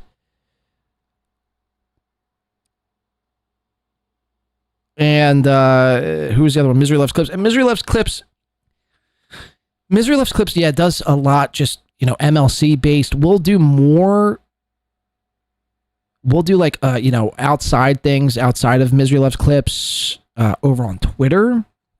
But if you're just talking YouTube, yeah, it's just basically like, yeah, MLC centric, anything that's really happening with MLC, you'll get that from MLC Clips. Now, I mean, although MLC Clips has posted, has clipped me on the YouTube channel, on, MLC Clips YouTube channel. What's the overall question now? How would you say Burrow and how they differ? Like I said, well, Stalin is just like, boom, this is what happened. I'll post that. Here you go. Burrow and Doom add their own little twists, their own little special sauce. And MLC Clips kind of just does MLC-related topics. Hopefully that answers your question. But thank you for the 5. Nonetheless, Mr. Totality, we do appreciate that. Kudos to you. Kudos to Jeff. Kudos to myself. And kudos, I see Poignant Pachyderm down there as well. Thank you. Kudos to Win by 2 Radio. And whoever told me I miss a couple $5 super chats, thank you for notifying me. Eva says, Red Bar is not toes. He isn't in his feelings. He has health to worry about. All the internet drama is for us to get involved. And well, that's kind of my overarching part. And that's kind of where I want to put a pin in the Melton stuff. Is Melton, who gives a fuck? You shouldn't. Look, whatever happened between you and Mike in the past, you got to let it go. You can't carry whatever happened. Whether Red Bar ran you off the internet or didn't run you, who cares, right? Whether he ruined your life or didn't, who cares? You're obviously doing well now. You can't carry whatever happened to you 7 years ago on in life. You got to let it go at some point. And again, Mike, you just take one look at him. Just have one look at Mike these days. I mean, the man could barely, I mean, you know, he could barely fucking, could barely walk probably. Rumors are that he's shitting in a bag and he's in a wheelchair. I mean, who knows? And if that's the case, I mean, do you feel good about yourself calling him all these names? I mean, he's just trying to update his audience. I mean, everyone, I know, Melton, to you think everyone shares the same group think audience and everyone thinks the same and everyone has seen the same things you have. If, you know, 80% of Red Bar's audience hasn't seen any of the SteelToe stuff. They don't, they go to Red Bar for their updates, whether, you know, just because it's 4 weeks past date. Well, some people wait those 4 weeks for those updates. Again, to me, it just came off gatekeeper-esque. Like, Melton is the SteelToe guy, and if there's any outside encroachment on that, that's not, you know, vetted and passed by Patrick Melton himself, then he's gonna, you know, lash out and call you dumb. And the simple fact that you guys had history so deep, to me, it seemed like this came from an angry, depressed place from you, a dark place. These are old feelings. Now, Melton would be the first to tell you that that's all horse shit. None of this bothered him. He was out traveling the world. He was doing this. He was Mr. fucking Saturday Night. He was doing comedy in fucking Edinburgh. He was slinging dick in fucking Germany, and he was fucking eating snatch in fucking France. And none of that actually ever, you know what I mean? Like, none of this ever bothered him. Again, there would be many people that would tell you otherwise.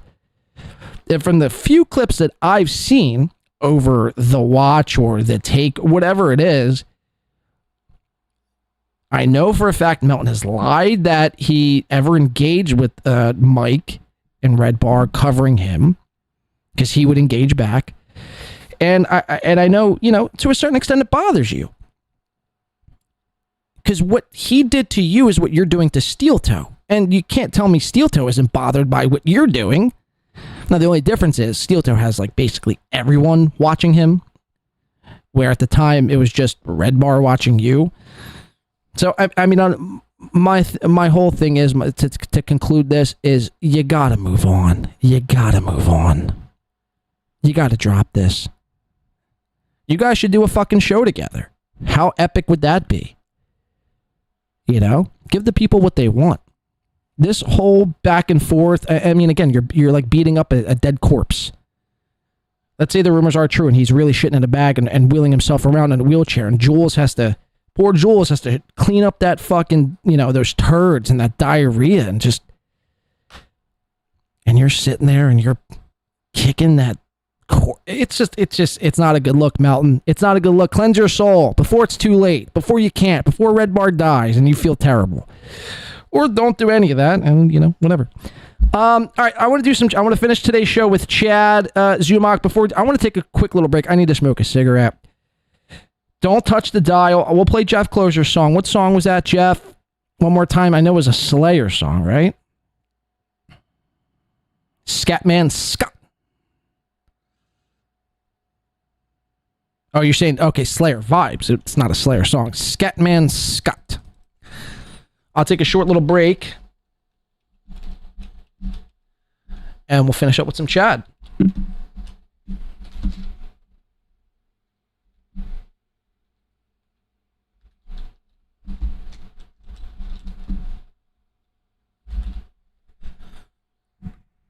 Scatman Scott. Who's it by? Would you mind playing Scatman Scott's song when the time permits? Cool song with Slayer vibes in it. Okay, but who's it by?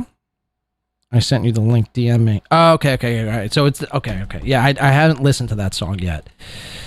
Okay, so DMs, skabam, skaboom, shabling. We got it. Don't touch the dial. We'll be right back after this short little break. Hey, I'm just a dude. Is that it? Welcome back into the show. Jeff Closer's suggestion was Scatman Scott. Now I was listening to that on the break. I guess a little bit of Slayer vibes I was getting, and I'd say almost like a Sum 41 vibe, like an early Sum 41. Not a bad tune, but you seem to chase off about 35 people, Jeff. So there you go. That's awesome. It's awesome stuff there, Jeff. Say what you want about Weezer. Weezer ain't chasing off 35 heads. Weezer ain't chasing off 35 heads. Just kidding, of course. Welcome back into the show. We have one last segment to do here on today's amazing episode for you guys here today. We're going to get into some Chad Zumock, if you'd allow me to, here today. His last night's episode was last night's MLC appearance and his yesterday's, I don't even know what his show's called anymore. Hacks to Destroy, or was that his old show? World War fucking Z. We're going to get into it. And that'll be the last thing we do here today. Thank you for rocking along with us here today. Hit the like button if you haven't already. That'd be greatly appreciated. If not, well, just enjoy this last segment. We present to you here at Win by 2 a little Chad Anthony Zumock.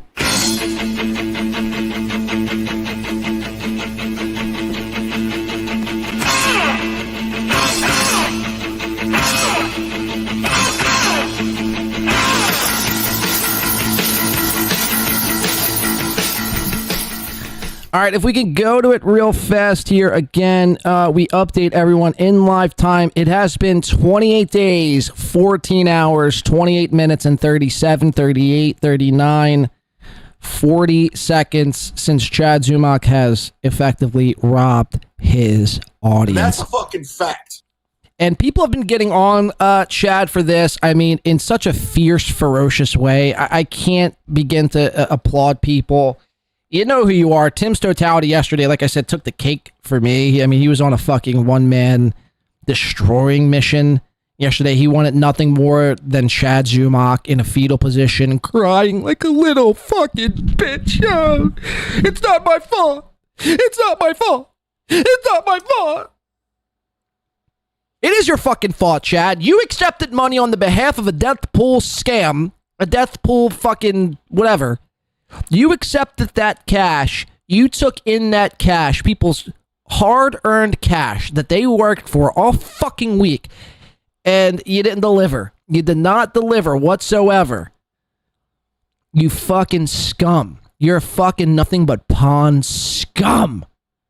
You're barely even a fucking fish, you fucking half-witted noob.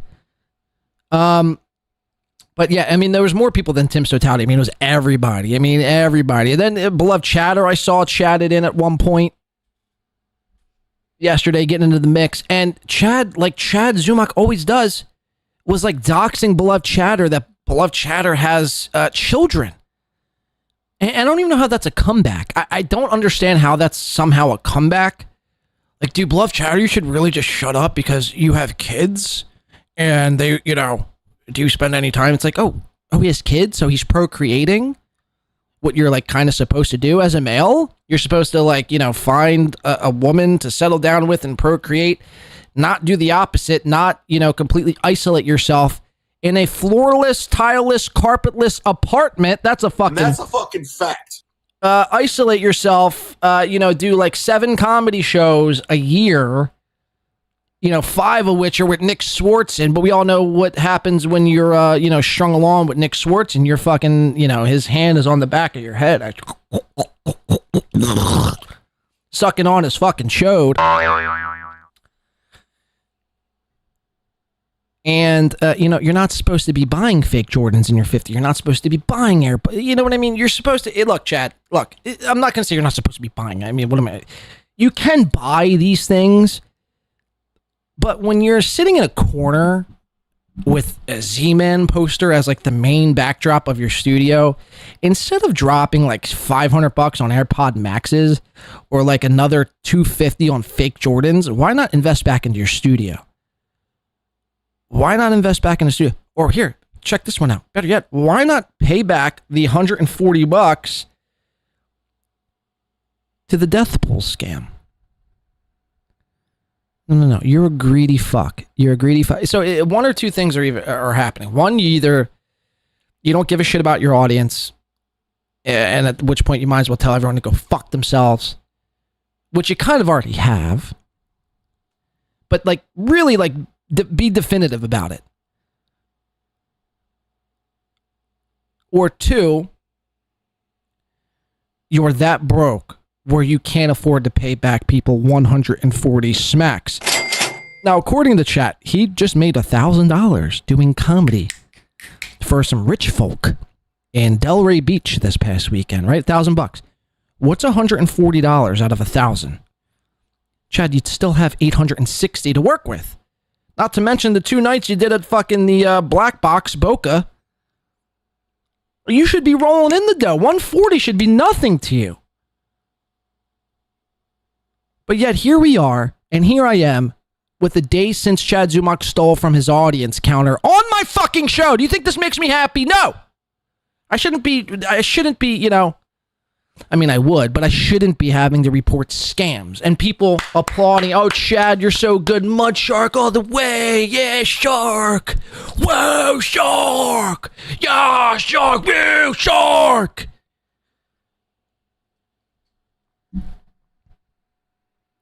You're cheering on a criminal, degenerate thief. Yeah, Shark. Think about it.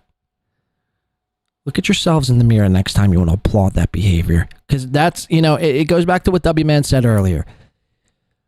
And kind of to what I said. Well, W-Man's question and then what I said. It's like when people stop holding their hosts accountable, you get fucking shitty production.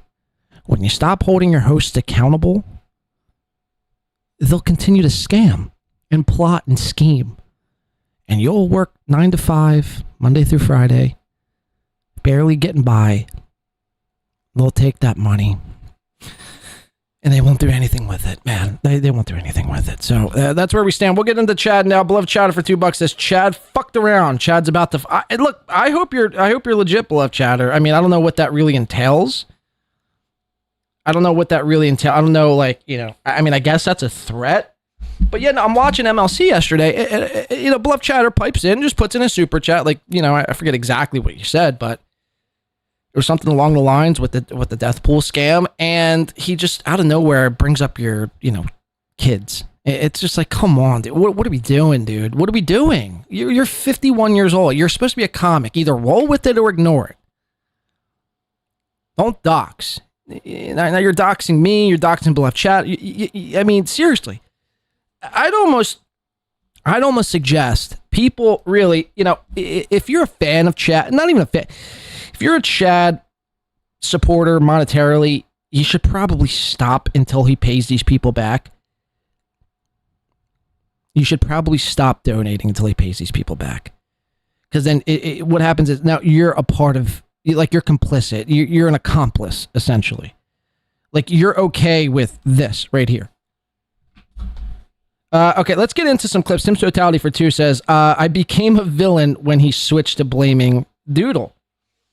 And that's the first clip we're going to get into, Tim's Totality. Thank you for the 2 and keeping me on track here. Let's get into it. This was Chad's big MLC episode yesterday, courtesy of Chad Zumock, the #1 Chad Zumock A-logger. It says, here, we'll go to it here. In one of the best all-time Chad Zumock MLC beatings, even when Kevin Brandon, White Guys Comedy, tells Chad he must pay Doodle, Chad then admits he is broke and needs to pay bills. and he may need a lawyer for a vague reason. Then goes off on Doodle. We may have broken Chad. Let's watch. Another win for the toe. Just pay with a credit card from the party. Yeah, Oh my the God, party. it's getting funny. It's getting funny now. It No, wasn't- you got $1,000. You just showed us. I Liar, have thief. bills to pay. I have shit to do, and I might have to hire an attorney here pretty soon. An attorney? What happened?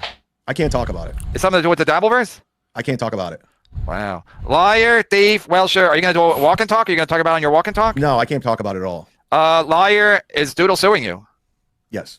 No. Liar, thief, Welsher, any redeeming. I think they got the term Welsher from the Welsh, right? The Scottish. Doodle, are you happy? Are you happy? Is this what you wanted?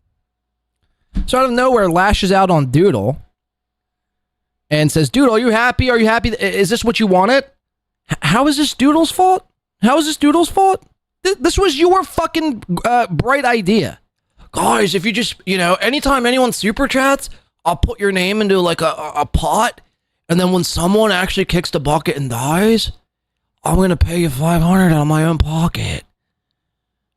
That wasn't Doodle's idea. That was your bright idea. Mudfish. I think they got the term Welsher from the Welsh, right? The Scottish. Doodle, are you happy? Are you happy? Is this what you wanted? Who, me? I thought Doodle liked me. I guess this is what you wanted. Doodle's not even partaking in it. She's just watching. All the guys are sticking up for her. For what? Another one. For what? Because you scammed her. For what? Man. For what? So Chad Zumock is just, he just scams people. And in his brain, it's okay. I thought there was one more clip from Boozmock, but I guess not. I thought there was something else I watched, no? Hold on, let me refresh. If not, we'll get into the Zumock episode. Okay. Let's get into the Zumock episode from yesterday. This is episode 13 of World War Z. Title of the episode is Terrible Ideas. If you miss a Chad Zumock episode and you don't want to subscribe to his Patreon or don't want to member up on his members only bullshit, go over to Rumble.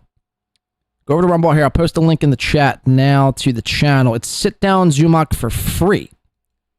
Sit Down space Zumock space the number 4 and then space free. Give him a follow, and if you want to catch up on all things Chad Zumock and don't want to pay a nickel out of pocket, well, just go to this link and all will be well in the world. There you go.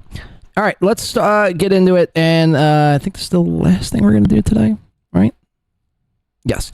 Okay, Chad from yesterday. Watch this complete dumpster fire of fucking. I mean, can you even call it a show? Can you even call it a show at this point? Let's watch. I thought it was squash.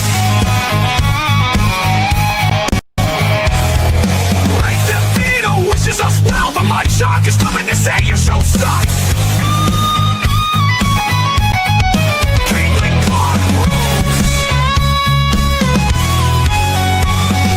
Hey, DeVito, thought it was squash. You plead guilty.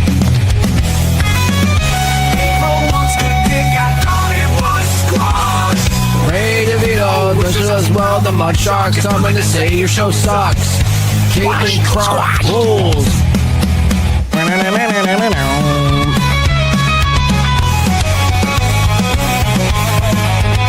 Yeah, boy.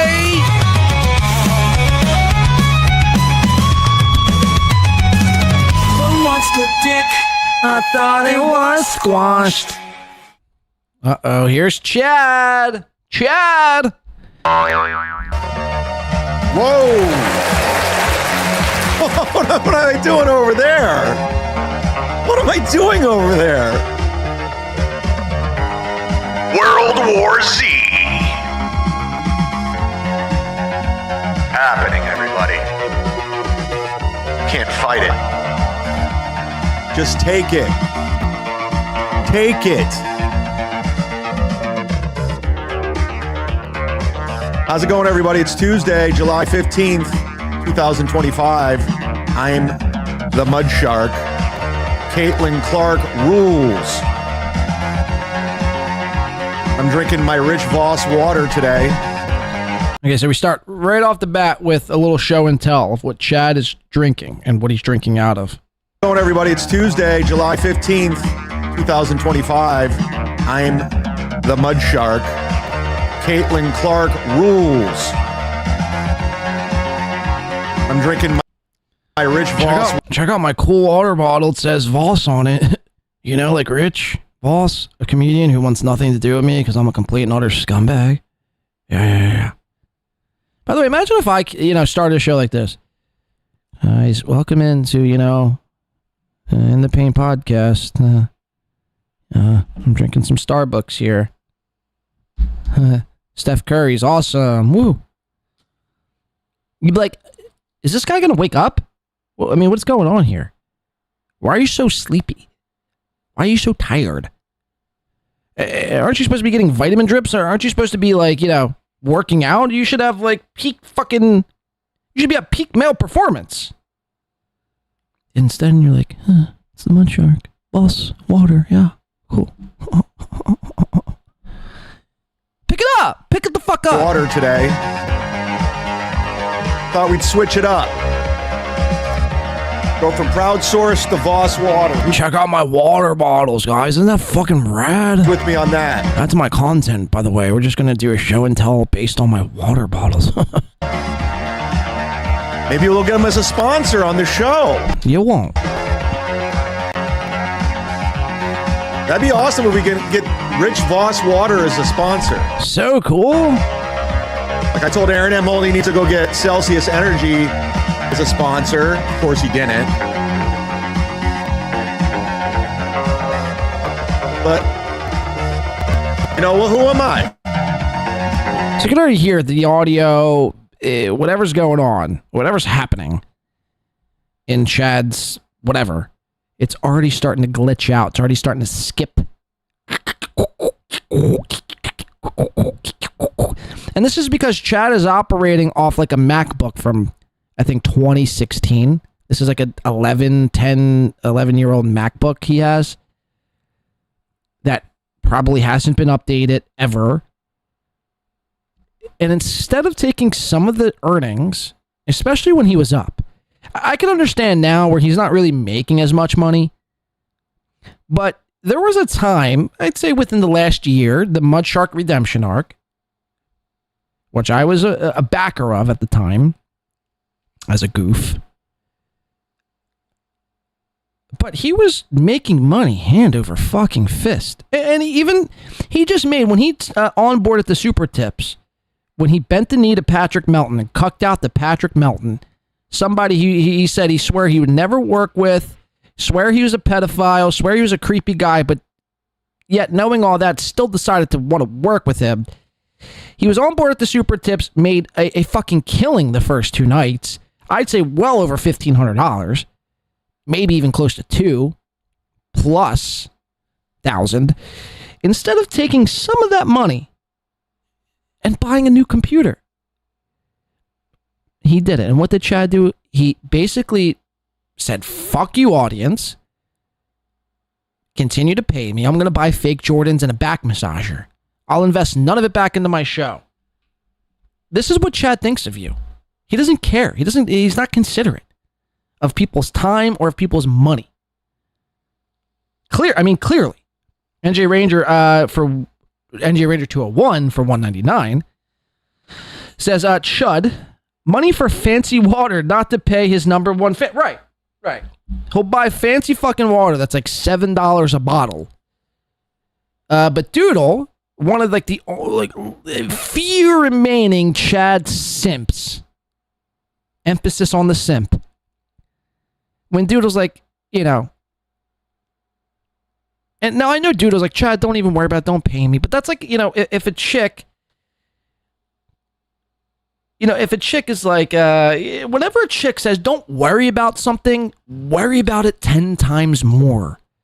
When a chick tells you not to be concerned or be worried about, you don't have to do that, don't worry. You should do it like immediately. Because they're just saying that. But in reality, they want you to do whatever it is they're telling you not to worry about. I know Chad's too dumb to understand some of these, basic rules and unspoken rules that life throws at us, but I don't know, man. Yeah, NJ Ranger, you hit it on the head. It's like Chad would rather spend money on $8 bottles of water instead of paying Doodle, I mean, I'm sure if you just gave Doodle $20, here, Doodle, take the 20. I'll get the rest of you. You know, I'll give you 20 a month until we're paid off. I'm not going to give you 500. I'll give you $100, 20 a month for the next 5 months. And, you know, I'll ship you out some free, something, man. There's been nothing. And I'm not going to sit here and act like I'm some sort of Doodle, you know, whatever, like Doodle, whatever. Stan or simp, or I'm like trying to like act on the behalf of Doodle. It goes beyond Doodle. It's well beyond Doodle. If you'll scam your number one supporter, what won't you do? You'll stop at nothing. You'll scam everybody. You have. I mean, you've literally robbed credit cards from random people. So it's a scumbag move. And I mean that. Like, this is not hyperbole. In fact, it's hyperbole. Title of today's episode. And it's not that. It's, like, I mean every sense of that. You're a true scumbag. You are a true scumbag. Let's keep listening. Thank you, Mr. 201. Or is it 199? Now I'm confused. No, he's super chat at 199. So it's thank you, Mr. 201. All right, great technical difficulties at the gate. Jesus Christ. Can I get a break, please?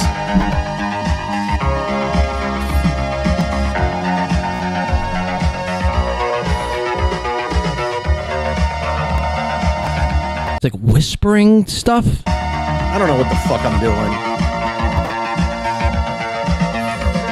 All right, I think we're good. Sam Tripoli's texting me. Cool, man. Cool. Awesome. You know how many people text me throughout my show? You know how many times I bring it up on the show? Unless it like pertains to what it is we're talking about. He just stops in the middle of, you know, this, whatever this intro is supposed to. Sam Tripoli is text. Awesome. Do you want a fucking cookie? Sam Tripoli's texting me. Oh, is he? Cool, man. That's rad. Tell Sam I said, what's up? Like, who gives a fuck about Sam Tripoli? Chad needs to cling on to anything. Anything. And I wish Sam, like, Tripoli would understand, like, you know. Like, I used to think Sam Tripoli wasn't that bad of a person, but it turns out, like, he's basically an accomplice. He, you know, if he co-signs Chad Zumock, you're basically co-signing a fucking thief. You basically co-sign a thief and a scammer. Are you okay with that, Tripoli? I thought Sam Tripoli's all about exposing the truth. I thought he's all about exposing the Illuminati and the deep state and all this. Again, it's like much like Alex Stein, where Alex Stein's whole gimmick is like, I want to, like, you know, shed light and expose the truth on all the politics and the deep state and the Rothschilds and this and that. But the second Alex Stein was met with SteelToe weeping on air, Alex Stein is fooled and is like Team Toe. Sam Tripoli, the same thing. Sam Tripoli wants to expose all these people, but the second, you know, Chad Zumock gets involved, oh, dude, Chad's like a great guy. He's not a great, what? Are you high, Sam? Please tell me you're on cocaine. Please tell me you've relapsed and you're now back on coke. Because that would be the only logical explanation. We call him? Should we call him? Super chats are already coming in. Thank you so much to everybody yesterday. We had a total of 108 super chats. Whoa. That's not bad. It's not good, but it's also not bad. It's really good. It's not the record. But for this little old show that doesn't partner up with people. That doesn't, what are you talking about? That doesn't team up with Carl. You literally did a Carl show. You literally had Carl on your show. You literally were on Point Dabble Point with Carl, Kumiya, all of them. I mean, it's not bad. Should we call? You made 108 super chats. Let's just assume that all the super chats were at $1. You couldn't take half of those super chats, $108. You couldn't take half of that, $54, and give that to Doodle. Call Sam Tripoli out of the gate. He says he's taking a shit right now. I want to call him while he's on the toilet. That'll be funny for me. Chat, nobody wants to be bothered while taking a shit. Nobody really wants to be bothered with you in the first place, let alone when they're taking a shit or taking a nap or eating. Chat's like, I'll just call him because I have zero content and nothing prepared for my show. So maybe he'll like give me like 5-10 minutes of content. First, see if this thing works, because yesterday it didn't work when I called Joey C. Yes, it's working. It's working, Mom. Here we go.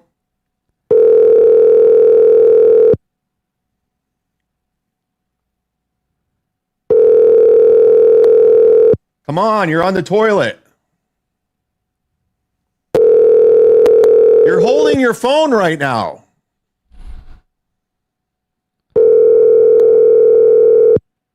What an asshole. Answer your fucking phone. You wasted it. We're going to play a Red Bar clip today, Sam, your boy. Your buddy Red Bar. Aaron Emholt's trying to become allies with him because you could tell he wants to take down Melton. You could tell he wants to take down Melton. Wow. Chad, you got there all by yourself? I really do honestly believe Chad is a slow adult. And at a certain point, it's almost like retard abuse when you like make fun of like slow people, but this guy calls himself the mud shark, man. You know what I mean? He claims like he's fucking, you know, you step in my line of sight and I'm going to give you a nice bite. You know? He just made the claim that, you know, what do you say? SteelToe's trying to take down Melton? Wow. Aaron Emholt's trying to become allies with him because you could tell he wants to take down Melton. And he thinks, he goes, I'll partner up with Red Bar and we'll take down Melton. By the way, this is he's like, drop something. not even a commercial. These things are game changers. Oh, here's his AirPods. Out of nowhere, apropos to nothing at all. Talking about Aaron Emholt, Red Bar, and Sam Tripoli's shit chronicles on the toilet. He bends down and grabs his Apple AirPods. And again, we watched this earlier with Brandon Deft promoting Suave shampoo. Giving basically Suave, a company that needs no promotion whatsoever. Like Suave is doing just fine the way they are. Much like Apple, Chad is giving Apple, like, he's just like promoting Apple AirPod Maxes. For who? For what? I have zero idea. I have no idea why. I mean, that would be like me promoting like my mixer. Like I just, out of nowhere, just stopped the show. Guys, you'll never believe my, the mixer I got here. It's amazing brand. This brand.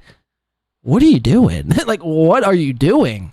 Are you that void of content? And by the way, we're just crossed 10 minutes in, but with your intro, we're only like 4 minutes in. And this is what your show has devolved into. Let me just pick up random things around and show you what I've bought. My water bottle, my Voss water, here are my Apple AirPods. I got a new pencil. Like, are you okay? Huh? Watch this. By the way, this is not even a commercial. These things are game changers. These AirPod Maxes from Apple. They're fucking amazing. And he puts them on his head. Chad it was in this moment I really thought Chad actually might be a special needs guy. He might be a slow adult. And it would actually start to make sense. It would actually really start to add up. Like Jake Hudson might have a higher IQ than Chad Zumock. That's a fucking fact. Mike Boschetti, higher IQ than Chad. Barry Ribs runs circles around Chad philosophically and intellectually. I mean, you might as well put on a fucking, helmet at this point and do a show. I mean, he has done shows in helmets. Who am I kidding? This is a guy who's literally done shows in a helmet. He might be folks, he might be retard.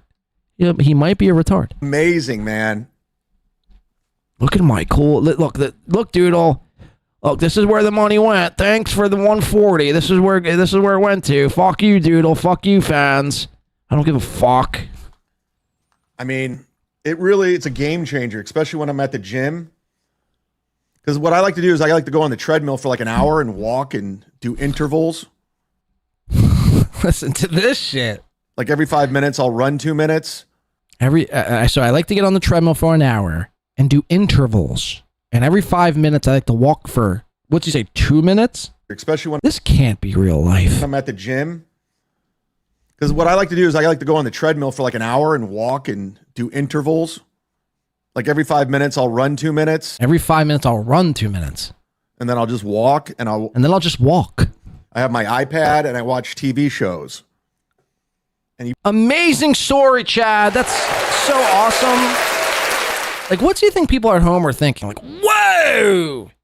You like do intervals for an hour, run and then walk and then run with your iPad and your AirPod Maxes? Oh my God! How does he do it? How does he do it, folks? Put those things on, you feel lost. You can't hear a goddamn thing anywhere. You're so zoned in.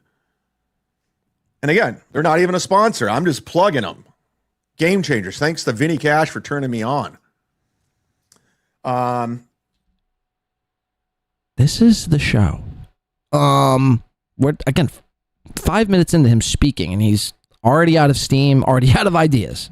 All right, let's get into it. Let's go over to the super chat machine. Before we go to the super chat, remember when Dan from Nice Podcast Stupid started to say super chat machine? You're like, dude, stop calling it a super chat machine. It's fucking gay and stupid. But now here you are saying, oh, let's go over to super chat machine. Let's if you guys can do me a big favor, because I'm gonna try to get Earl and we're gonna do a possible Cobra watch along. And I think we're gonna do it on Rumble. I mean, you have to do it on Rumble. So go subscribe to my Rumble right now, rumble.com/sitdownzumock. We're gonna change that. But we're gonna change, so his Rumble isn't even updated to what his show is actually called. Neither is his. I guarantee I could go to his YouTube channel. I don't even know what this is. Okay, we'll just use this. It's fine. Just so you see, I'm not doctoring anything. I'm watching this in live time. I guarantee if I went to Sit Down Zumach, mind you, his show has gone through 2 rebrands. Yep, still. Now, his show went from Sit Down Zumock to Hacks to Destroy to World War Z, yet his banner suggests it's Chad Zumock. Okay, that's his name. I can get behind that. But the channel name is still Sit Down Zumock. And that's a fucking fact. So, not only do you have your Rumble to update, but you also have your YouTube to update. Let's get back in the chat. we're live on Rumble right now. Matter of fact, we're live on Twitter. We're live on YouTube. I say come over to YouTube and hang out with Michaela, who's been a member for... That's dedication, everybody. That's dedication. 26 months, Michaela. Thank you very much. Whoa. And on top of that, she's also a $100 sponsor. Thank you very much for your support. We like Michaela. I know other rooms are mean.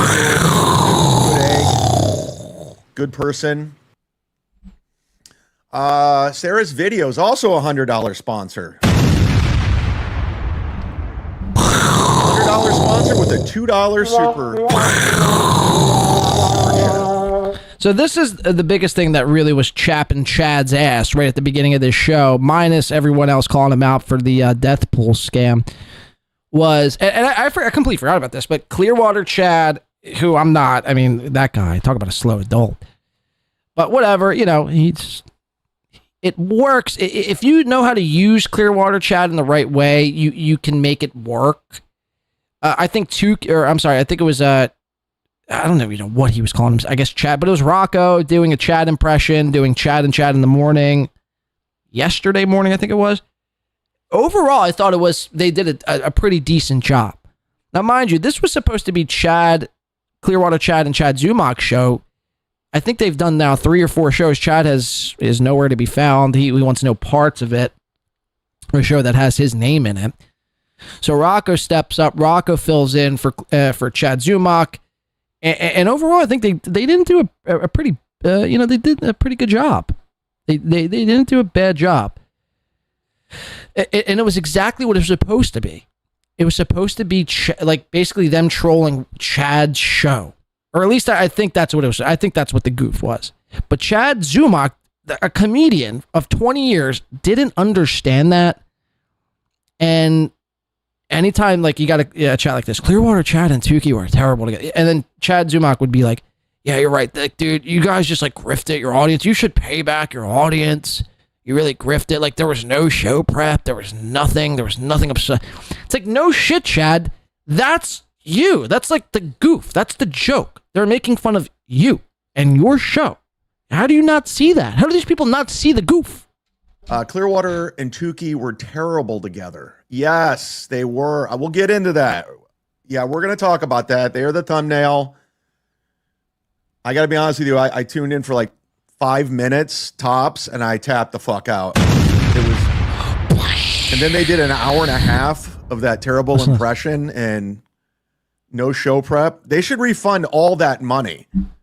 Whoever sent them money, they should get it back. Rich coming from this scammer. That was Ashley Cummings level of mailing it in. Chad, that is your show every day. I think it is in this episode. It's in all of your episodes. At the end of the show, you're like, damn, we didn't get to anything. Yeah, because your entire show is an infomercial. It's the same infomercial. Seriously, you should consider, because I know Chad actually doesn't like covering these people, or at least that's what he claims. Chad should really, just remove all of the excess fat. Stop covering SteelToe. Stop covering Carl. Stop covering Chrissy. Stop talking about Dan. Stop talking about Win by 2 and Melton and this one and that one. And literally just be an infomercial. Literally become and just do an hour. That's basically what your show is now. So just cut out because you seem so unsure of yourself. It's just really not a good look. You don't seem motivated. You don't seem like you have any enthusiasm behind what you're speaking of. Everything's flatlined.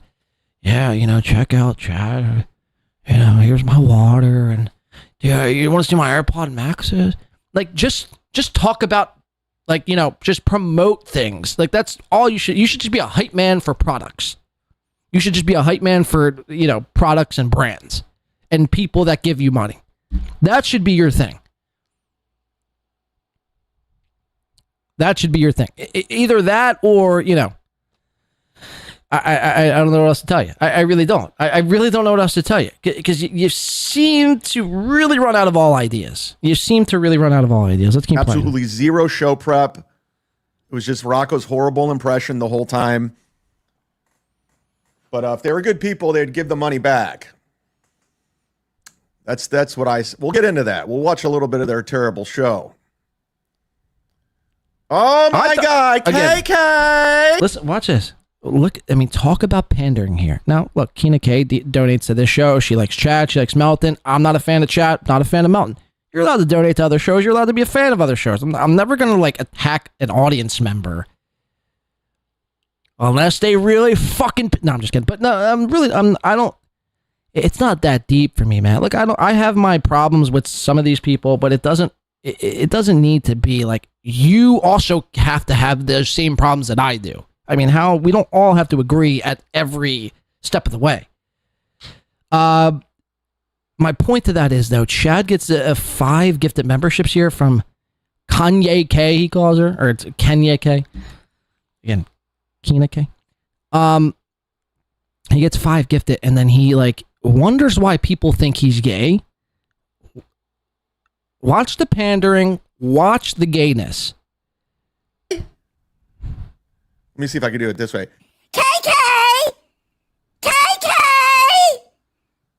KK gifting 5 I lead the league in memberships gifted. Says who? Are we fact checking this? In Dabbleverse, I'm the leader.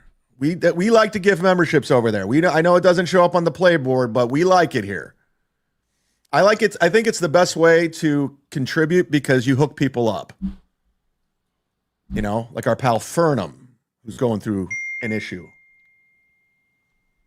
God, leave me alone. Yeah, I just saw this the other day. I think this is a good time since Chad brings up Fernum. Yeah, where is it at? This guy Fernum. Fuck this guy Fernum, by the way. He wants to try to, fuck with me on my show. This was Fernum on Twitter. It says, love all the jealous people who have to get up for work Monday, just wishing they could make a living podcasting and doing stand-up. So he's nut riding Chad here. Have a good week at work. I mean, like, are you shitting on people with jobs? I mean, I don't get what you're trying to do here, Fernum. You're shitting on people who work 9 to 5, who make this country and other countries, like, continue on? I mean, what's your angle? And then you cut to this, and it's help cover living cost for a disabled trucker! So you're making fun of people who work while simultaneously starting a GoFundMe, who, by the way, has only raised $510. Like, how pathetic. And Nick in Fort Wayne is your biggest donor with $20. I mean, you gotta be shitting me, man. You gotta be fucking shitting me. Let's read the description from Burnham. Listen to this. Now, mind you, he's making fun of all you with jobs. Damn, did you hear that, Wheeze? I'm trying to get some help with covering some living expenses until I can be covered by disability. I recently got some bad medical news with a physical condition I've been suffering from the past few months, which has made me unable to continue my career in trucking. I'm embarrassed to ask for help. Well, then why ask for help? If you're embarrassed, then don't ask for help. I mean, it's that simple. If you're embarrassed, if you're truly embarrassed, you wouldn't ask for help. And what is this medical condition? Like, Red Bar did the same thing. What is the medical condition? I mean, did you suddenly, develop some sort of MS? What is it? You're asking people for money. The least you could do is tell people what is going on. Now, maybe he does get to it in this description here. I don't know. I didn't read it, but we'll read it together. I'm embarrassed to ask for help, but my savings has been exhausted. Oh, Jesus. And my attempts to get assistance from the county I live in have been unsuccessful. I've worked hard my whole life, and never have I faced anything worse than my body failing me. Does it say failing or falling? Failing me and my ability to earn. I just need any help I could get to help me get through the waiting period for disability. Any donations are greatly appreciated. People are skeptical sometimes about these types of fundraisers. I assure you I'm a real person. I assure you I'm a real person. I'm a real boy. I promise. Give me money. Give me money. Fuck you. I laugh. Look, let's just go back to this. Love all the jealous people who have to get up for work Monday, just wishing they could make a living podcasting and doing stand-up. Have a good day at work. Please give me money. I can't work. I can't work. I assure you I'm a real guy. I'm a real boy. Give me money. Give me money. I assure you I'm a real person that is in real need. So he doubles down on the embarrassing. It's embarrassing to even do this. Then why do it? If you're doubly embarrassed, then why do this at all? But I have to put my pride somewhere else. Yeah, shove it up Chad's ass. That's where Nick Swartzen shoves his dick. This whole situation really puts life in perspective. If there's anything you can contribute, I'd be extremely grateful. Show your support to GoFundMe. Yeah, go fuck yourself, GoFundMe. How's that? Oh, dox them. Whoops. Sorry, don't put where you live on your GoFundMe if you don't want Win by 2 to display it on his show. What do we got? Justin Kemple donating. Anonymous. Anyway, sorry. Anonymous is his biggest donor. $50. 50 smacks. Can we see all the donos? Oh, we're about to get in some. Oh, look at this. No, he's got some 200. Of course, David Chandler 6 months ago. That 200's already spent on fucking Oxycontin. This friend was probably, railing fucking oxys. This Jeffrey Gardner for 100, David Chandler for 200. That $300 literally went up Fernham's nose. Facts. Straight up. Straight up. Anyway, so I just wanted to show you that. I wanted to share with you that because I find it a bit rich. Somebody pointing the finger at working class Americans simultaneously begging for cash and being a Chad fan at the same time. Okay, so let's move on back to chat. Thank you for gifting 5K. KK! KK! Very nice of you. Pool Scan Sam. Try the new Arby's Angus cheesesteak. Order one now. You're a very demanding guy. You're a very, very demanding guy. Ooh, boom. You want it your way, right away, all the time. I'll try it sometime. I'm not in the Arby's mood. I had a buffalo chicken sandwich, buffalo chicken wrap from Walk-Offs. This isn't real, right? This is AI. This has to be AI. Now we're being told what Chad had for lunch. I had a buffalo chicken wrap from buffalo chicken sandwich from Walk-Off. Cool, Chad. You want to hear what I had for dinner last night, too? What a fucking, seriously, imbecile. Yesterday. It was delicious. God. Stop bothering me, even though I call everyone always, ever on my show, but you can't call me. If you only knew who was texting me.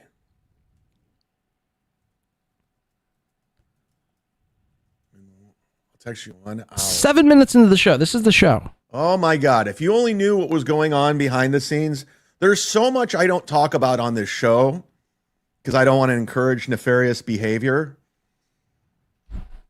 But there's so much nonsense that I deal with. Like you're always like, just keep it online. Keep it online. No, they don't. They don't keep it online. For me, they like to go another level. Chad, you literally doxed or tried to or thought you were doxing. Somebody, I may or may not be with. What are you talking about? You can't play. See, anytime Chad does it, it's fuck them. But anytime it's done to him, it's on the victim, right? Every time. Every single time.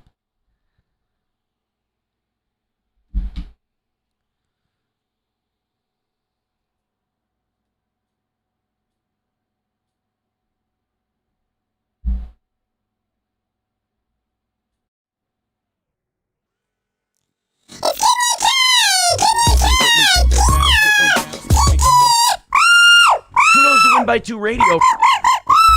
Stop, drop, shut 'em down, open up shop. Thank you for the 5 gifted memberships. Kanye K.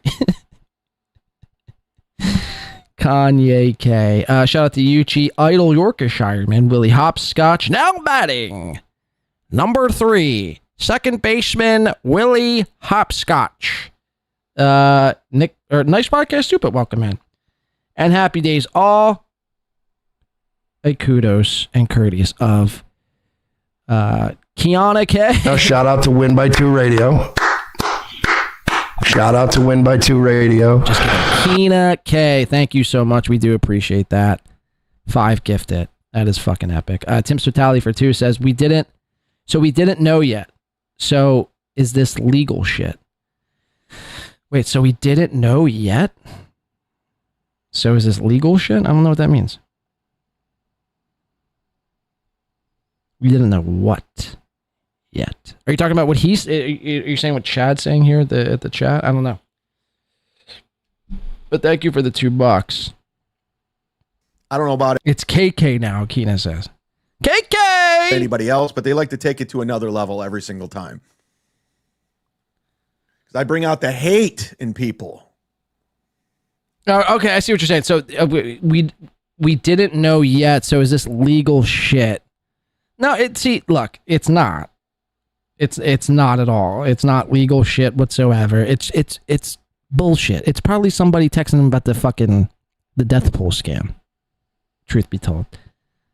$2 from POTUS Felonius says, early happy hour. Cheers and a kudos. Kudos to Win by Two Radio. Thank you, POTUS. Checking in. This vague, okay, yeah, that's what I thought it was. This vague shit behind the scenes he's talking about right now. Yeah. Sorry, I don't know why I missed that. Yeah, no, that's, he wants to like drum up, like it's, he's under attack behind the scenes. If you guys only knew, it's like, again, you can't have it both ways, Zumock. You can't be the mud shark simultaneously. You can't be the victim. You can't have it both ways. You're either a fucking badass who nothing bothers you, or you're a fucking pussy boy victim. Okay, chat? Like, you choose to put yourself out there. You choose to do a show. You choose to coexist in this Dabbleverse and do and whatever, comedy, whatever it is you choose to do. You know where you stand, right? You know the shenanigans that come along with the territory. You're a show host on YouTube. You're opening yourself up for, criticisms from every angle. I don't feel bad if somebody is fucking with you off the show. Now, if they're doxing you or like really fucking with you, then that's one thing. I don't like that shit. But if they're like making fun of you and saying pay back the death pool money, which is probably all it is, then shut the fuck up. Stop being a baby and move the fuck on. You give these people too much power by always telling them how much it bothers you. You'll never know what's happening behind the scenes.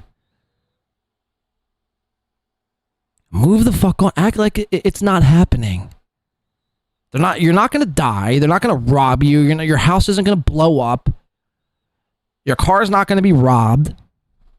Well, mainly because no one wants a 2013 Chrysler 300.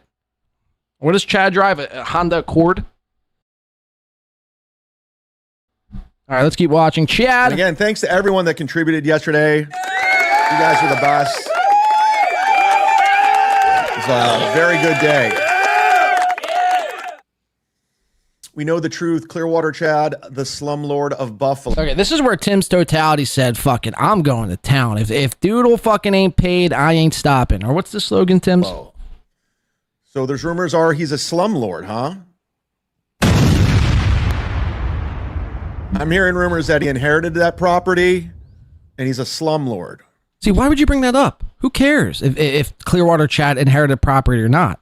The fact is, Clearwater Chad, who's probably even a slower adult than you, is doing far better than you financially. I don't know how old Clearwater Chad is, but, Let's put that out there. Is it true? I don't care. They don't seem to care if it's true when it comes to me. They don't fact check. Feel bad for me. Feel bad for me. I'm a victim.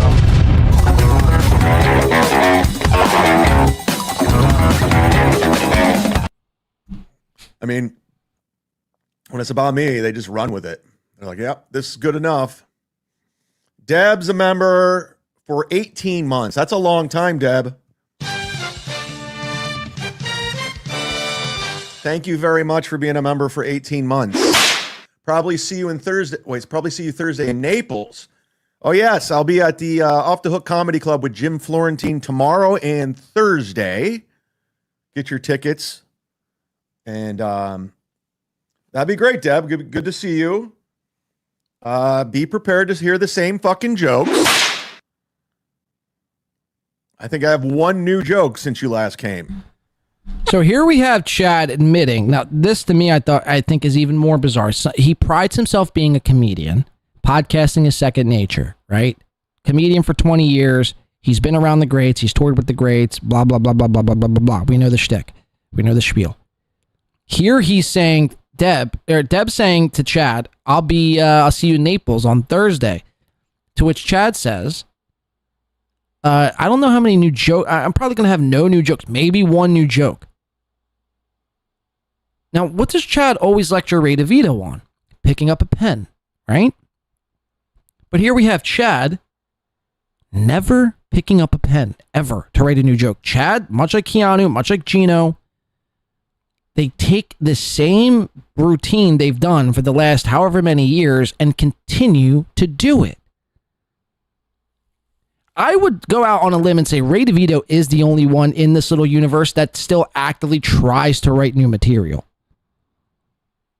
And that, I mean, look, I know he's trying to be a comic, so it's not like, it's like, it would be like applauding, you know, a Publix grocery, you know, bagger for doing their job and bagging groceries, right? It's like, that's your job. You should be writing new material if you're a comic. But like, you know, something does need to be said there, because obviously there's 3 comics, or quote unquote comics, I just named, Geno, Keanu, Chad, who just refuse to write new material. Refuse. I mean, it's insane. It really is insane. Beloved Chatter coming in for 5 gift. A shout out. Keep that family safe, beloved. That's all I gotta say. Chad's on the loose, and who knows what's gonna happen with that mud shark on the loose. Now, and like, so what was he saying yesterday, beloved? Because I was appalled by this. He said, beloved Chatter's not even funny. He's like socially awkward. He's like weird in real life.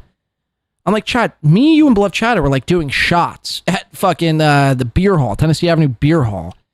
And you loved him then, right? He was Team Mud Shark at the time, so you loved him then. The second somebody has anything negatives to say about you, you start doxing them and you start saying how socially awkward they are. Funny how everyone else is socially awkward, but Chad, he's, you know, socially fit, I guess. But shout out, thank you, beloved Chatter, Dr. Chow, the Mega G, Dave S, 11D7, Robert Merritt, and Decline Host. Welcome in. Kudos to beloved Chatter. Kudos to Win by 2 Radio. Thank you so much, beloved. Yes. Wait, where? Okay. Yeah, let's move on. So get nice and drunk. Jeff Clear says race stinks. If you guys want to meet Deb in person, she'll be at Off the Hook. Maybe she'll help me sell merch again. Merch. Shout out to Win by 2 Radio. Noodle Chad or Clearwater Chad will have to talk with you. Yeah, we're not playing that game today. We're not doing paid doodle pool again. We're not doing that. It's never happening. I cut it off a week and a half when you were going after my channel, when Cardiff threatened, so that's where we're at with that. Joel. Okay. You cut it off a week and a half before, you know, when Cardiff was gonna listen to this lame duck excuse. On that, it's never happening. I cut it off a week and a half when you were going after my channel. Who? When Cardiff threatened. When Cardiff threatened? So that's where we're at with that. Joel, gifting a membership. Are we gonna? So again, just saying, fuck you, Doodle. Fuck you to my audience. Fuck you to my supporters. Fuck you to the 4 who won the death pool. I don't give a fuck. Fuck you. Start this again? We gonna start this again? Unfucking believable. Thank you, Joel, for keeping the streak alive. You're picking up. He's Stephen lagging. Bravo. Drop the ball. He's lagging. We love Stephen Bravo over here. Speaking of Stephen Bravo, I don't know who hits the bomb sound effect more, Chad or Red Bar. I think Chad really relies on that bomb a lot. Bravo, his boy the mole. Yeah, Win by 2 is like a Red Bar radio guy ripoff. Meanwhile, he's on the drunk dial hotline today. His boy the mole is on the drunk dial hotline, so we're looking forward to that. You old doodle money, please explain. Do it now. No, we don't owe Doodle money. Fuck you, Doodle. Fuck you, everyone else. Fuck you. That's what that translates to. Fuck you. I also investigate death pools. Watch it, Z-Man. Well, listen.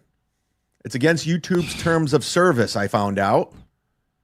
It wasn't. Yeah, after Ski Mask died. Ran very well.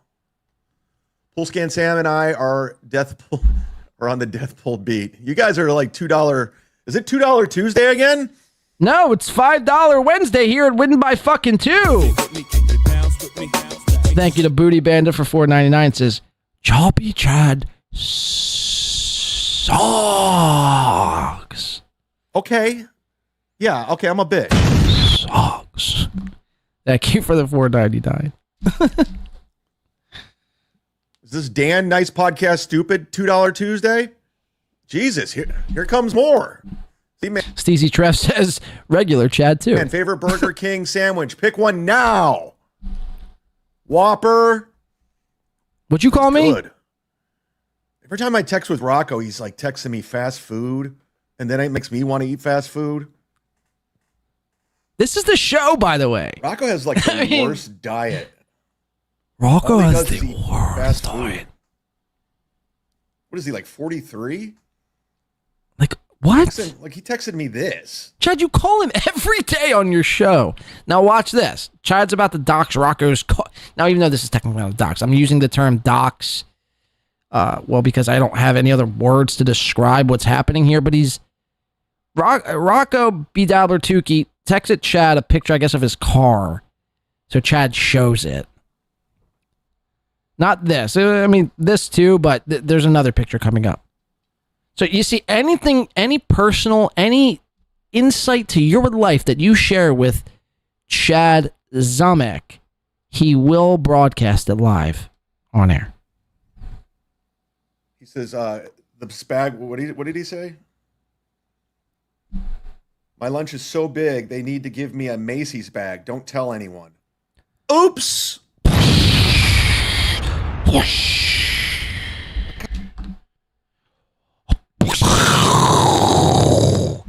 How dirty Rocco's car is.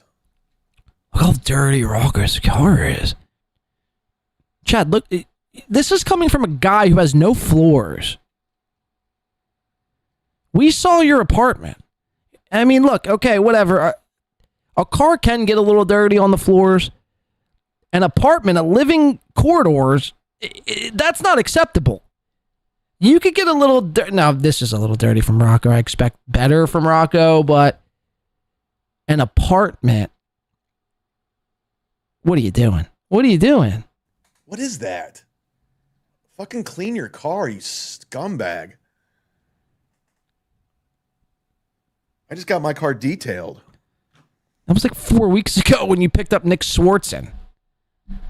You were so excited for Nick to come to town. You didn't want to see him how dirty. You didn't want him to see how dirty your car was. So you went out and got it detailed, so you guys could have gay sex in it later that night. Oh fuck, man! And I don't even have a gay electric car like you do. Ugh. Oh no! Isaac Walmart gifting one. It just doesn't stop. Streamlabs. Streamlabs. Pay. Rush. Eva's baby's daddy gifted one.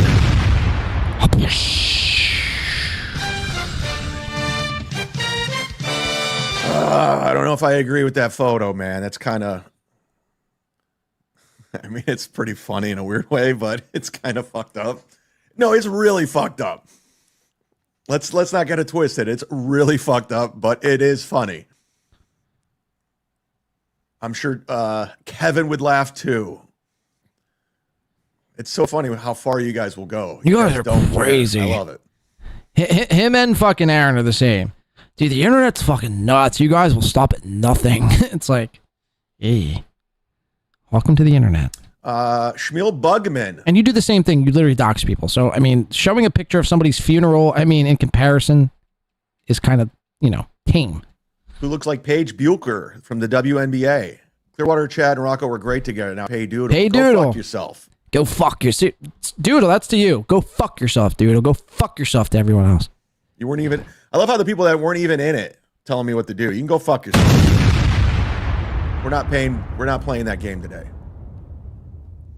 Why would Rookie in Clearwater Chad pay up? You don't. I paid Clearwater Chad every time he came on the show. Got him. That's not what he was saying, by the way. Rocco is trying to kill you with fast food. Yes, that's what's going on. He tried to get me killed in the car, and now he's trying to kill me with fast food. He's playing the long game. All right, let's get to it. What? What are we getting to? God, the $2 super chats won't stop. Kevin would laugh yes after paying his debt. Yes. I pay all my guests, all of them. No. But we're not playing that game today. You pay all your guests, but you refuse to pay your biggest supporters. Got it. I'm not into it. Let's watch this train wreck. This literally could have been a 20-minute show, and they went an hour and a half just to grift the fans. It was good. Look, oh my God. I don't think it was you got to stop using terms that don't mean what they actually mean. This isn't a grift. This is a parody of your show. At least that's how I interpreted it. Or at least that's what Rocco is. I don't know what Clearwater Chad's thinking or doing at any given moment. I mean, the only thing I imagine going on in Clearwater Chad's brain is like he's just probably thinking about like Domino's pizza all day, every day, cheesy breadsticks, garlic knots, and lava cake. Like Rocco, however, on the other hand, was like obviously doing Chad Zumock, was being Chad. Now, the only critique I would give Rocco, and someone pointed this out to me, so it's not even my take, but he needs to really, when he's doing the Chad impression, he needs to lay on the air horn more. He needs to implement a bomb sound effect, and he would really nail Chad, the Chad impression. But Chad Zumock, he's incapable of like laughing at himself. Like, to me, this is funny. Like, if someone did this to me, I'd be like, okay, it's pretty funny. Not thrilled, but funny is funny. Chad can't laugh at himself. He's got to be so serious. I'm the mud shark. I don't pay my debts. I burn my fans. I buy Apple, Air Maxes, and I buy fake Jordans, and I have no carpet or tiles, and I live in squalor. I suck Nick Swartzen's cock. I'm an angry guy. I'm an angry gimp. I'm an angry, short, gimpy guy. God, this is a better Chad. This is a better Chad. Look how mad Zumock's getting. We don't need to watch those guys. You can go watch that on your own time. Watch how mad Zumock is getting. Way to bring it. What is this show? He's like about to cry. Like, I kind of feel bad. Way to bring it, Clearwater Chad. Fuck, don't cry, Chad, don't cry. I promised myself I wouldn't cry. Yeah, we're still. The Clearwater Chad was just laughing the whole time at Rocco.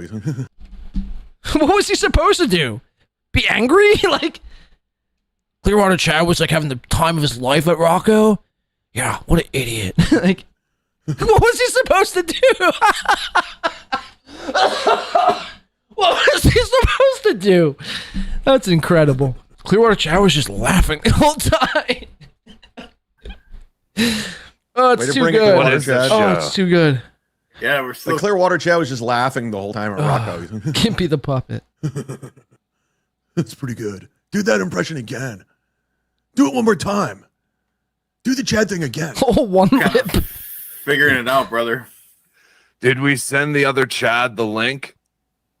Oh, I could make sure. I'll send it just in case. Jesus, I like the mud shark. Okay. Let's make sure we send You did. I tweeted both links out for everyone to go on. So they would not bring attention to it, but everyone was backstage.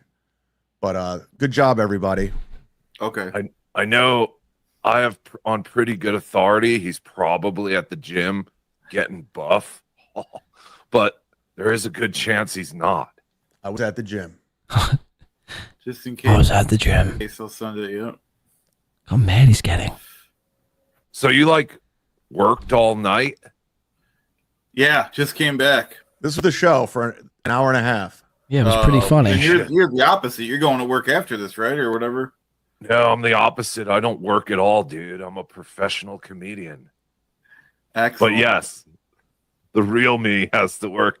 You would go in and out. You go back to Rocco, then you go into his impression of me. Hours after this, yes. That's why I don't think there will be a Tukey. It's like biting his lip. Show, because Tukey stinks.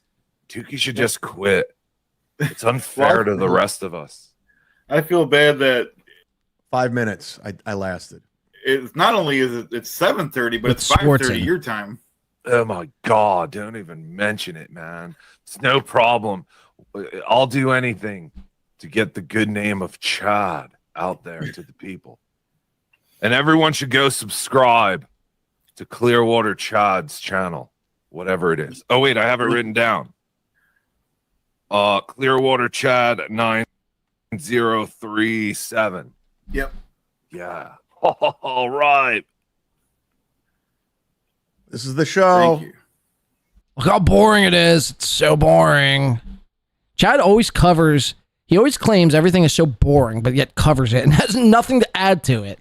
Look how boring, look how stupid. Thank you, dude. It was just, I mean, Ashley this is So, like, Ashley what do you Cummings' do all level of night? effort. Literally. Chad, that's the point. That's the goof. That's your show. How don't you realize that? And everybody's like, oh. Everybody simultaneously did that, by the way. Oh, we all did that. Oh. At your job. Well, we do some light cleaning, but mainly they don't. What's he scrolling on? Is he looking at a new pair? There's no way. Is he looking at new pair of fake Jordans to buy? Look at this. Look at right here on his sunglasses. He's not watching the show. He's looking at something. Oh, God damn it. And everybody's like, oh. Here we go. Watch this. At your job. Well, we do some light cleaning, but mainly they don't give us anything big because I do the emergency. Like if there's a big What's he? flood, Unless that's the chat. I have to respond and Oh my call God. people. Call Oh my people. God. There's water. Oh my Boring. God. There's no way that's the chat, though. Which does happen. It's a You mean huge- like a flood at your place? Oh yeah, it's a huge university. So look, this is his thing. Fucking boring. Thought you were the guy responsible for letting people in the United States know about floods. I was gonna say you fucked up last week, bro. So if it's that boring, why cover it? Yeah. But yeah, so yeah, mainly there is some downtime. Clearwater Chad stinks. I said it. He's sorry. He's terrible. He's Chad, you were just sucking his dick 3 days ago. You literally were bringing him on every fucking day last week. not good. He should quit. I'm on record. Clearwater Chad, he's not good. Sweet. Let's quit. Let's all quit pretending that he's something. We need to stop this. No one ever pretended. We all know the bit, the goof. No one's going around saying Clearwater Chad's the next, whatever. We get it, Chad. You're the only one who's Clearwater, we gotta put in it. We know. They're totally puppeteering him at this point. I played around with it a little bit, but I'm over it. I'm over the Clearwater Chad stuff. It's not good. It's beaten to death. We get it. He's a dud. Oh no. They keep coming, don't they? They just keep coming. Z-Man, favorite cereal, Frosted Flakes or Chex? Chex sucks. Fuck Chex. Chex can suck a dick. Edgy. That's the world's worst cereal of all time. Chex. Favorite cereal. I do have a show lined up. I'm not joking. But I want to get to your super chats.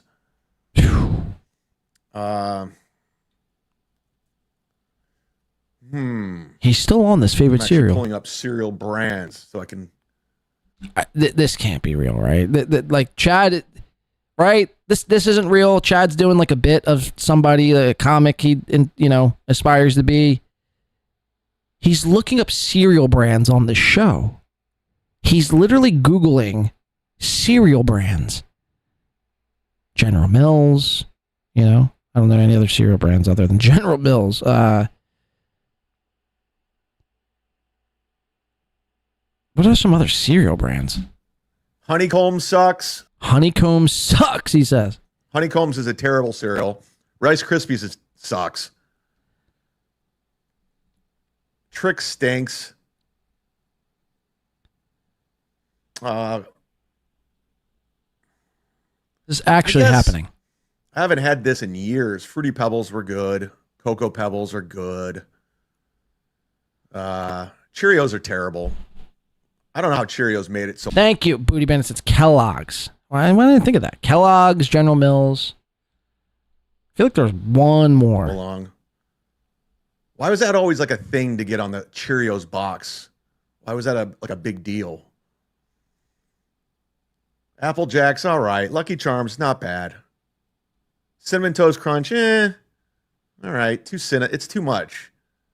It's in the name. It's too cinnamony, he was going to say. It's Cinnamon Toast Crunch. It's literally in the name. Captain Crunchberry, not bad. Oh, I wish this didn't taste like cinnamon.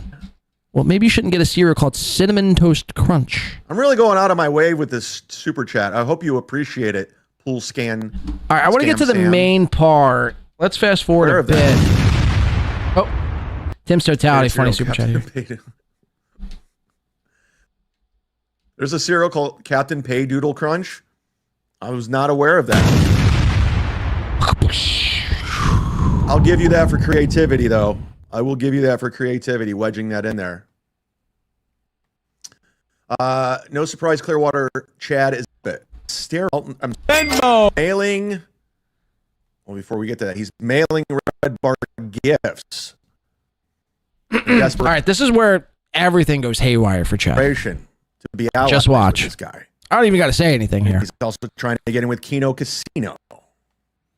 But let's take a look. So you can already see he's fucking out of sync. Things are cracking. It sounds like popcorn's going off. Frank. It sounds like somebody just ate a mouthful of Pop Rocks. Yes, it was great. He got. This isn't on your end. I assure you, this isn't your internet going out. You, the viewer at home. This isn't on my end. This is Chad's garbage. I mean, to me, I would diagnose this as Chad's laptop. He needs a new updated computer. You can't continue to operate in 2025 with a 2015 MacBook. You just can't. I mean, you could, but you need to update it like every update, and I'm not a big Mac guy, but my point is just again, you've scammed your audience. You make money.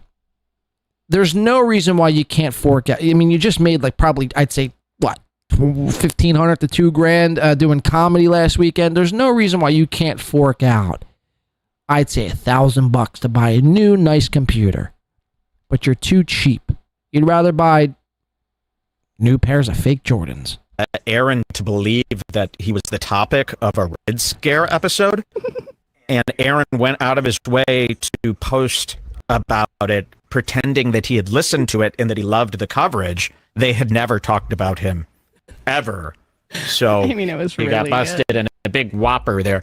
Speaking of Aaron, we got a rather interesting gift in the mail. Wow, there's a lot of stuff. Wow, he says, wow. Up in here. What does this take? What is this angle? Imagine mailing Red Bar gifts to get on his good side. Imagine that. Okay, let's think. Let's imagine it. Okay, imagined. Now what? Wow. Wow. Wow. Wow. This is a slow adult, folks. Yeah, save this packaging. That's nice. Get that out of there.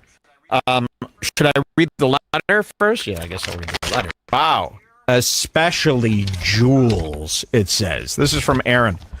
Thank you so much for your... And he's chewing on the fucking corners of his lip. Generosity nearly a year ago. Now, again, don't adjust your TVs. This is on Chad's end. Blame Chad. I am so sorry that I forgot about Jules's tank top. I heard about your recent death in the family. Now, he doesn't pick this up until he starts covering SteelToe. So let's just jump ahead because it gets funnier. People start telling him he doesn't want to listen. Let's see what happens. First of all, this is on his end, I think. This might be on my end now. Hold on. This is on Rumble's end, actually. Let's take a look. Guys, time. First of all, this is going to be really funny. First of all, this is going to be really funny. This beginning story he tells. It's such a nothing. Emma, I need to take this. I'm sorry. I'm going to fire up the music. I need to take this phone call.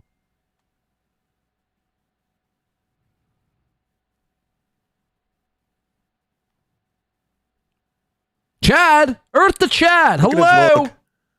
Anything? Look at his look coming back. This is so funny. Because you think it's... Look at his look. Look how funny his look is. He's got a funny look. Isn't that funny? Because, you know, he's got a look. Going to be something? He's going to be... What is going on? Has Chad lost it? Has Chad drinking himself into stupidity? It's such a nothing. Look at how giddy he is. This is how giddy he is. What about... Oh my God, this is fucking great. Look how giddy he is. This is fucking great. Well, I mean, how is it great? Why is Aaron being giddy? How is that great? Can you explain it? Could you set it up? Okay. The reason? So I know you're hearing like a delay. It's again from Chad. I just need to took reiterate that. It's not for me. It's because of it was related to the deck, and this is gonna sound really bougie. This is gonna sound really shitty. But I had to take that call because, you know, like I just stained my deck, so there's some stuff on the lawn. I deck can't mow yet stainer. Until the deck dries and everything. That was my lawn service. Oh no! That's amazing. All right, air horn. Wow. Chad wishes he had a deck he could stain. Go ahead. And no, they don't mow. They do treatments. They do treatments for weeds and bugs and shit. Okay, so this happened for like 25 minutes. Let's watch when Chad finally catches up and he finally starts to read the chat.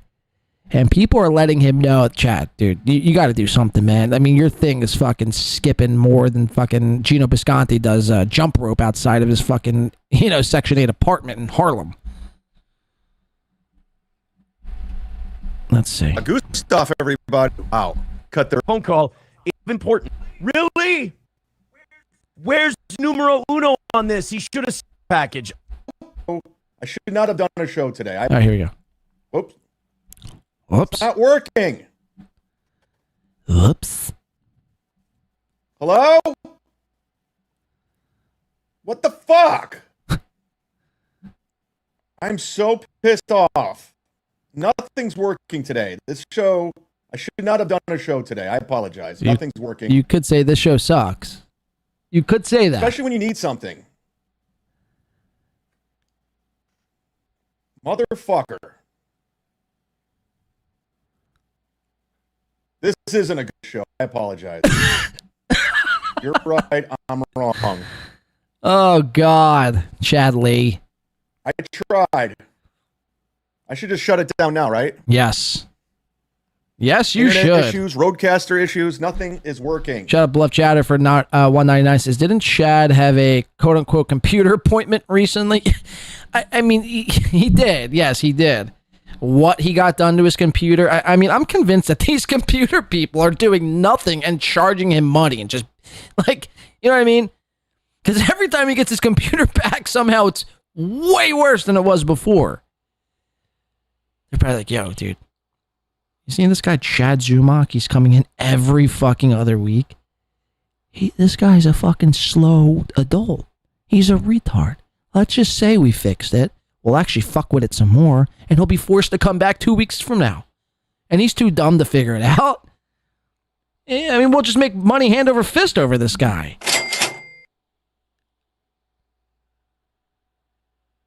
I've never actually... Chad has been to the computer place more times than I've ever been to in my entire life. Now watch, my computer's going to blow up tonight. No, in all seriousness, I mean, I think he's been there this year like 5 times already. It's like, bro, at what point do you just get a new computer? I imagine each visit's like at least 75 plus. You've been there 5 times. I mean, you're talking damn near I'd say 300 to 500 on the low side you've spent on fixing whatever bullshit problem you've claimed to have. You're halfway to like a banging streaming computer. You're halfway there to a banging good streaming computer. Stop being cheap. Or suck it up and stop buying your fucking 10th pair of fake Jordans And you got to get a new computer. I mean, I don't know what else to tell you. Like, and I feel like I'm giving Chad like a secret. Like, a part of me just wants Chad to use this computer for the rest of the time until it literally blows up on stream. But, you know, I try to help people where I can, even when it's a scammer fucking dirtbag like Chad. You need a new computer. You need a new computer. You need to fork out at least $1,000 and buy a new computer. Thank you, beloved chatter. I don't even know what to do. He's so pissed. I don't even know what to do. He's fuming. But in a very funny way. I'm assuming that Red Bar didn't like open it and go, oh, this is really nice of the toe. This is so kind of Aaron. What a wonderful guy. I'm sure there was some kind of backhanded thing in there. Big Buster says it was positive. Jules liked it too. Well, so he was just really nice about it? He was just really kind and appreciative of... Okay, Mr. No Take Chad just sits in silence as his computer skips and skips and Victor skips. did send me our new drop. Ryan says, damn, Keno Casino just got gifted What is he doing? 700 subs. Wow. I would like 100 I mean, subs. anything, You know Chad? what? That I'd settle Earth to for Chad. 50 subs. Anything at all? I want 51 subs. That's his take. I want 51 subs. Look at this. If he's selling for 50, I want 51. I want to beat the toe.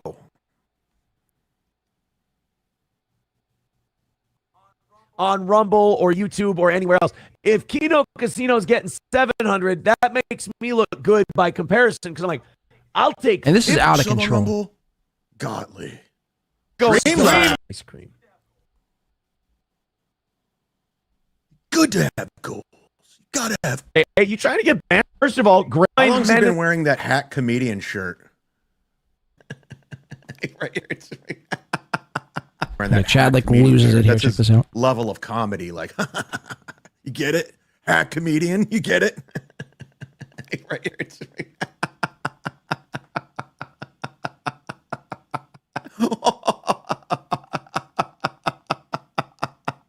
He's losing it, folks. I love it, Aaron. It's so funny.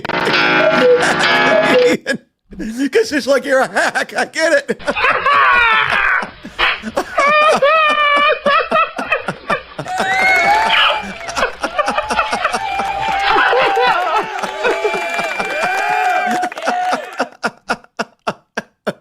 It's like you're a hack comedian. What is happening?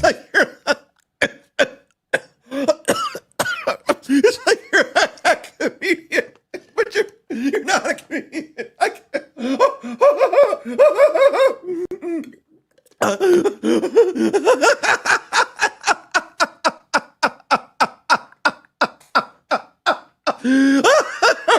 It's like you're a comedian, but you're a hack comedian. It's not like you're not good. I get it.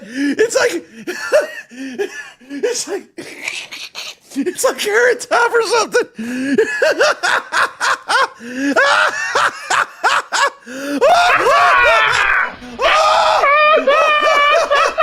Oh my god. It's so fucking good. Oh my god, it's so good. It's such a good idea. I'm a comedian.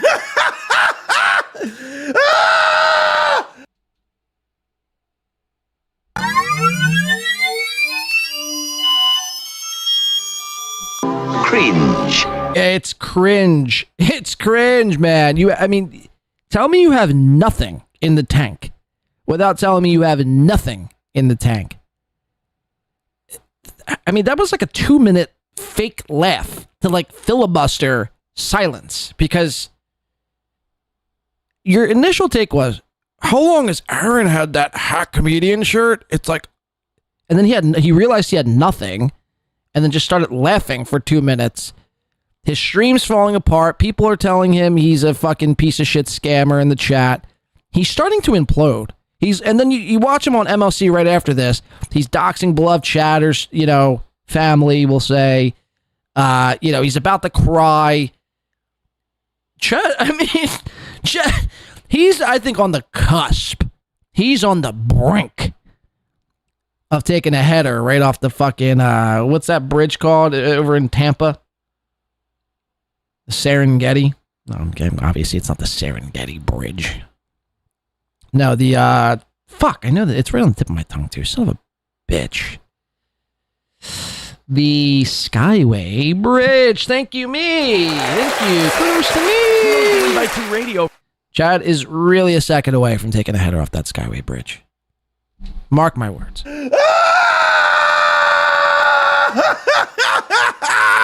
I mean, this is insane.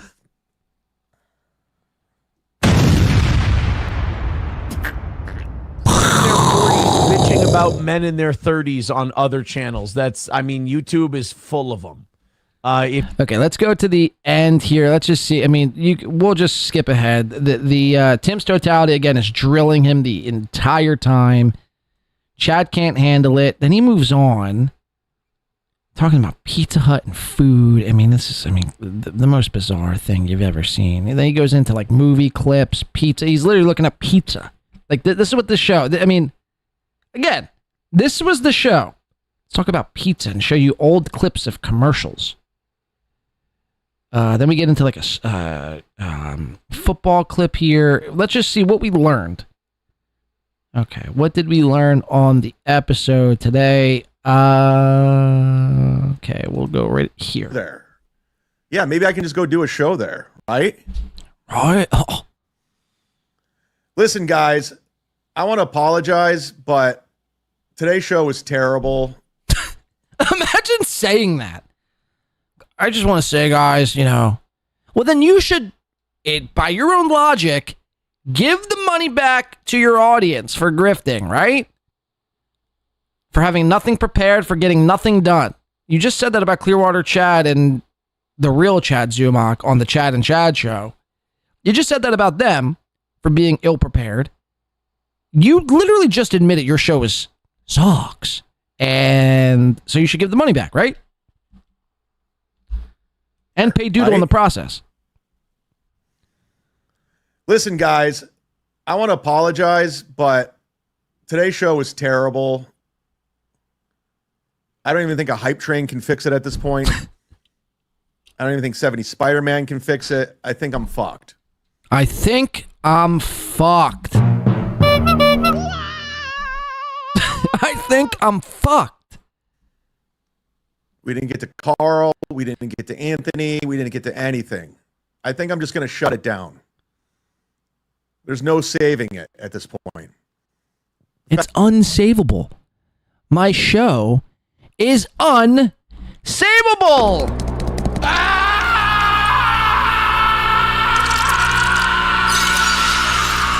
The day I have an unsavable show, God help me if that day ever came. The fact that I'm showing Shiloh Sanders working out videos just goes to show you I had nothing.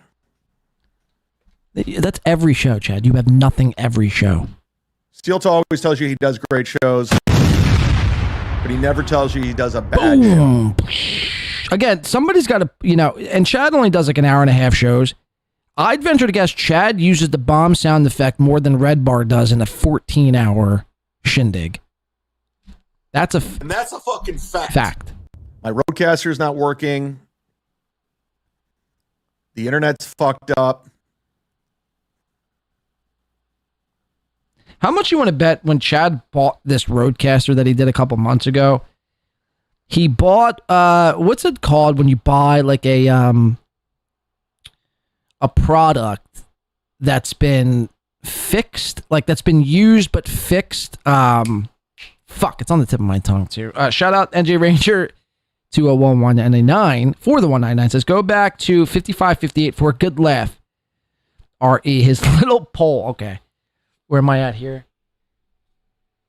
110.10. All right, 58.58. 58. Is that what it was? Or 58.10? No, 55.58. Sorry. 55.58. His little pole. We have the what the fuck's it called? Refurbished. Thank you to everyone. Yeah, Chad. How much you would have bet Chad purchased a refurbished Rodecaster Duo? Because it was like an actual Rodecaster Pro 2, like the newest Rodecaster Pro 2 is like $700. Right? You could buy a used one for like $500, $450, $500. You could buy a Rodecaster Duo new for like $500 starting, or you could buy a used Rodecaster Duo for like, $350. But you can get that same Rodecaster Duo refurbished for like $200. How much you want to bet that's what Chad did? That's why he's always. If you bought a brand new Rodecaster Duo, like Rode is like one of the best things you could buy for audio in this day and age. Even if you got a used one, not a refurbished one, a used one, you would never have a problem with it. I had my Rode for fucking like I had it probably for like 2.5 years. Never had one issue with it. Not one. I bought it brand new. A Rodecaster Pro 2. I had since moved on. I bought a new mixer. Not because I didn't like the Rode. I love the Rode, but it just was overkill for what I had. Like at the time, I was bringing in guests and had co-hosts, but I didn't have that anymore. So I downgraded. Well, no, it wasn't really a downgrade, but you get my point. Shout out to fucking Steve B coming in. Says Steve B 5192 will have a live streaming Robin's Nest once he gets enough subscribers. Bounce with me, Blade. Go subscribe to Steve B. Here, I'll do that right now, Steve B. I'll do that on my show. How's that sound for you, man? Everyone else should too. I'll do the same. I'll drop the link in the chat, and then we'll check out. NJ Ranger has a clip says, if I want a good laugh. Steve B. What is it? 1592? I get that correct. Steve B. Or I'm sorry, 5192. 5192. Yeah, there he is. Look at that. Subscribe now. How's that sound? I'm your 22nd subscriber. Kudos to Win by 2 Radio. Isn't that fitting? 2-2. 2-2 in this bitch. 2-2 in this motherfucker. Okay, Steve B. We'll drop your fucking sorry, I don't know why I'm being so aggressive. There's Steve B's link. Go give that a follow if you want to check out a Robin's Nest, is it, Steve B? I'll check it out as long as it's live. All right, this is courtesy of NJ Ranger. Thank you, Steve B, for the $20. We do appreciate that, man. Thank you so much. This has been a fantastic show. Unlike Chat's catastrophe, whatever this was, whatever it was supposed to be the other day. This is NJ Ranger said, if I want a good laugh. So check this out. Mole. This came in today. Hey, hello, it's me, the Mole Nose. I'm calling to get a hold of Clearwater Chad. I heard this was the Chad in the Morning show's call-in Wrong number. show. I'm just kidding. Fuck Clearwater Chad. I'm so glad someone set him up for the okie doke to go on there and mention Cardiff's name and have the toss his ass off like a Boost Rodod. Boost Rodod his ass right off the fucking show. Oh, that was great.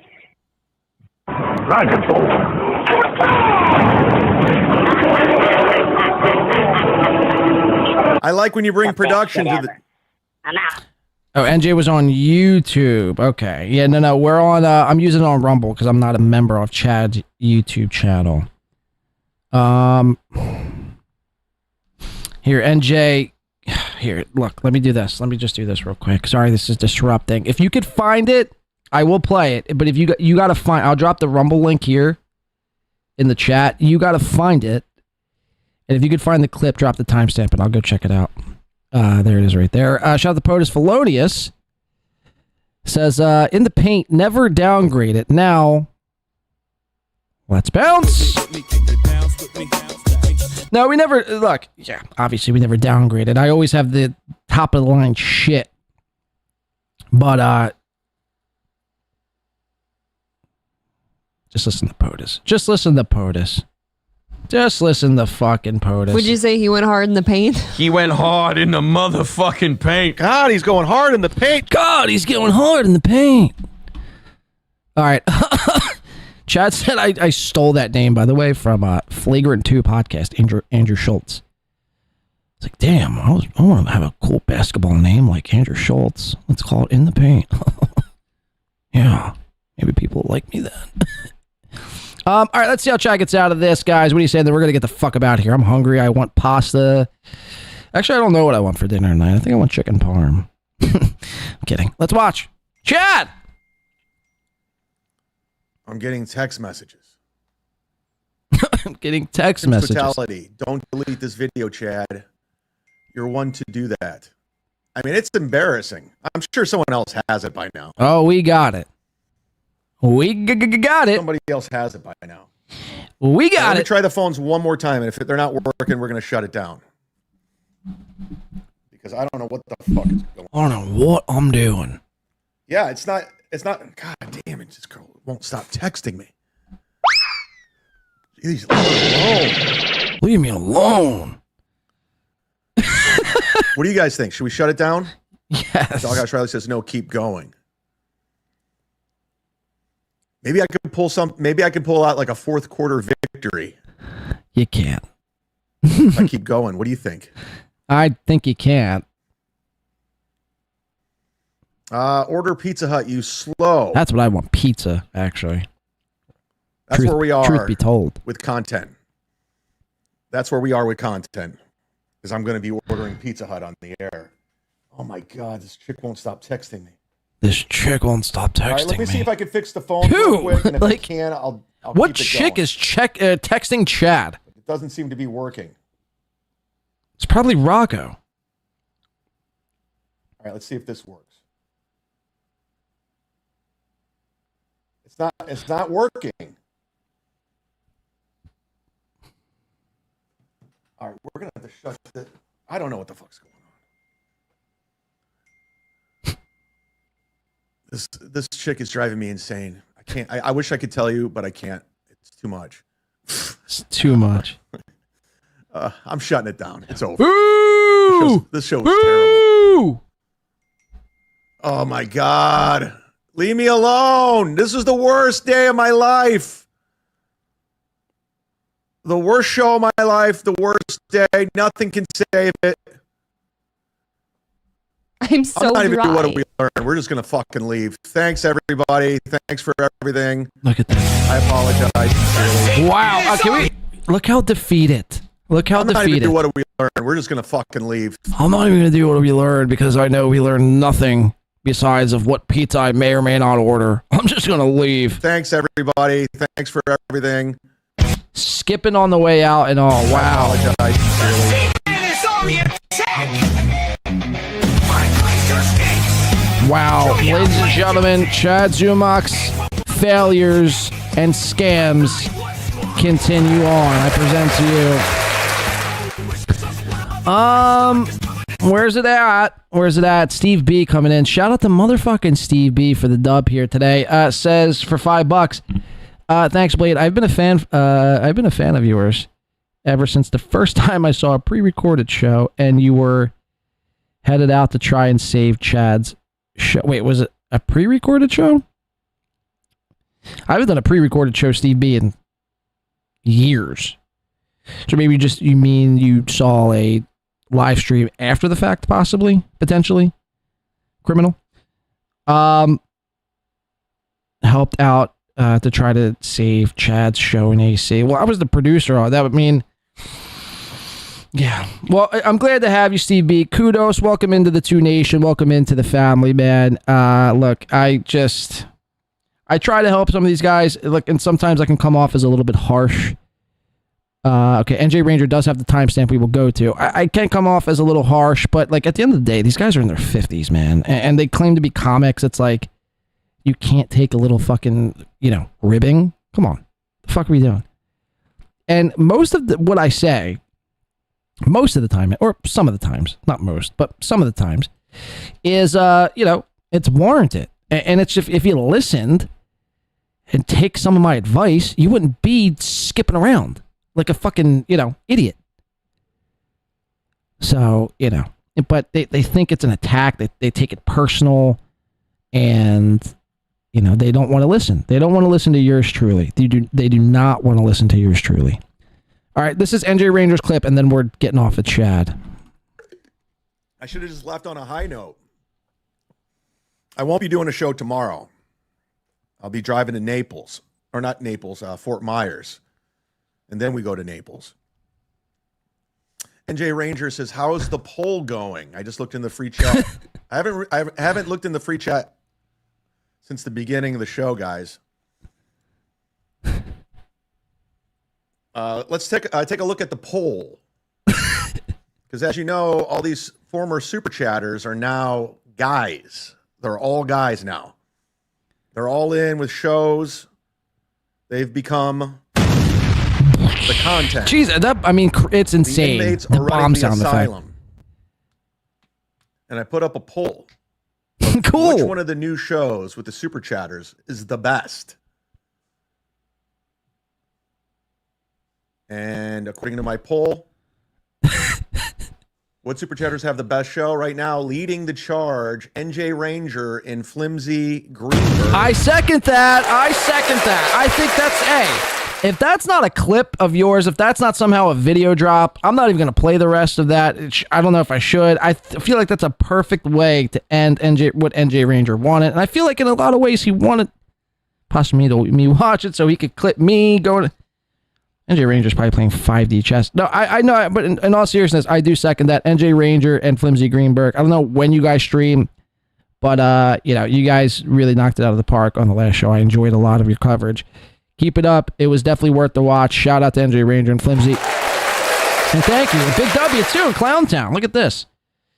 199 says, chicks won't stop texting me either. I just get so many text messages from chicks. I don't know what. This chick is annoying me. Stop texting me, chick. Fuck. Leave me alone. Anyway, guys, we did it here today. Thank you so much. Kudos to Win by 2 fucking Radio. Shout out to Win by 2 Radio. Shout out to Win by 2 Radio. Thank you so much. Thank you, Mersh. Thank you, Aaron. Thank you, Melton. Win by 2 is funny. Thank you so much. You guys are so kind. You guys are so fucking kind to me. It's another win for the win for the toe. Aaron has sold no tickets. It's amazing. Melton is, Melton is taking out a lot of past anger and anguish on his, a lot could speculate, his internet Papa Red Bar. Go back and watch it. It's one for the ages here today. Chad Zumock can't quite figure out how to live stream yet. He still can't figure it out. And, by the way, before we get out of here, one more time, please. It's been 28 days, 16 hours, 920. No, it's been 28 days, 16 hours, 14 minutes, and 3, 4, 5, 6 seconds since Chad Zumock has stolen from his audience. And that's a fucking fact. So go back and watch today's episode. It was great if you're just tuning in. If you're not, then, well, glad to have you here today. It's been fucking awesome. We'll be back probably sometime over the weekend. It's been so much fun. Stay safe here today. We have our top fans. Who's our top fans? W-Man, Steve B, Tim's Totality, Idol, and Poignant rounding in the top 5. Thank you guys so much for that. Kudos to you guys. That means a lot. Steve B coming in with another buzzer beater. Look at that. Says $5 says, much like you, I was fascinated how all these guys just crap on each other constantly for the tiniest infractions. That's what's amazing, though. That's what I think in a lot of ways makes this universe go around. Like if you have a boil, if you have a zit on your forehead, I could do 4 hours on a zit. So to me, it's incredible. And just to go back to what Adam Bush was saying earlier, like, why can't we all be friends? And you hear a lot of other these people say this too. Why can't we be friends? Why can't we just make this a nice? Because that's not what this is. This isn't what this is. If you want nice, again, go join a hippie movement. Go join, the stoners. This isn't the place for nice. Okay? The common thread here, besides people shitting on Stuttering John and Aaron M. Holt, is people are shitty. Imagine trying to sell nice around here. It wouldn't work. It would not work. So for whatever it's worth. But thank you, Steve B. It's been incredible. And shout out to everyone here who supported today's show on a monetary level, or if you're just simply watching. If you haven't super chatted or anything like that, that's fine. You could Venmo after the show or Cash App after the show. Links are in the description and in the pinned comment. And if not, then at the very least, on the way out, hit the like button. We do appreciate that. It helps the show gain traction into the algo, whatever they say. But thank you so much to everybody here today, including Delco, Lou, Shades Cal, W-Man, Spy Pigeon, Nice Podcast Stupid, Mr. NJ Ranger, Mr. Z, Idol, Yorkshireman, Tim's Totality, Balls Deep, Jeff Closer, Beloved Chatter, KK, a.k.a. Kenya K, a.k.a. Kina K, POTUS Felonious, Booty Bandit, Steve B, and Big W. Shout out to you guys. Kudos to you. Kudos to Win by 2 Radio. And a big thanks from me to you. Again, we'll be back on probably sometime close to the weekend or over the weekend, so just look for a thumbnail, and you know what to do. It's been a fucking blast. Stay safe. I think Tom, you with us here today? You would like to say a few words, Tom, please? No, hey, everybody. Thanks for hanging out with us. Thanks for being here. Pretty solid effort all around, I would say, mostly from Corey and I. Luke had some good points. But all in all, a good show. Thanks for everybody for being here. Let's call it a night. Let's call it a night. Thank you to all our mods here today. Thank you to Jay, Chris, K McDuck, Jeff Closer, LL Cooley. If I missed you, if you were here today, you stopped by and you're a mod. Or Mr. Z, of course. I can't forget Mr. Z. Thank you so much to our mods, keeping the chat safe as always. Helping me out, run the show behind the scenes, and everything else. Thanks to Muted Grouse sending me a clip earlier. I do appreciate that. It does go a long way. And with that, guys, it's been a blast. Have a great rest of your Wednesday. Have a great rest of your week. Stay safe. Don't do anything I wouldn't do. Don't do anything I would do. Coast on by into the next show. It's been a fucking blast. I've been your host, Blade.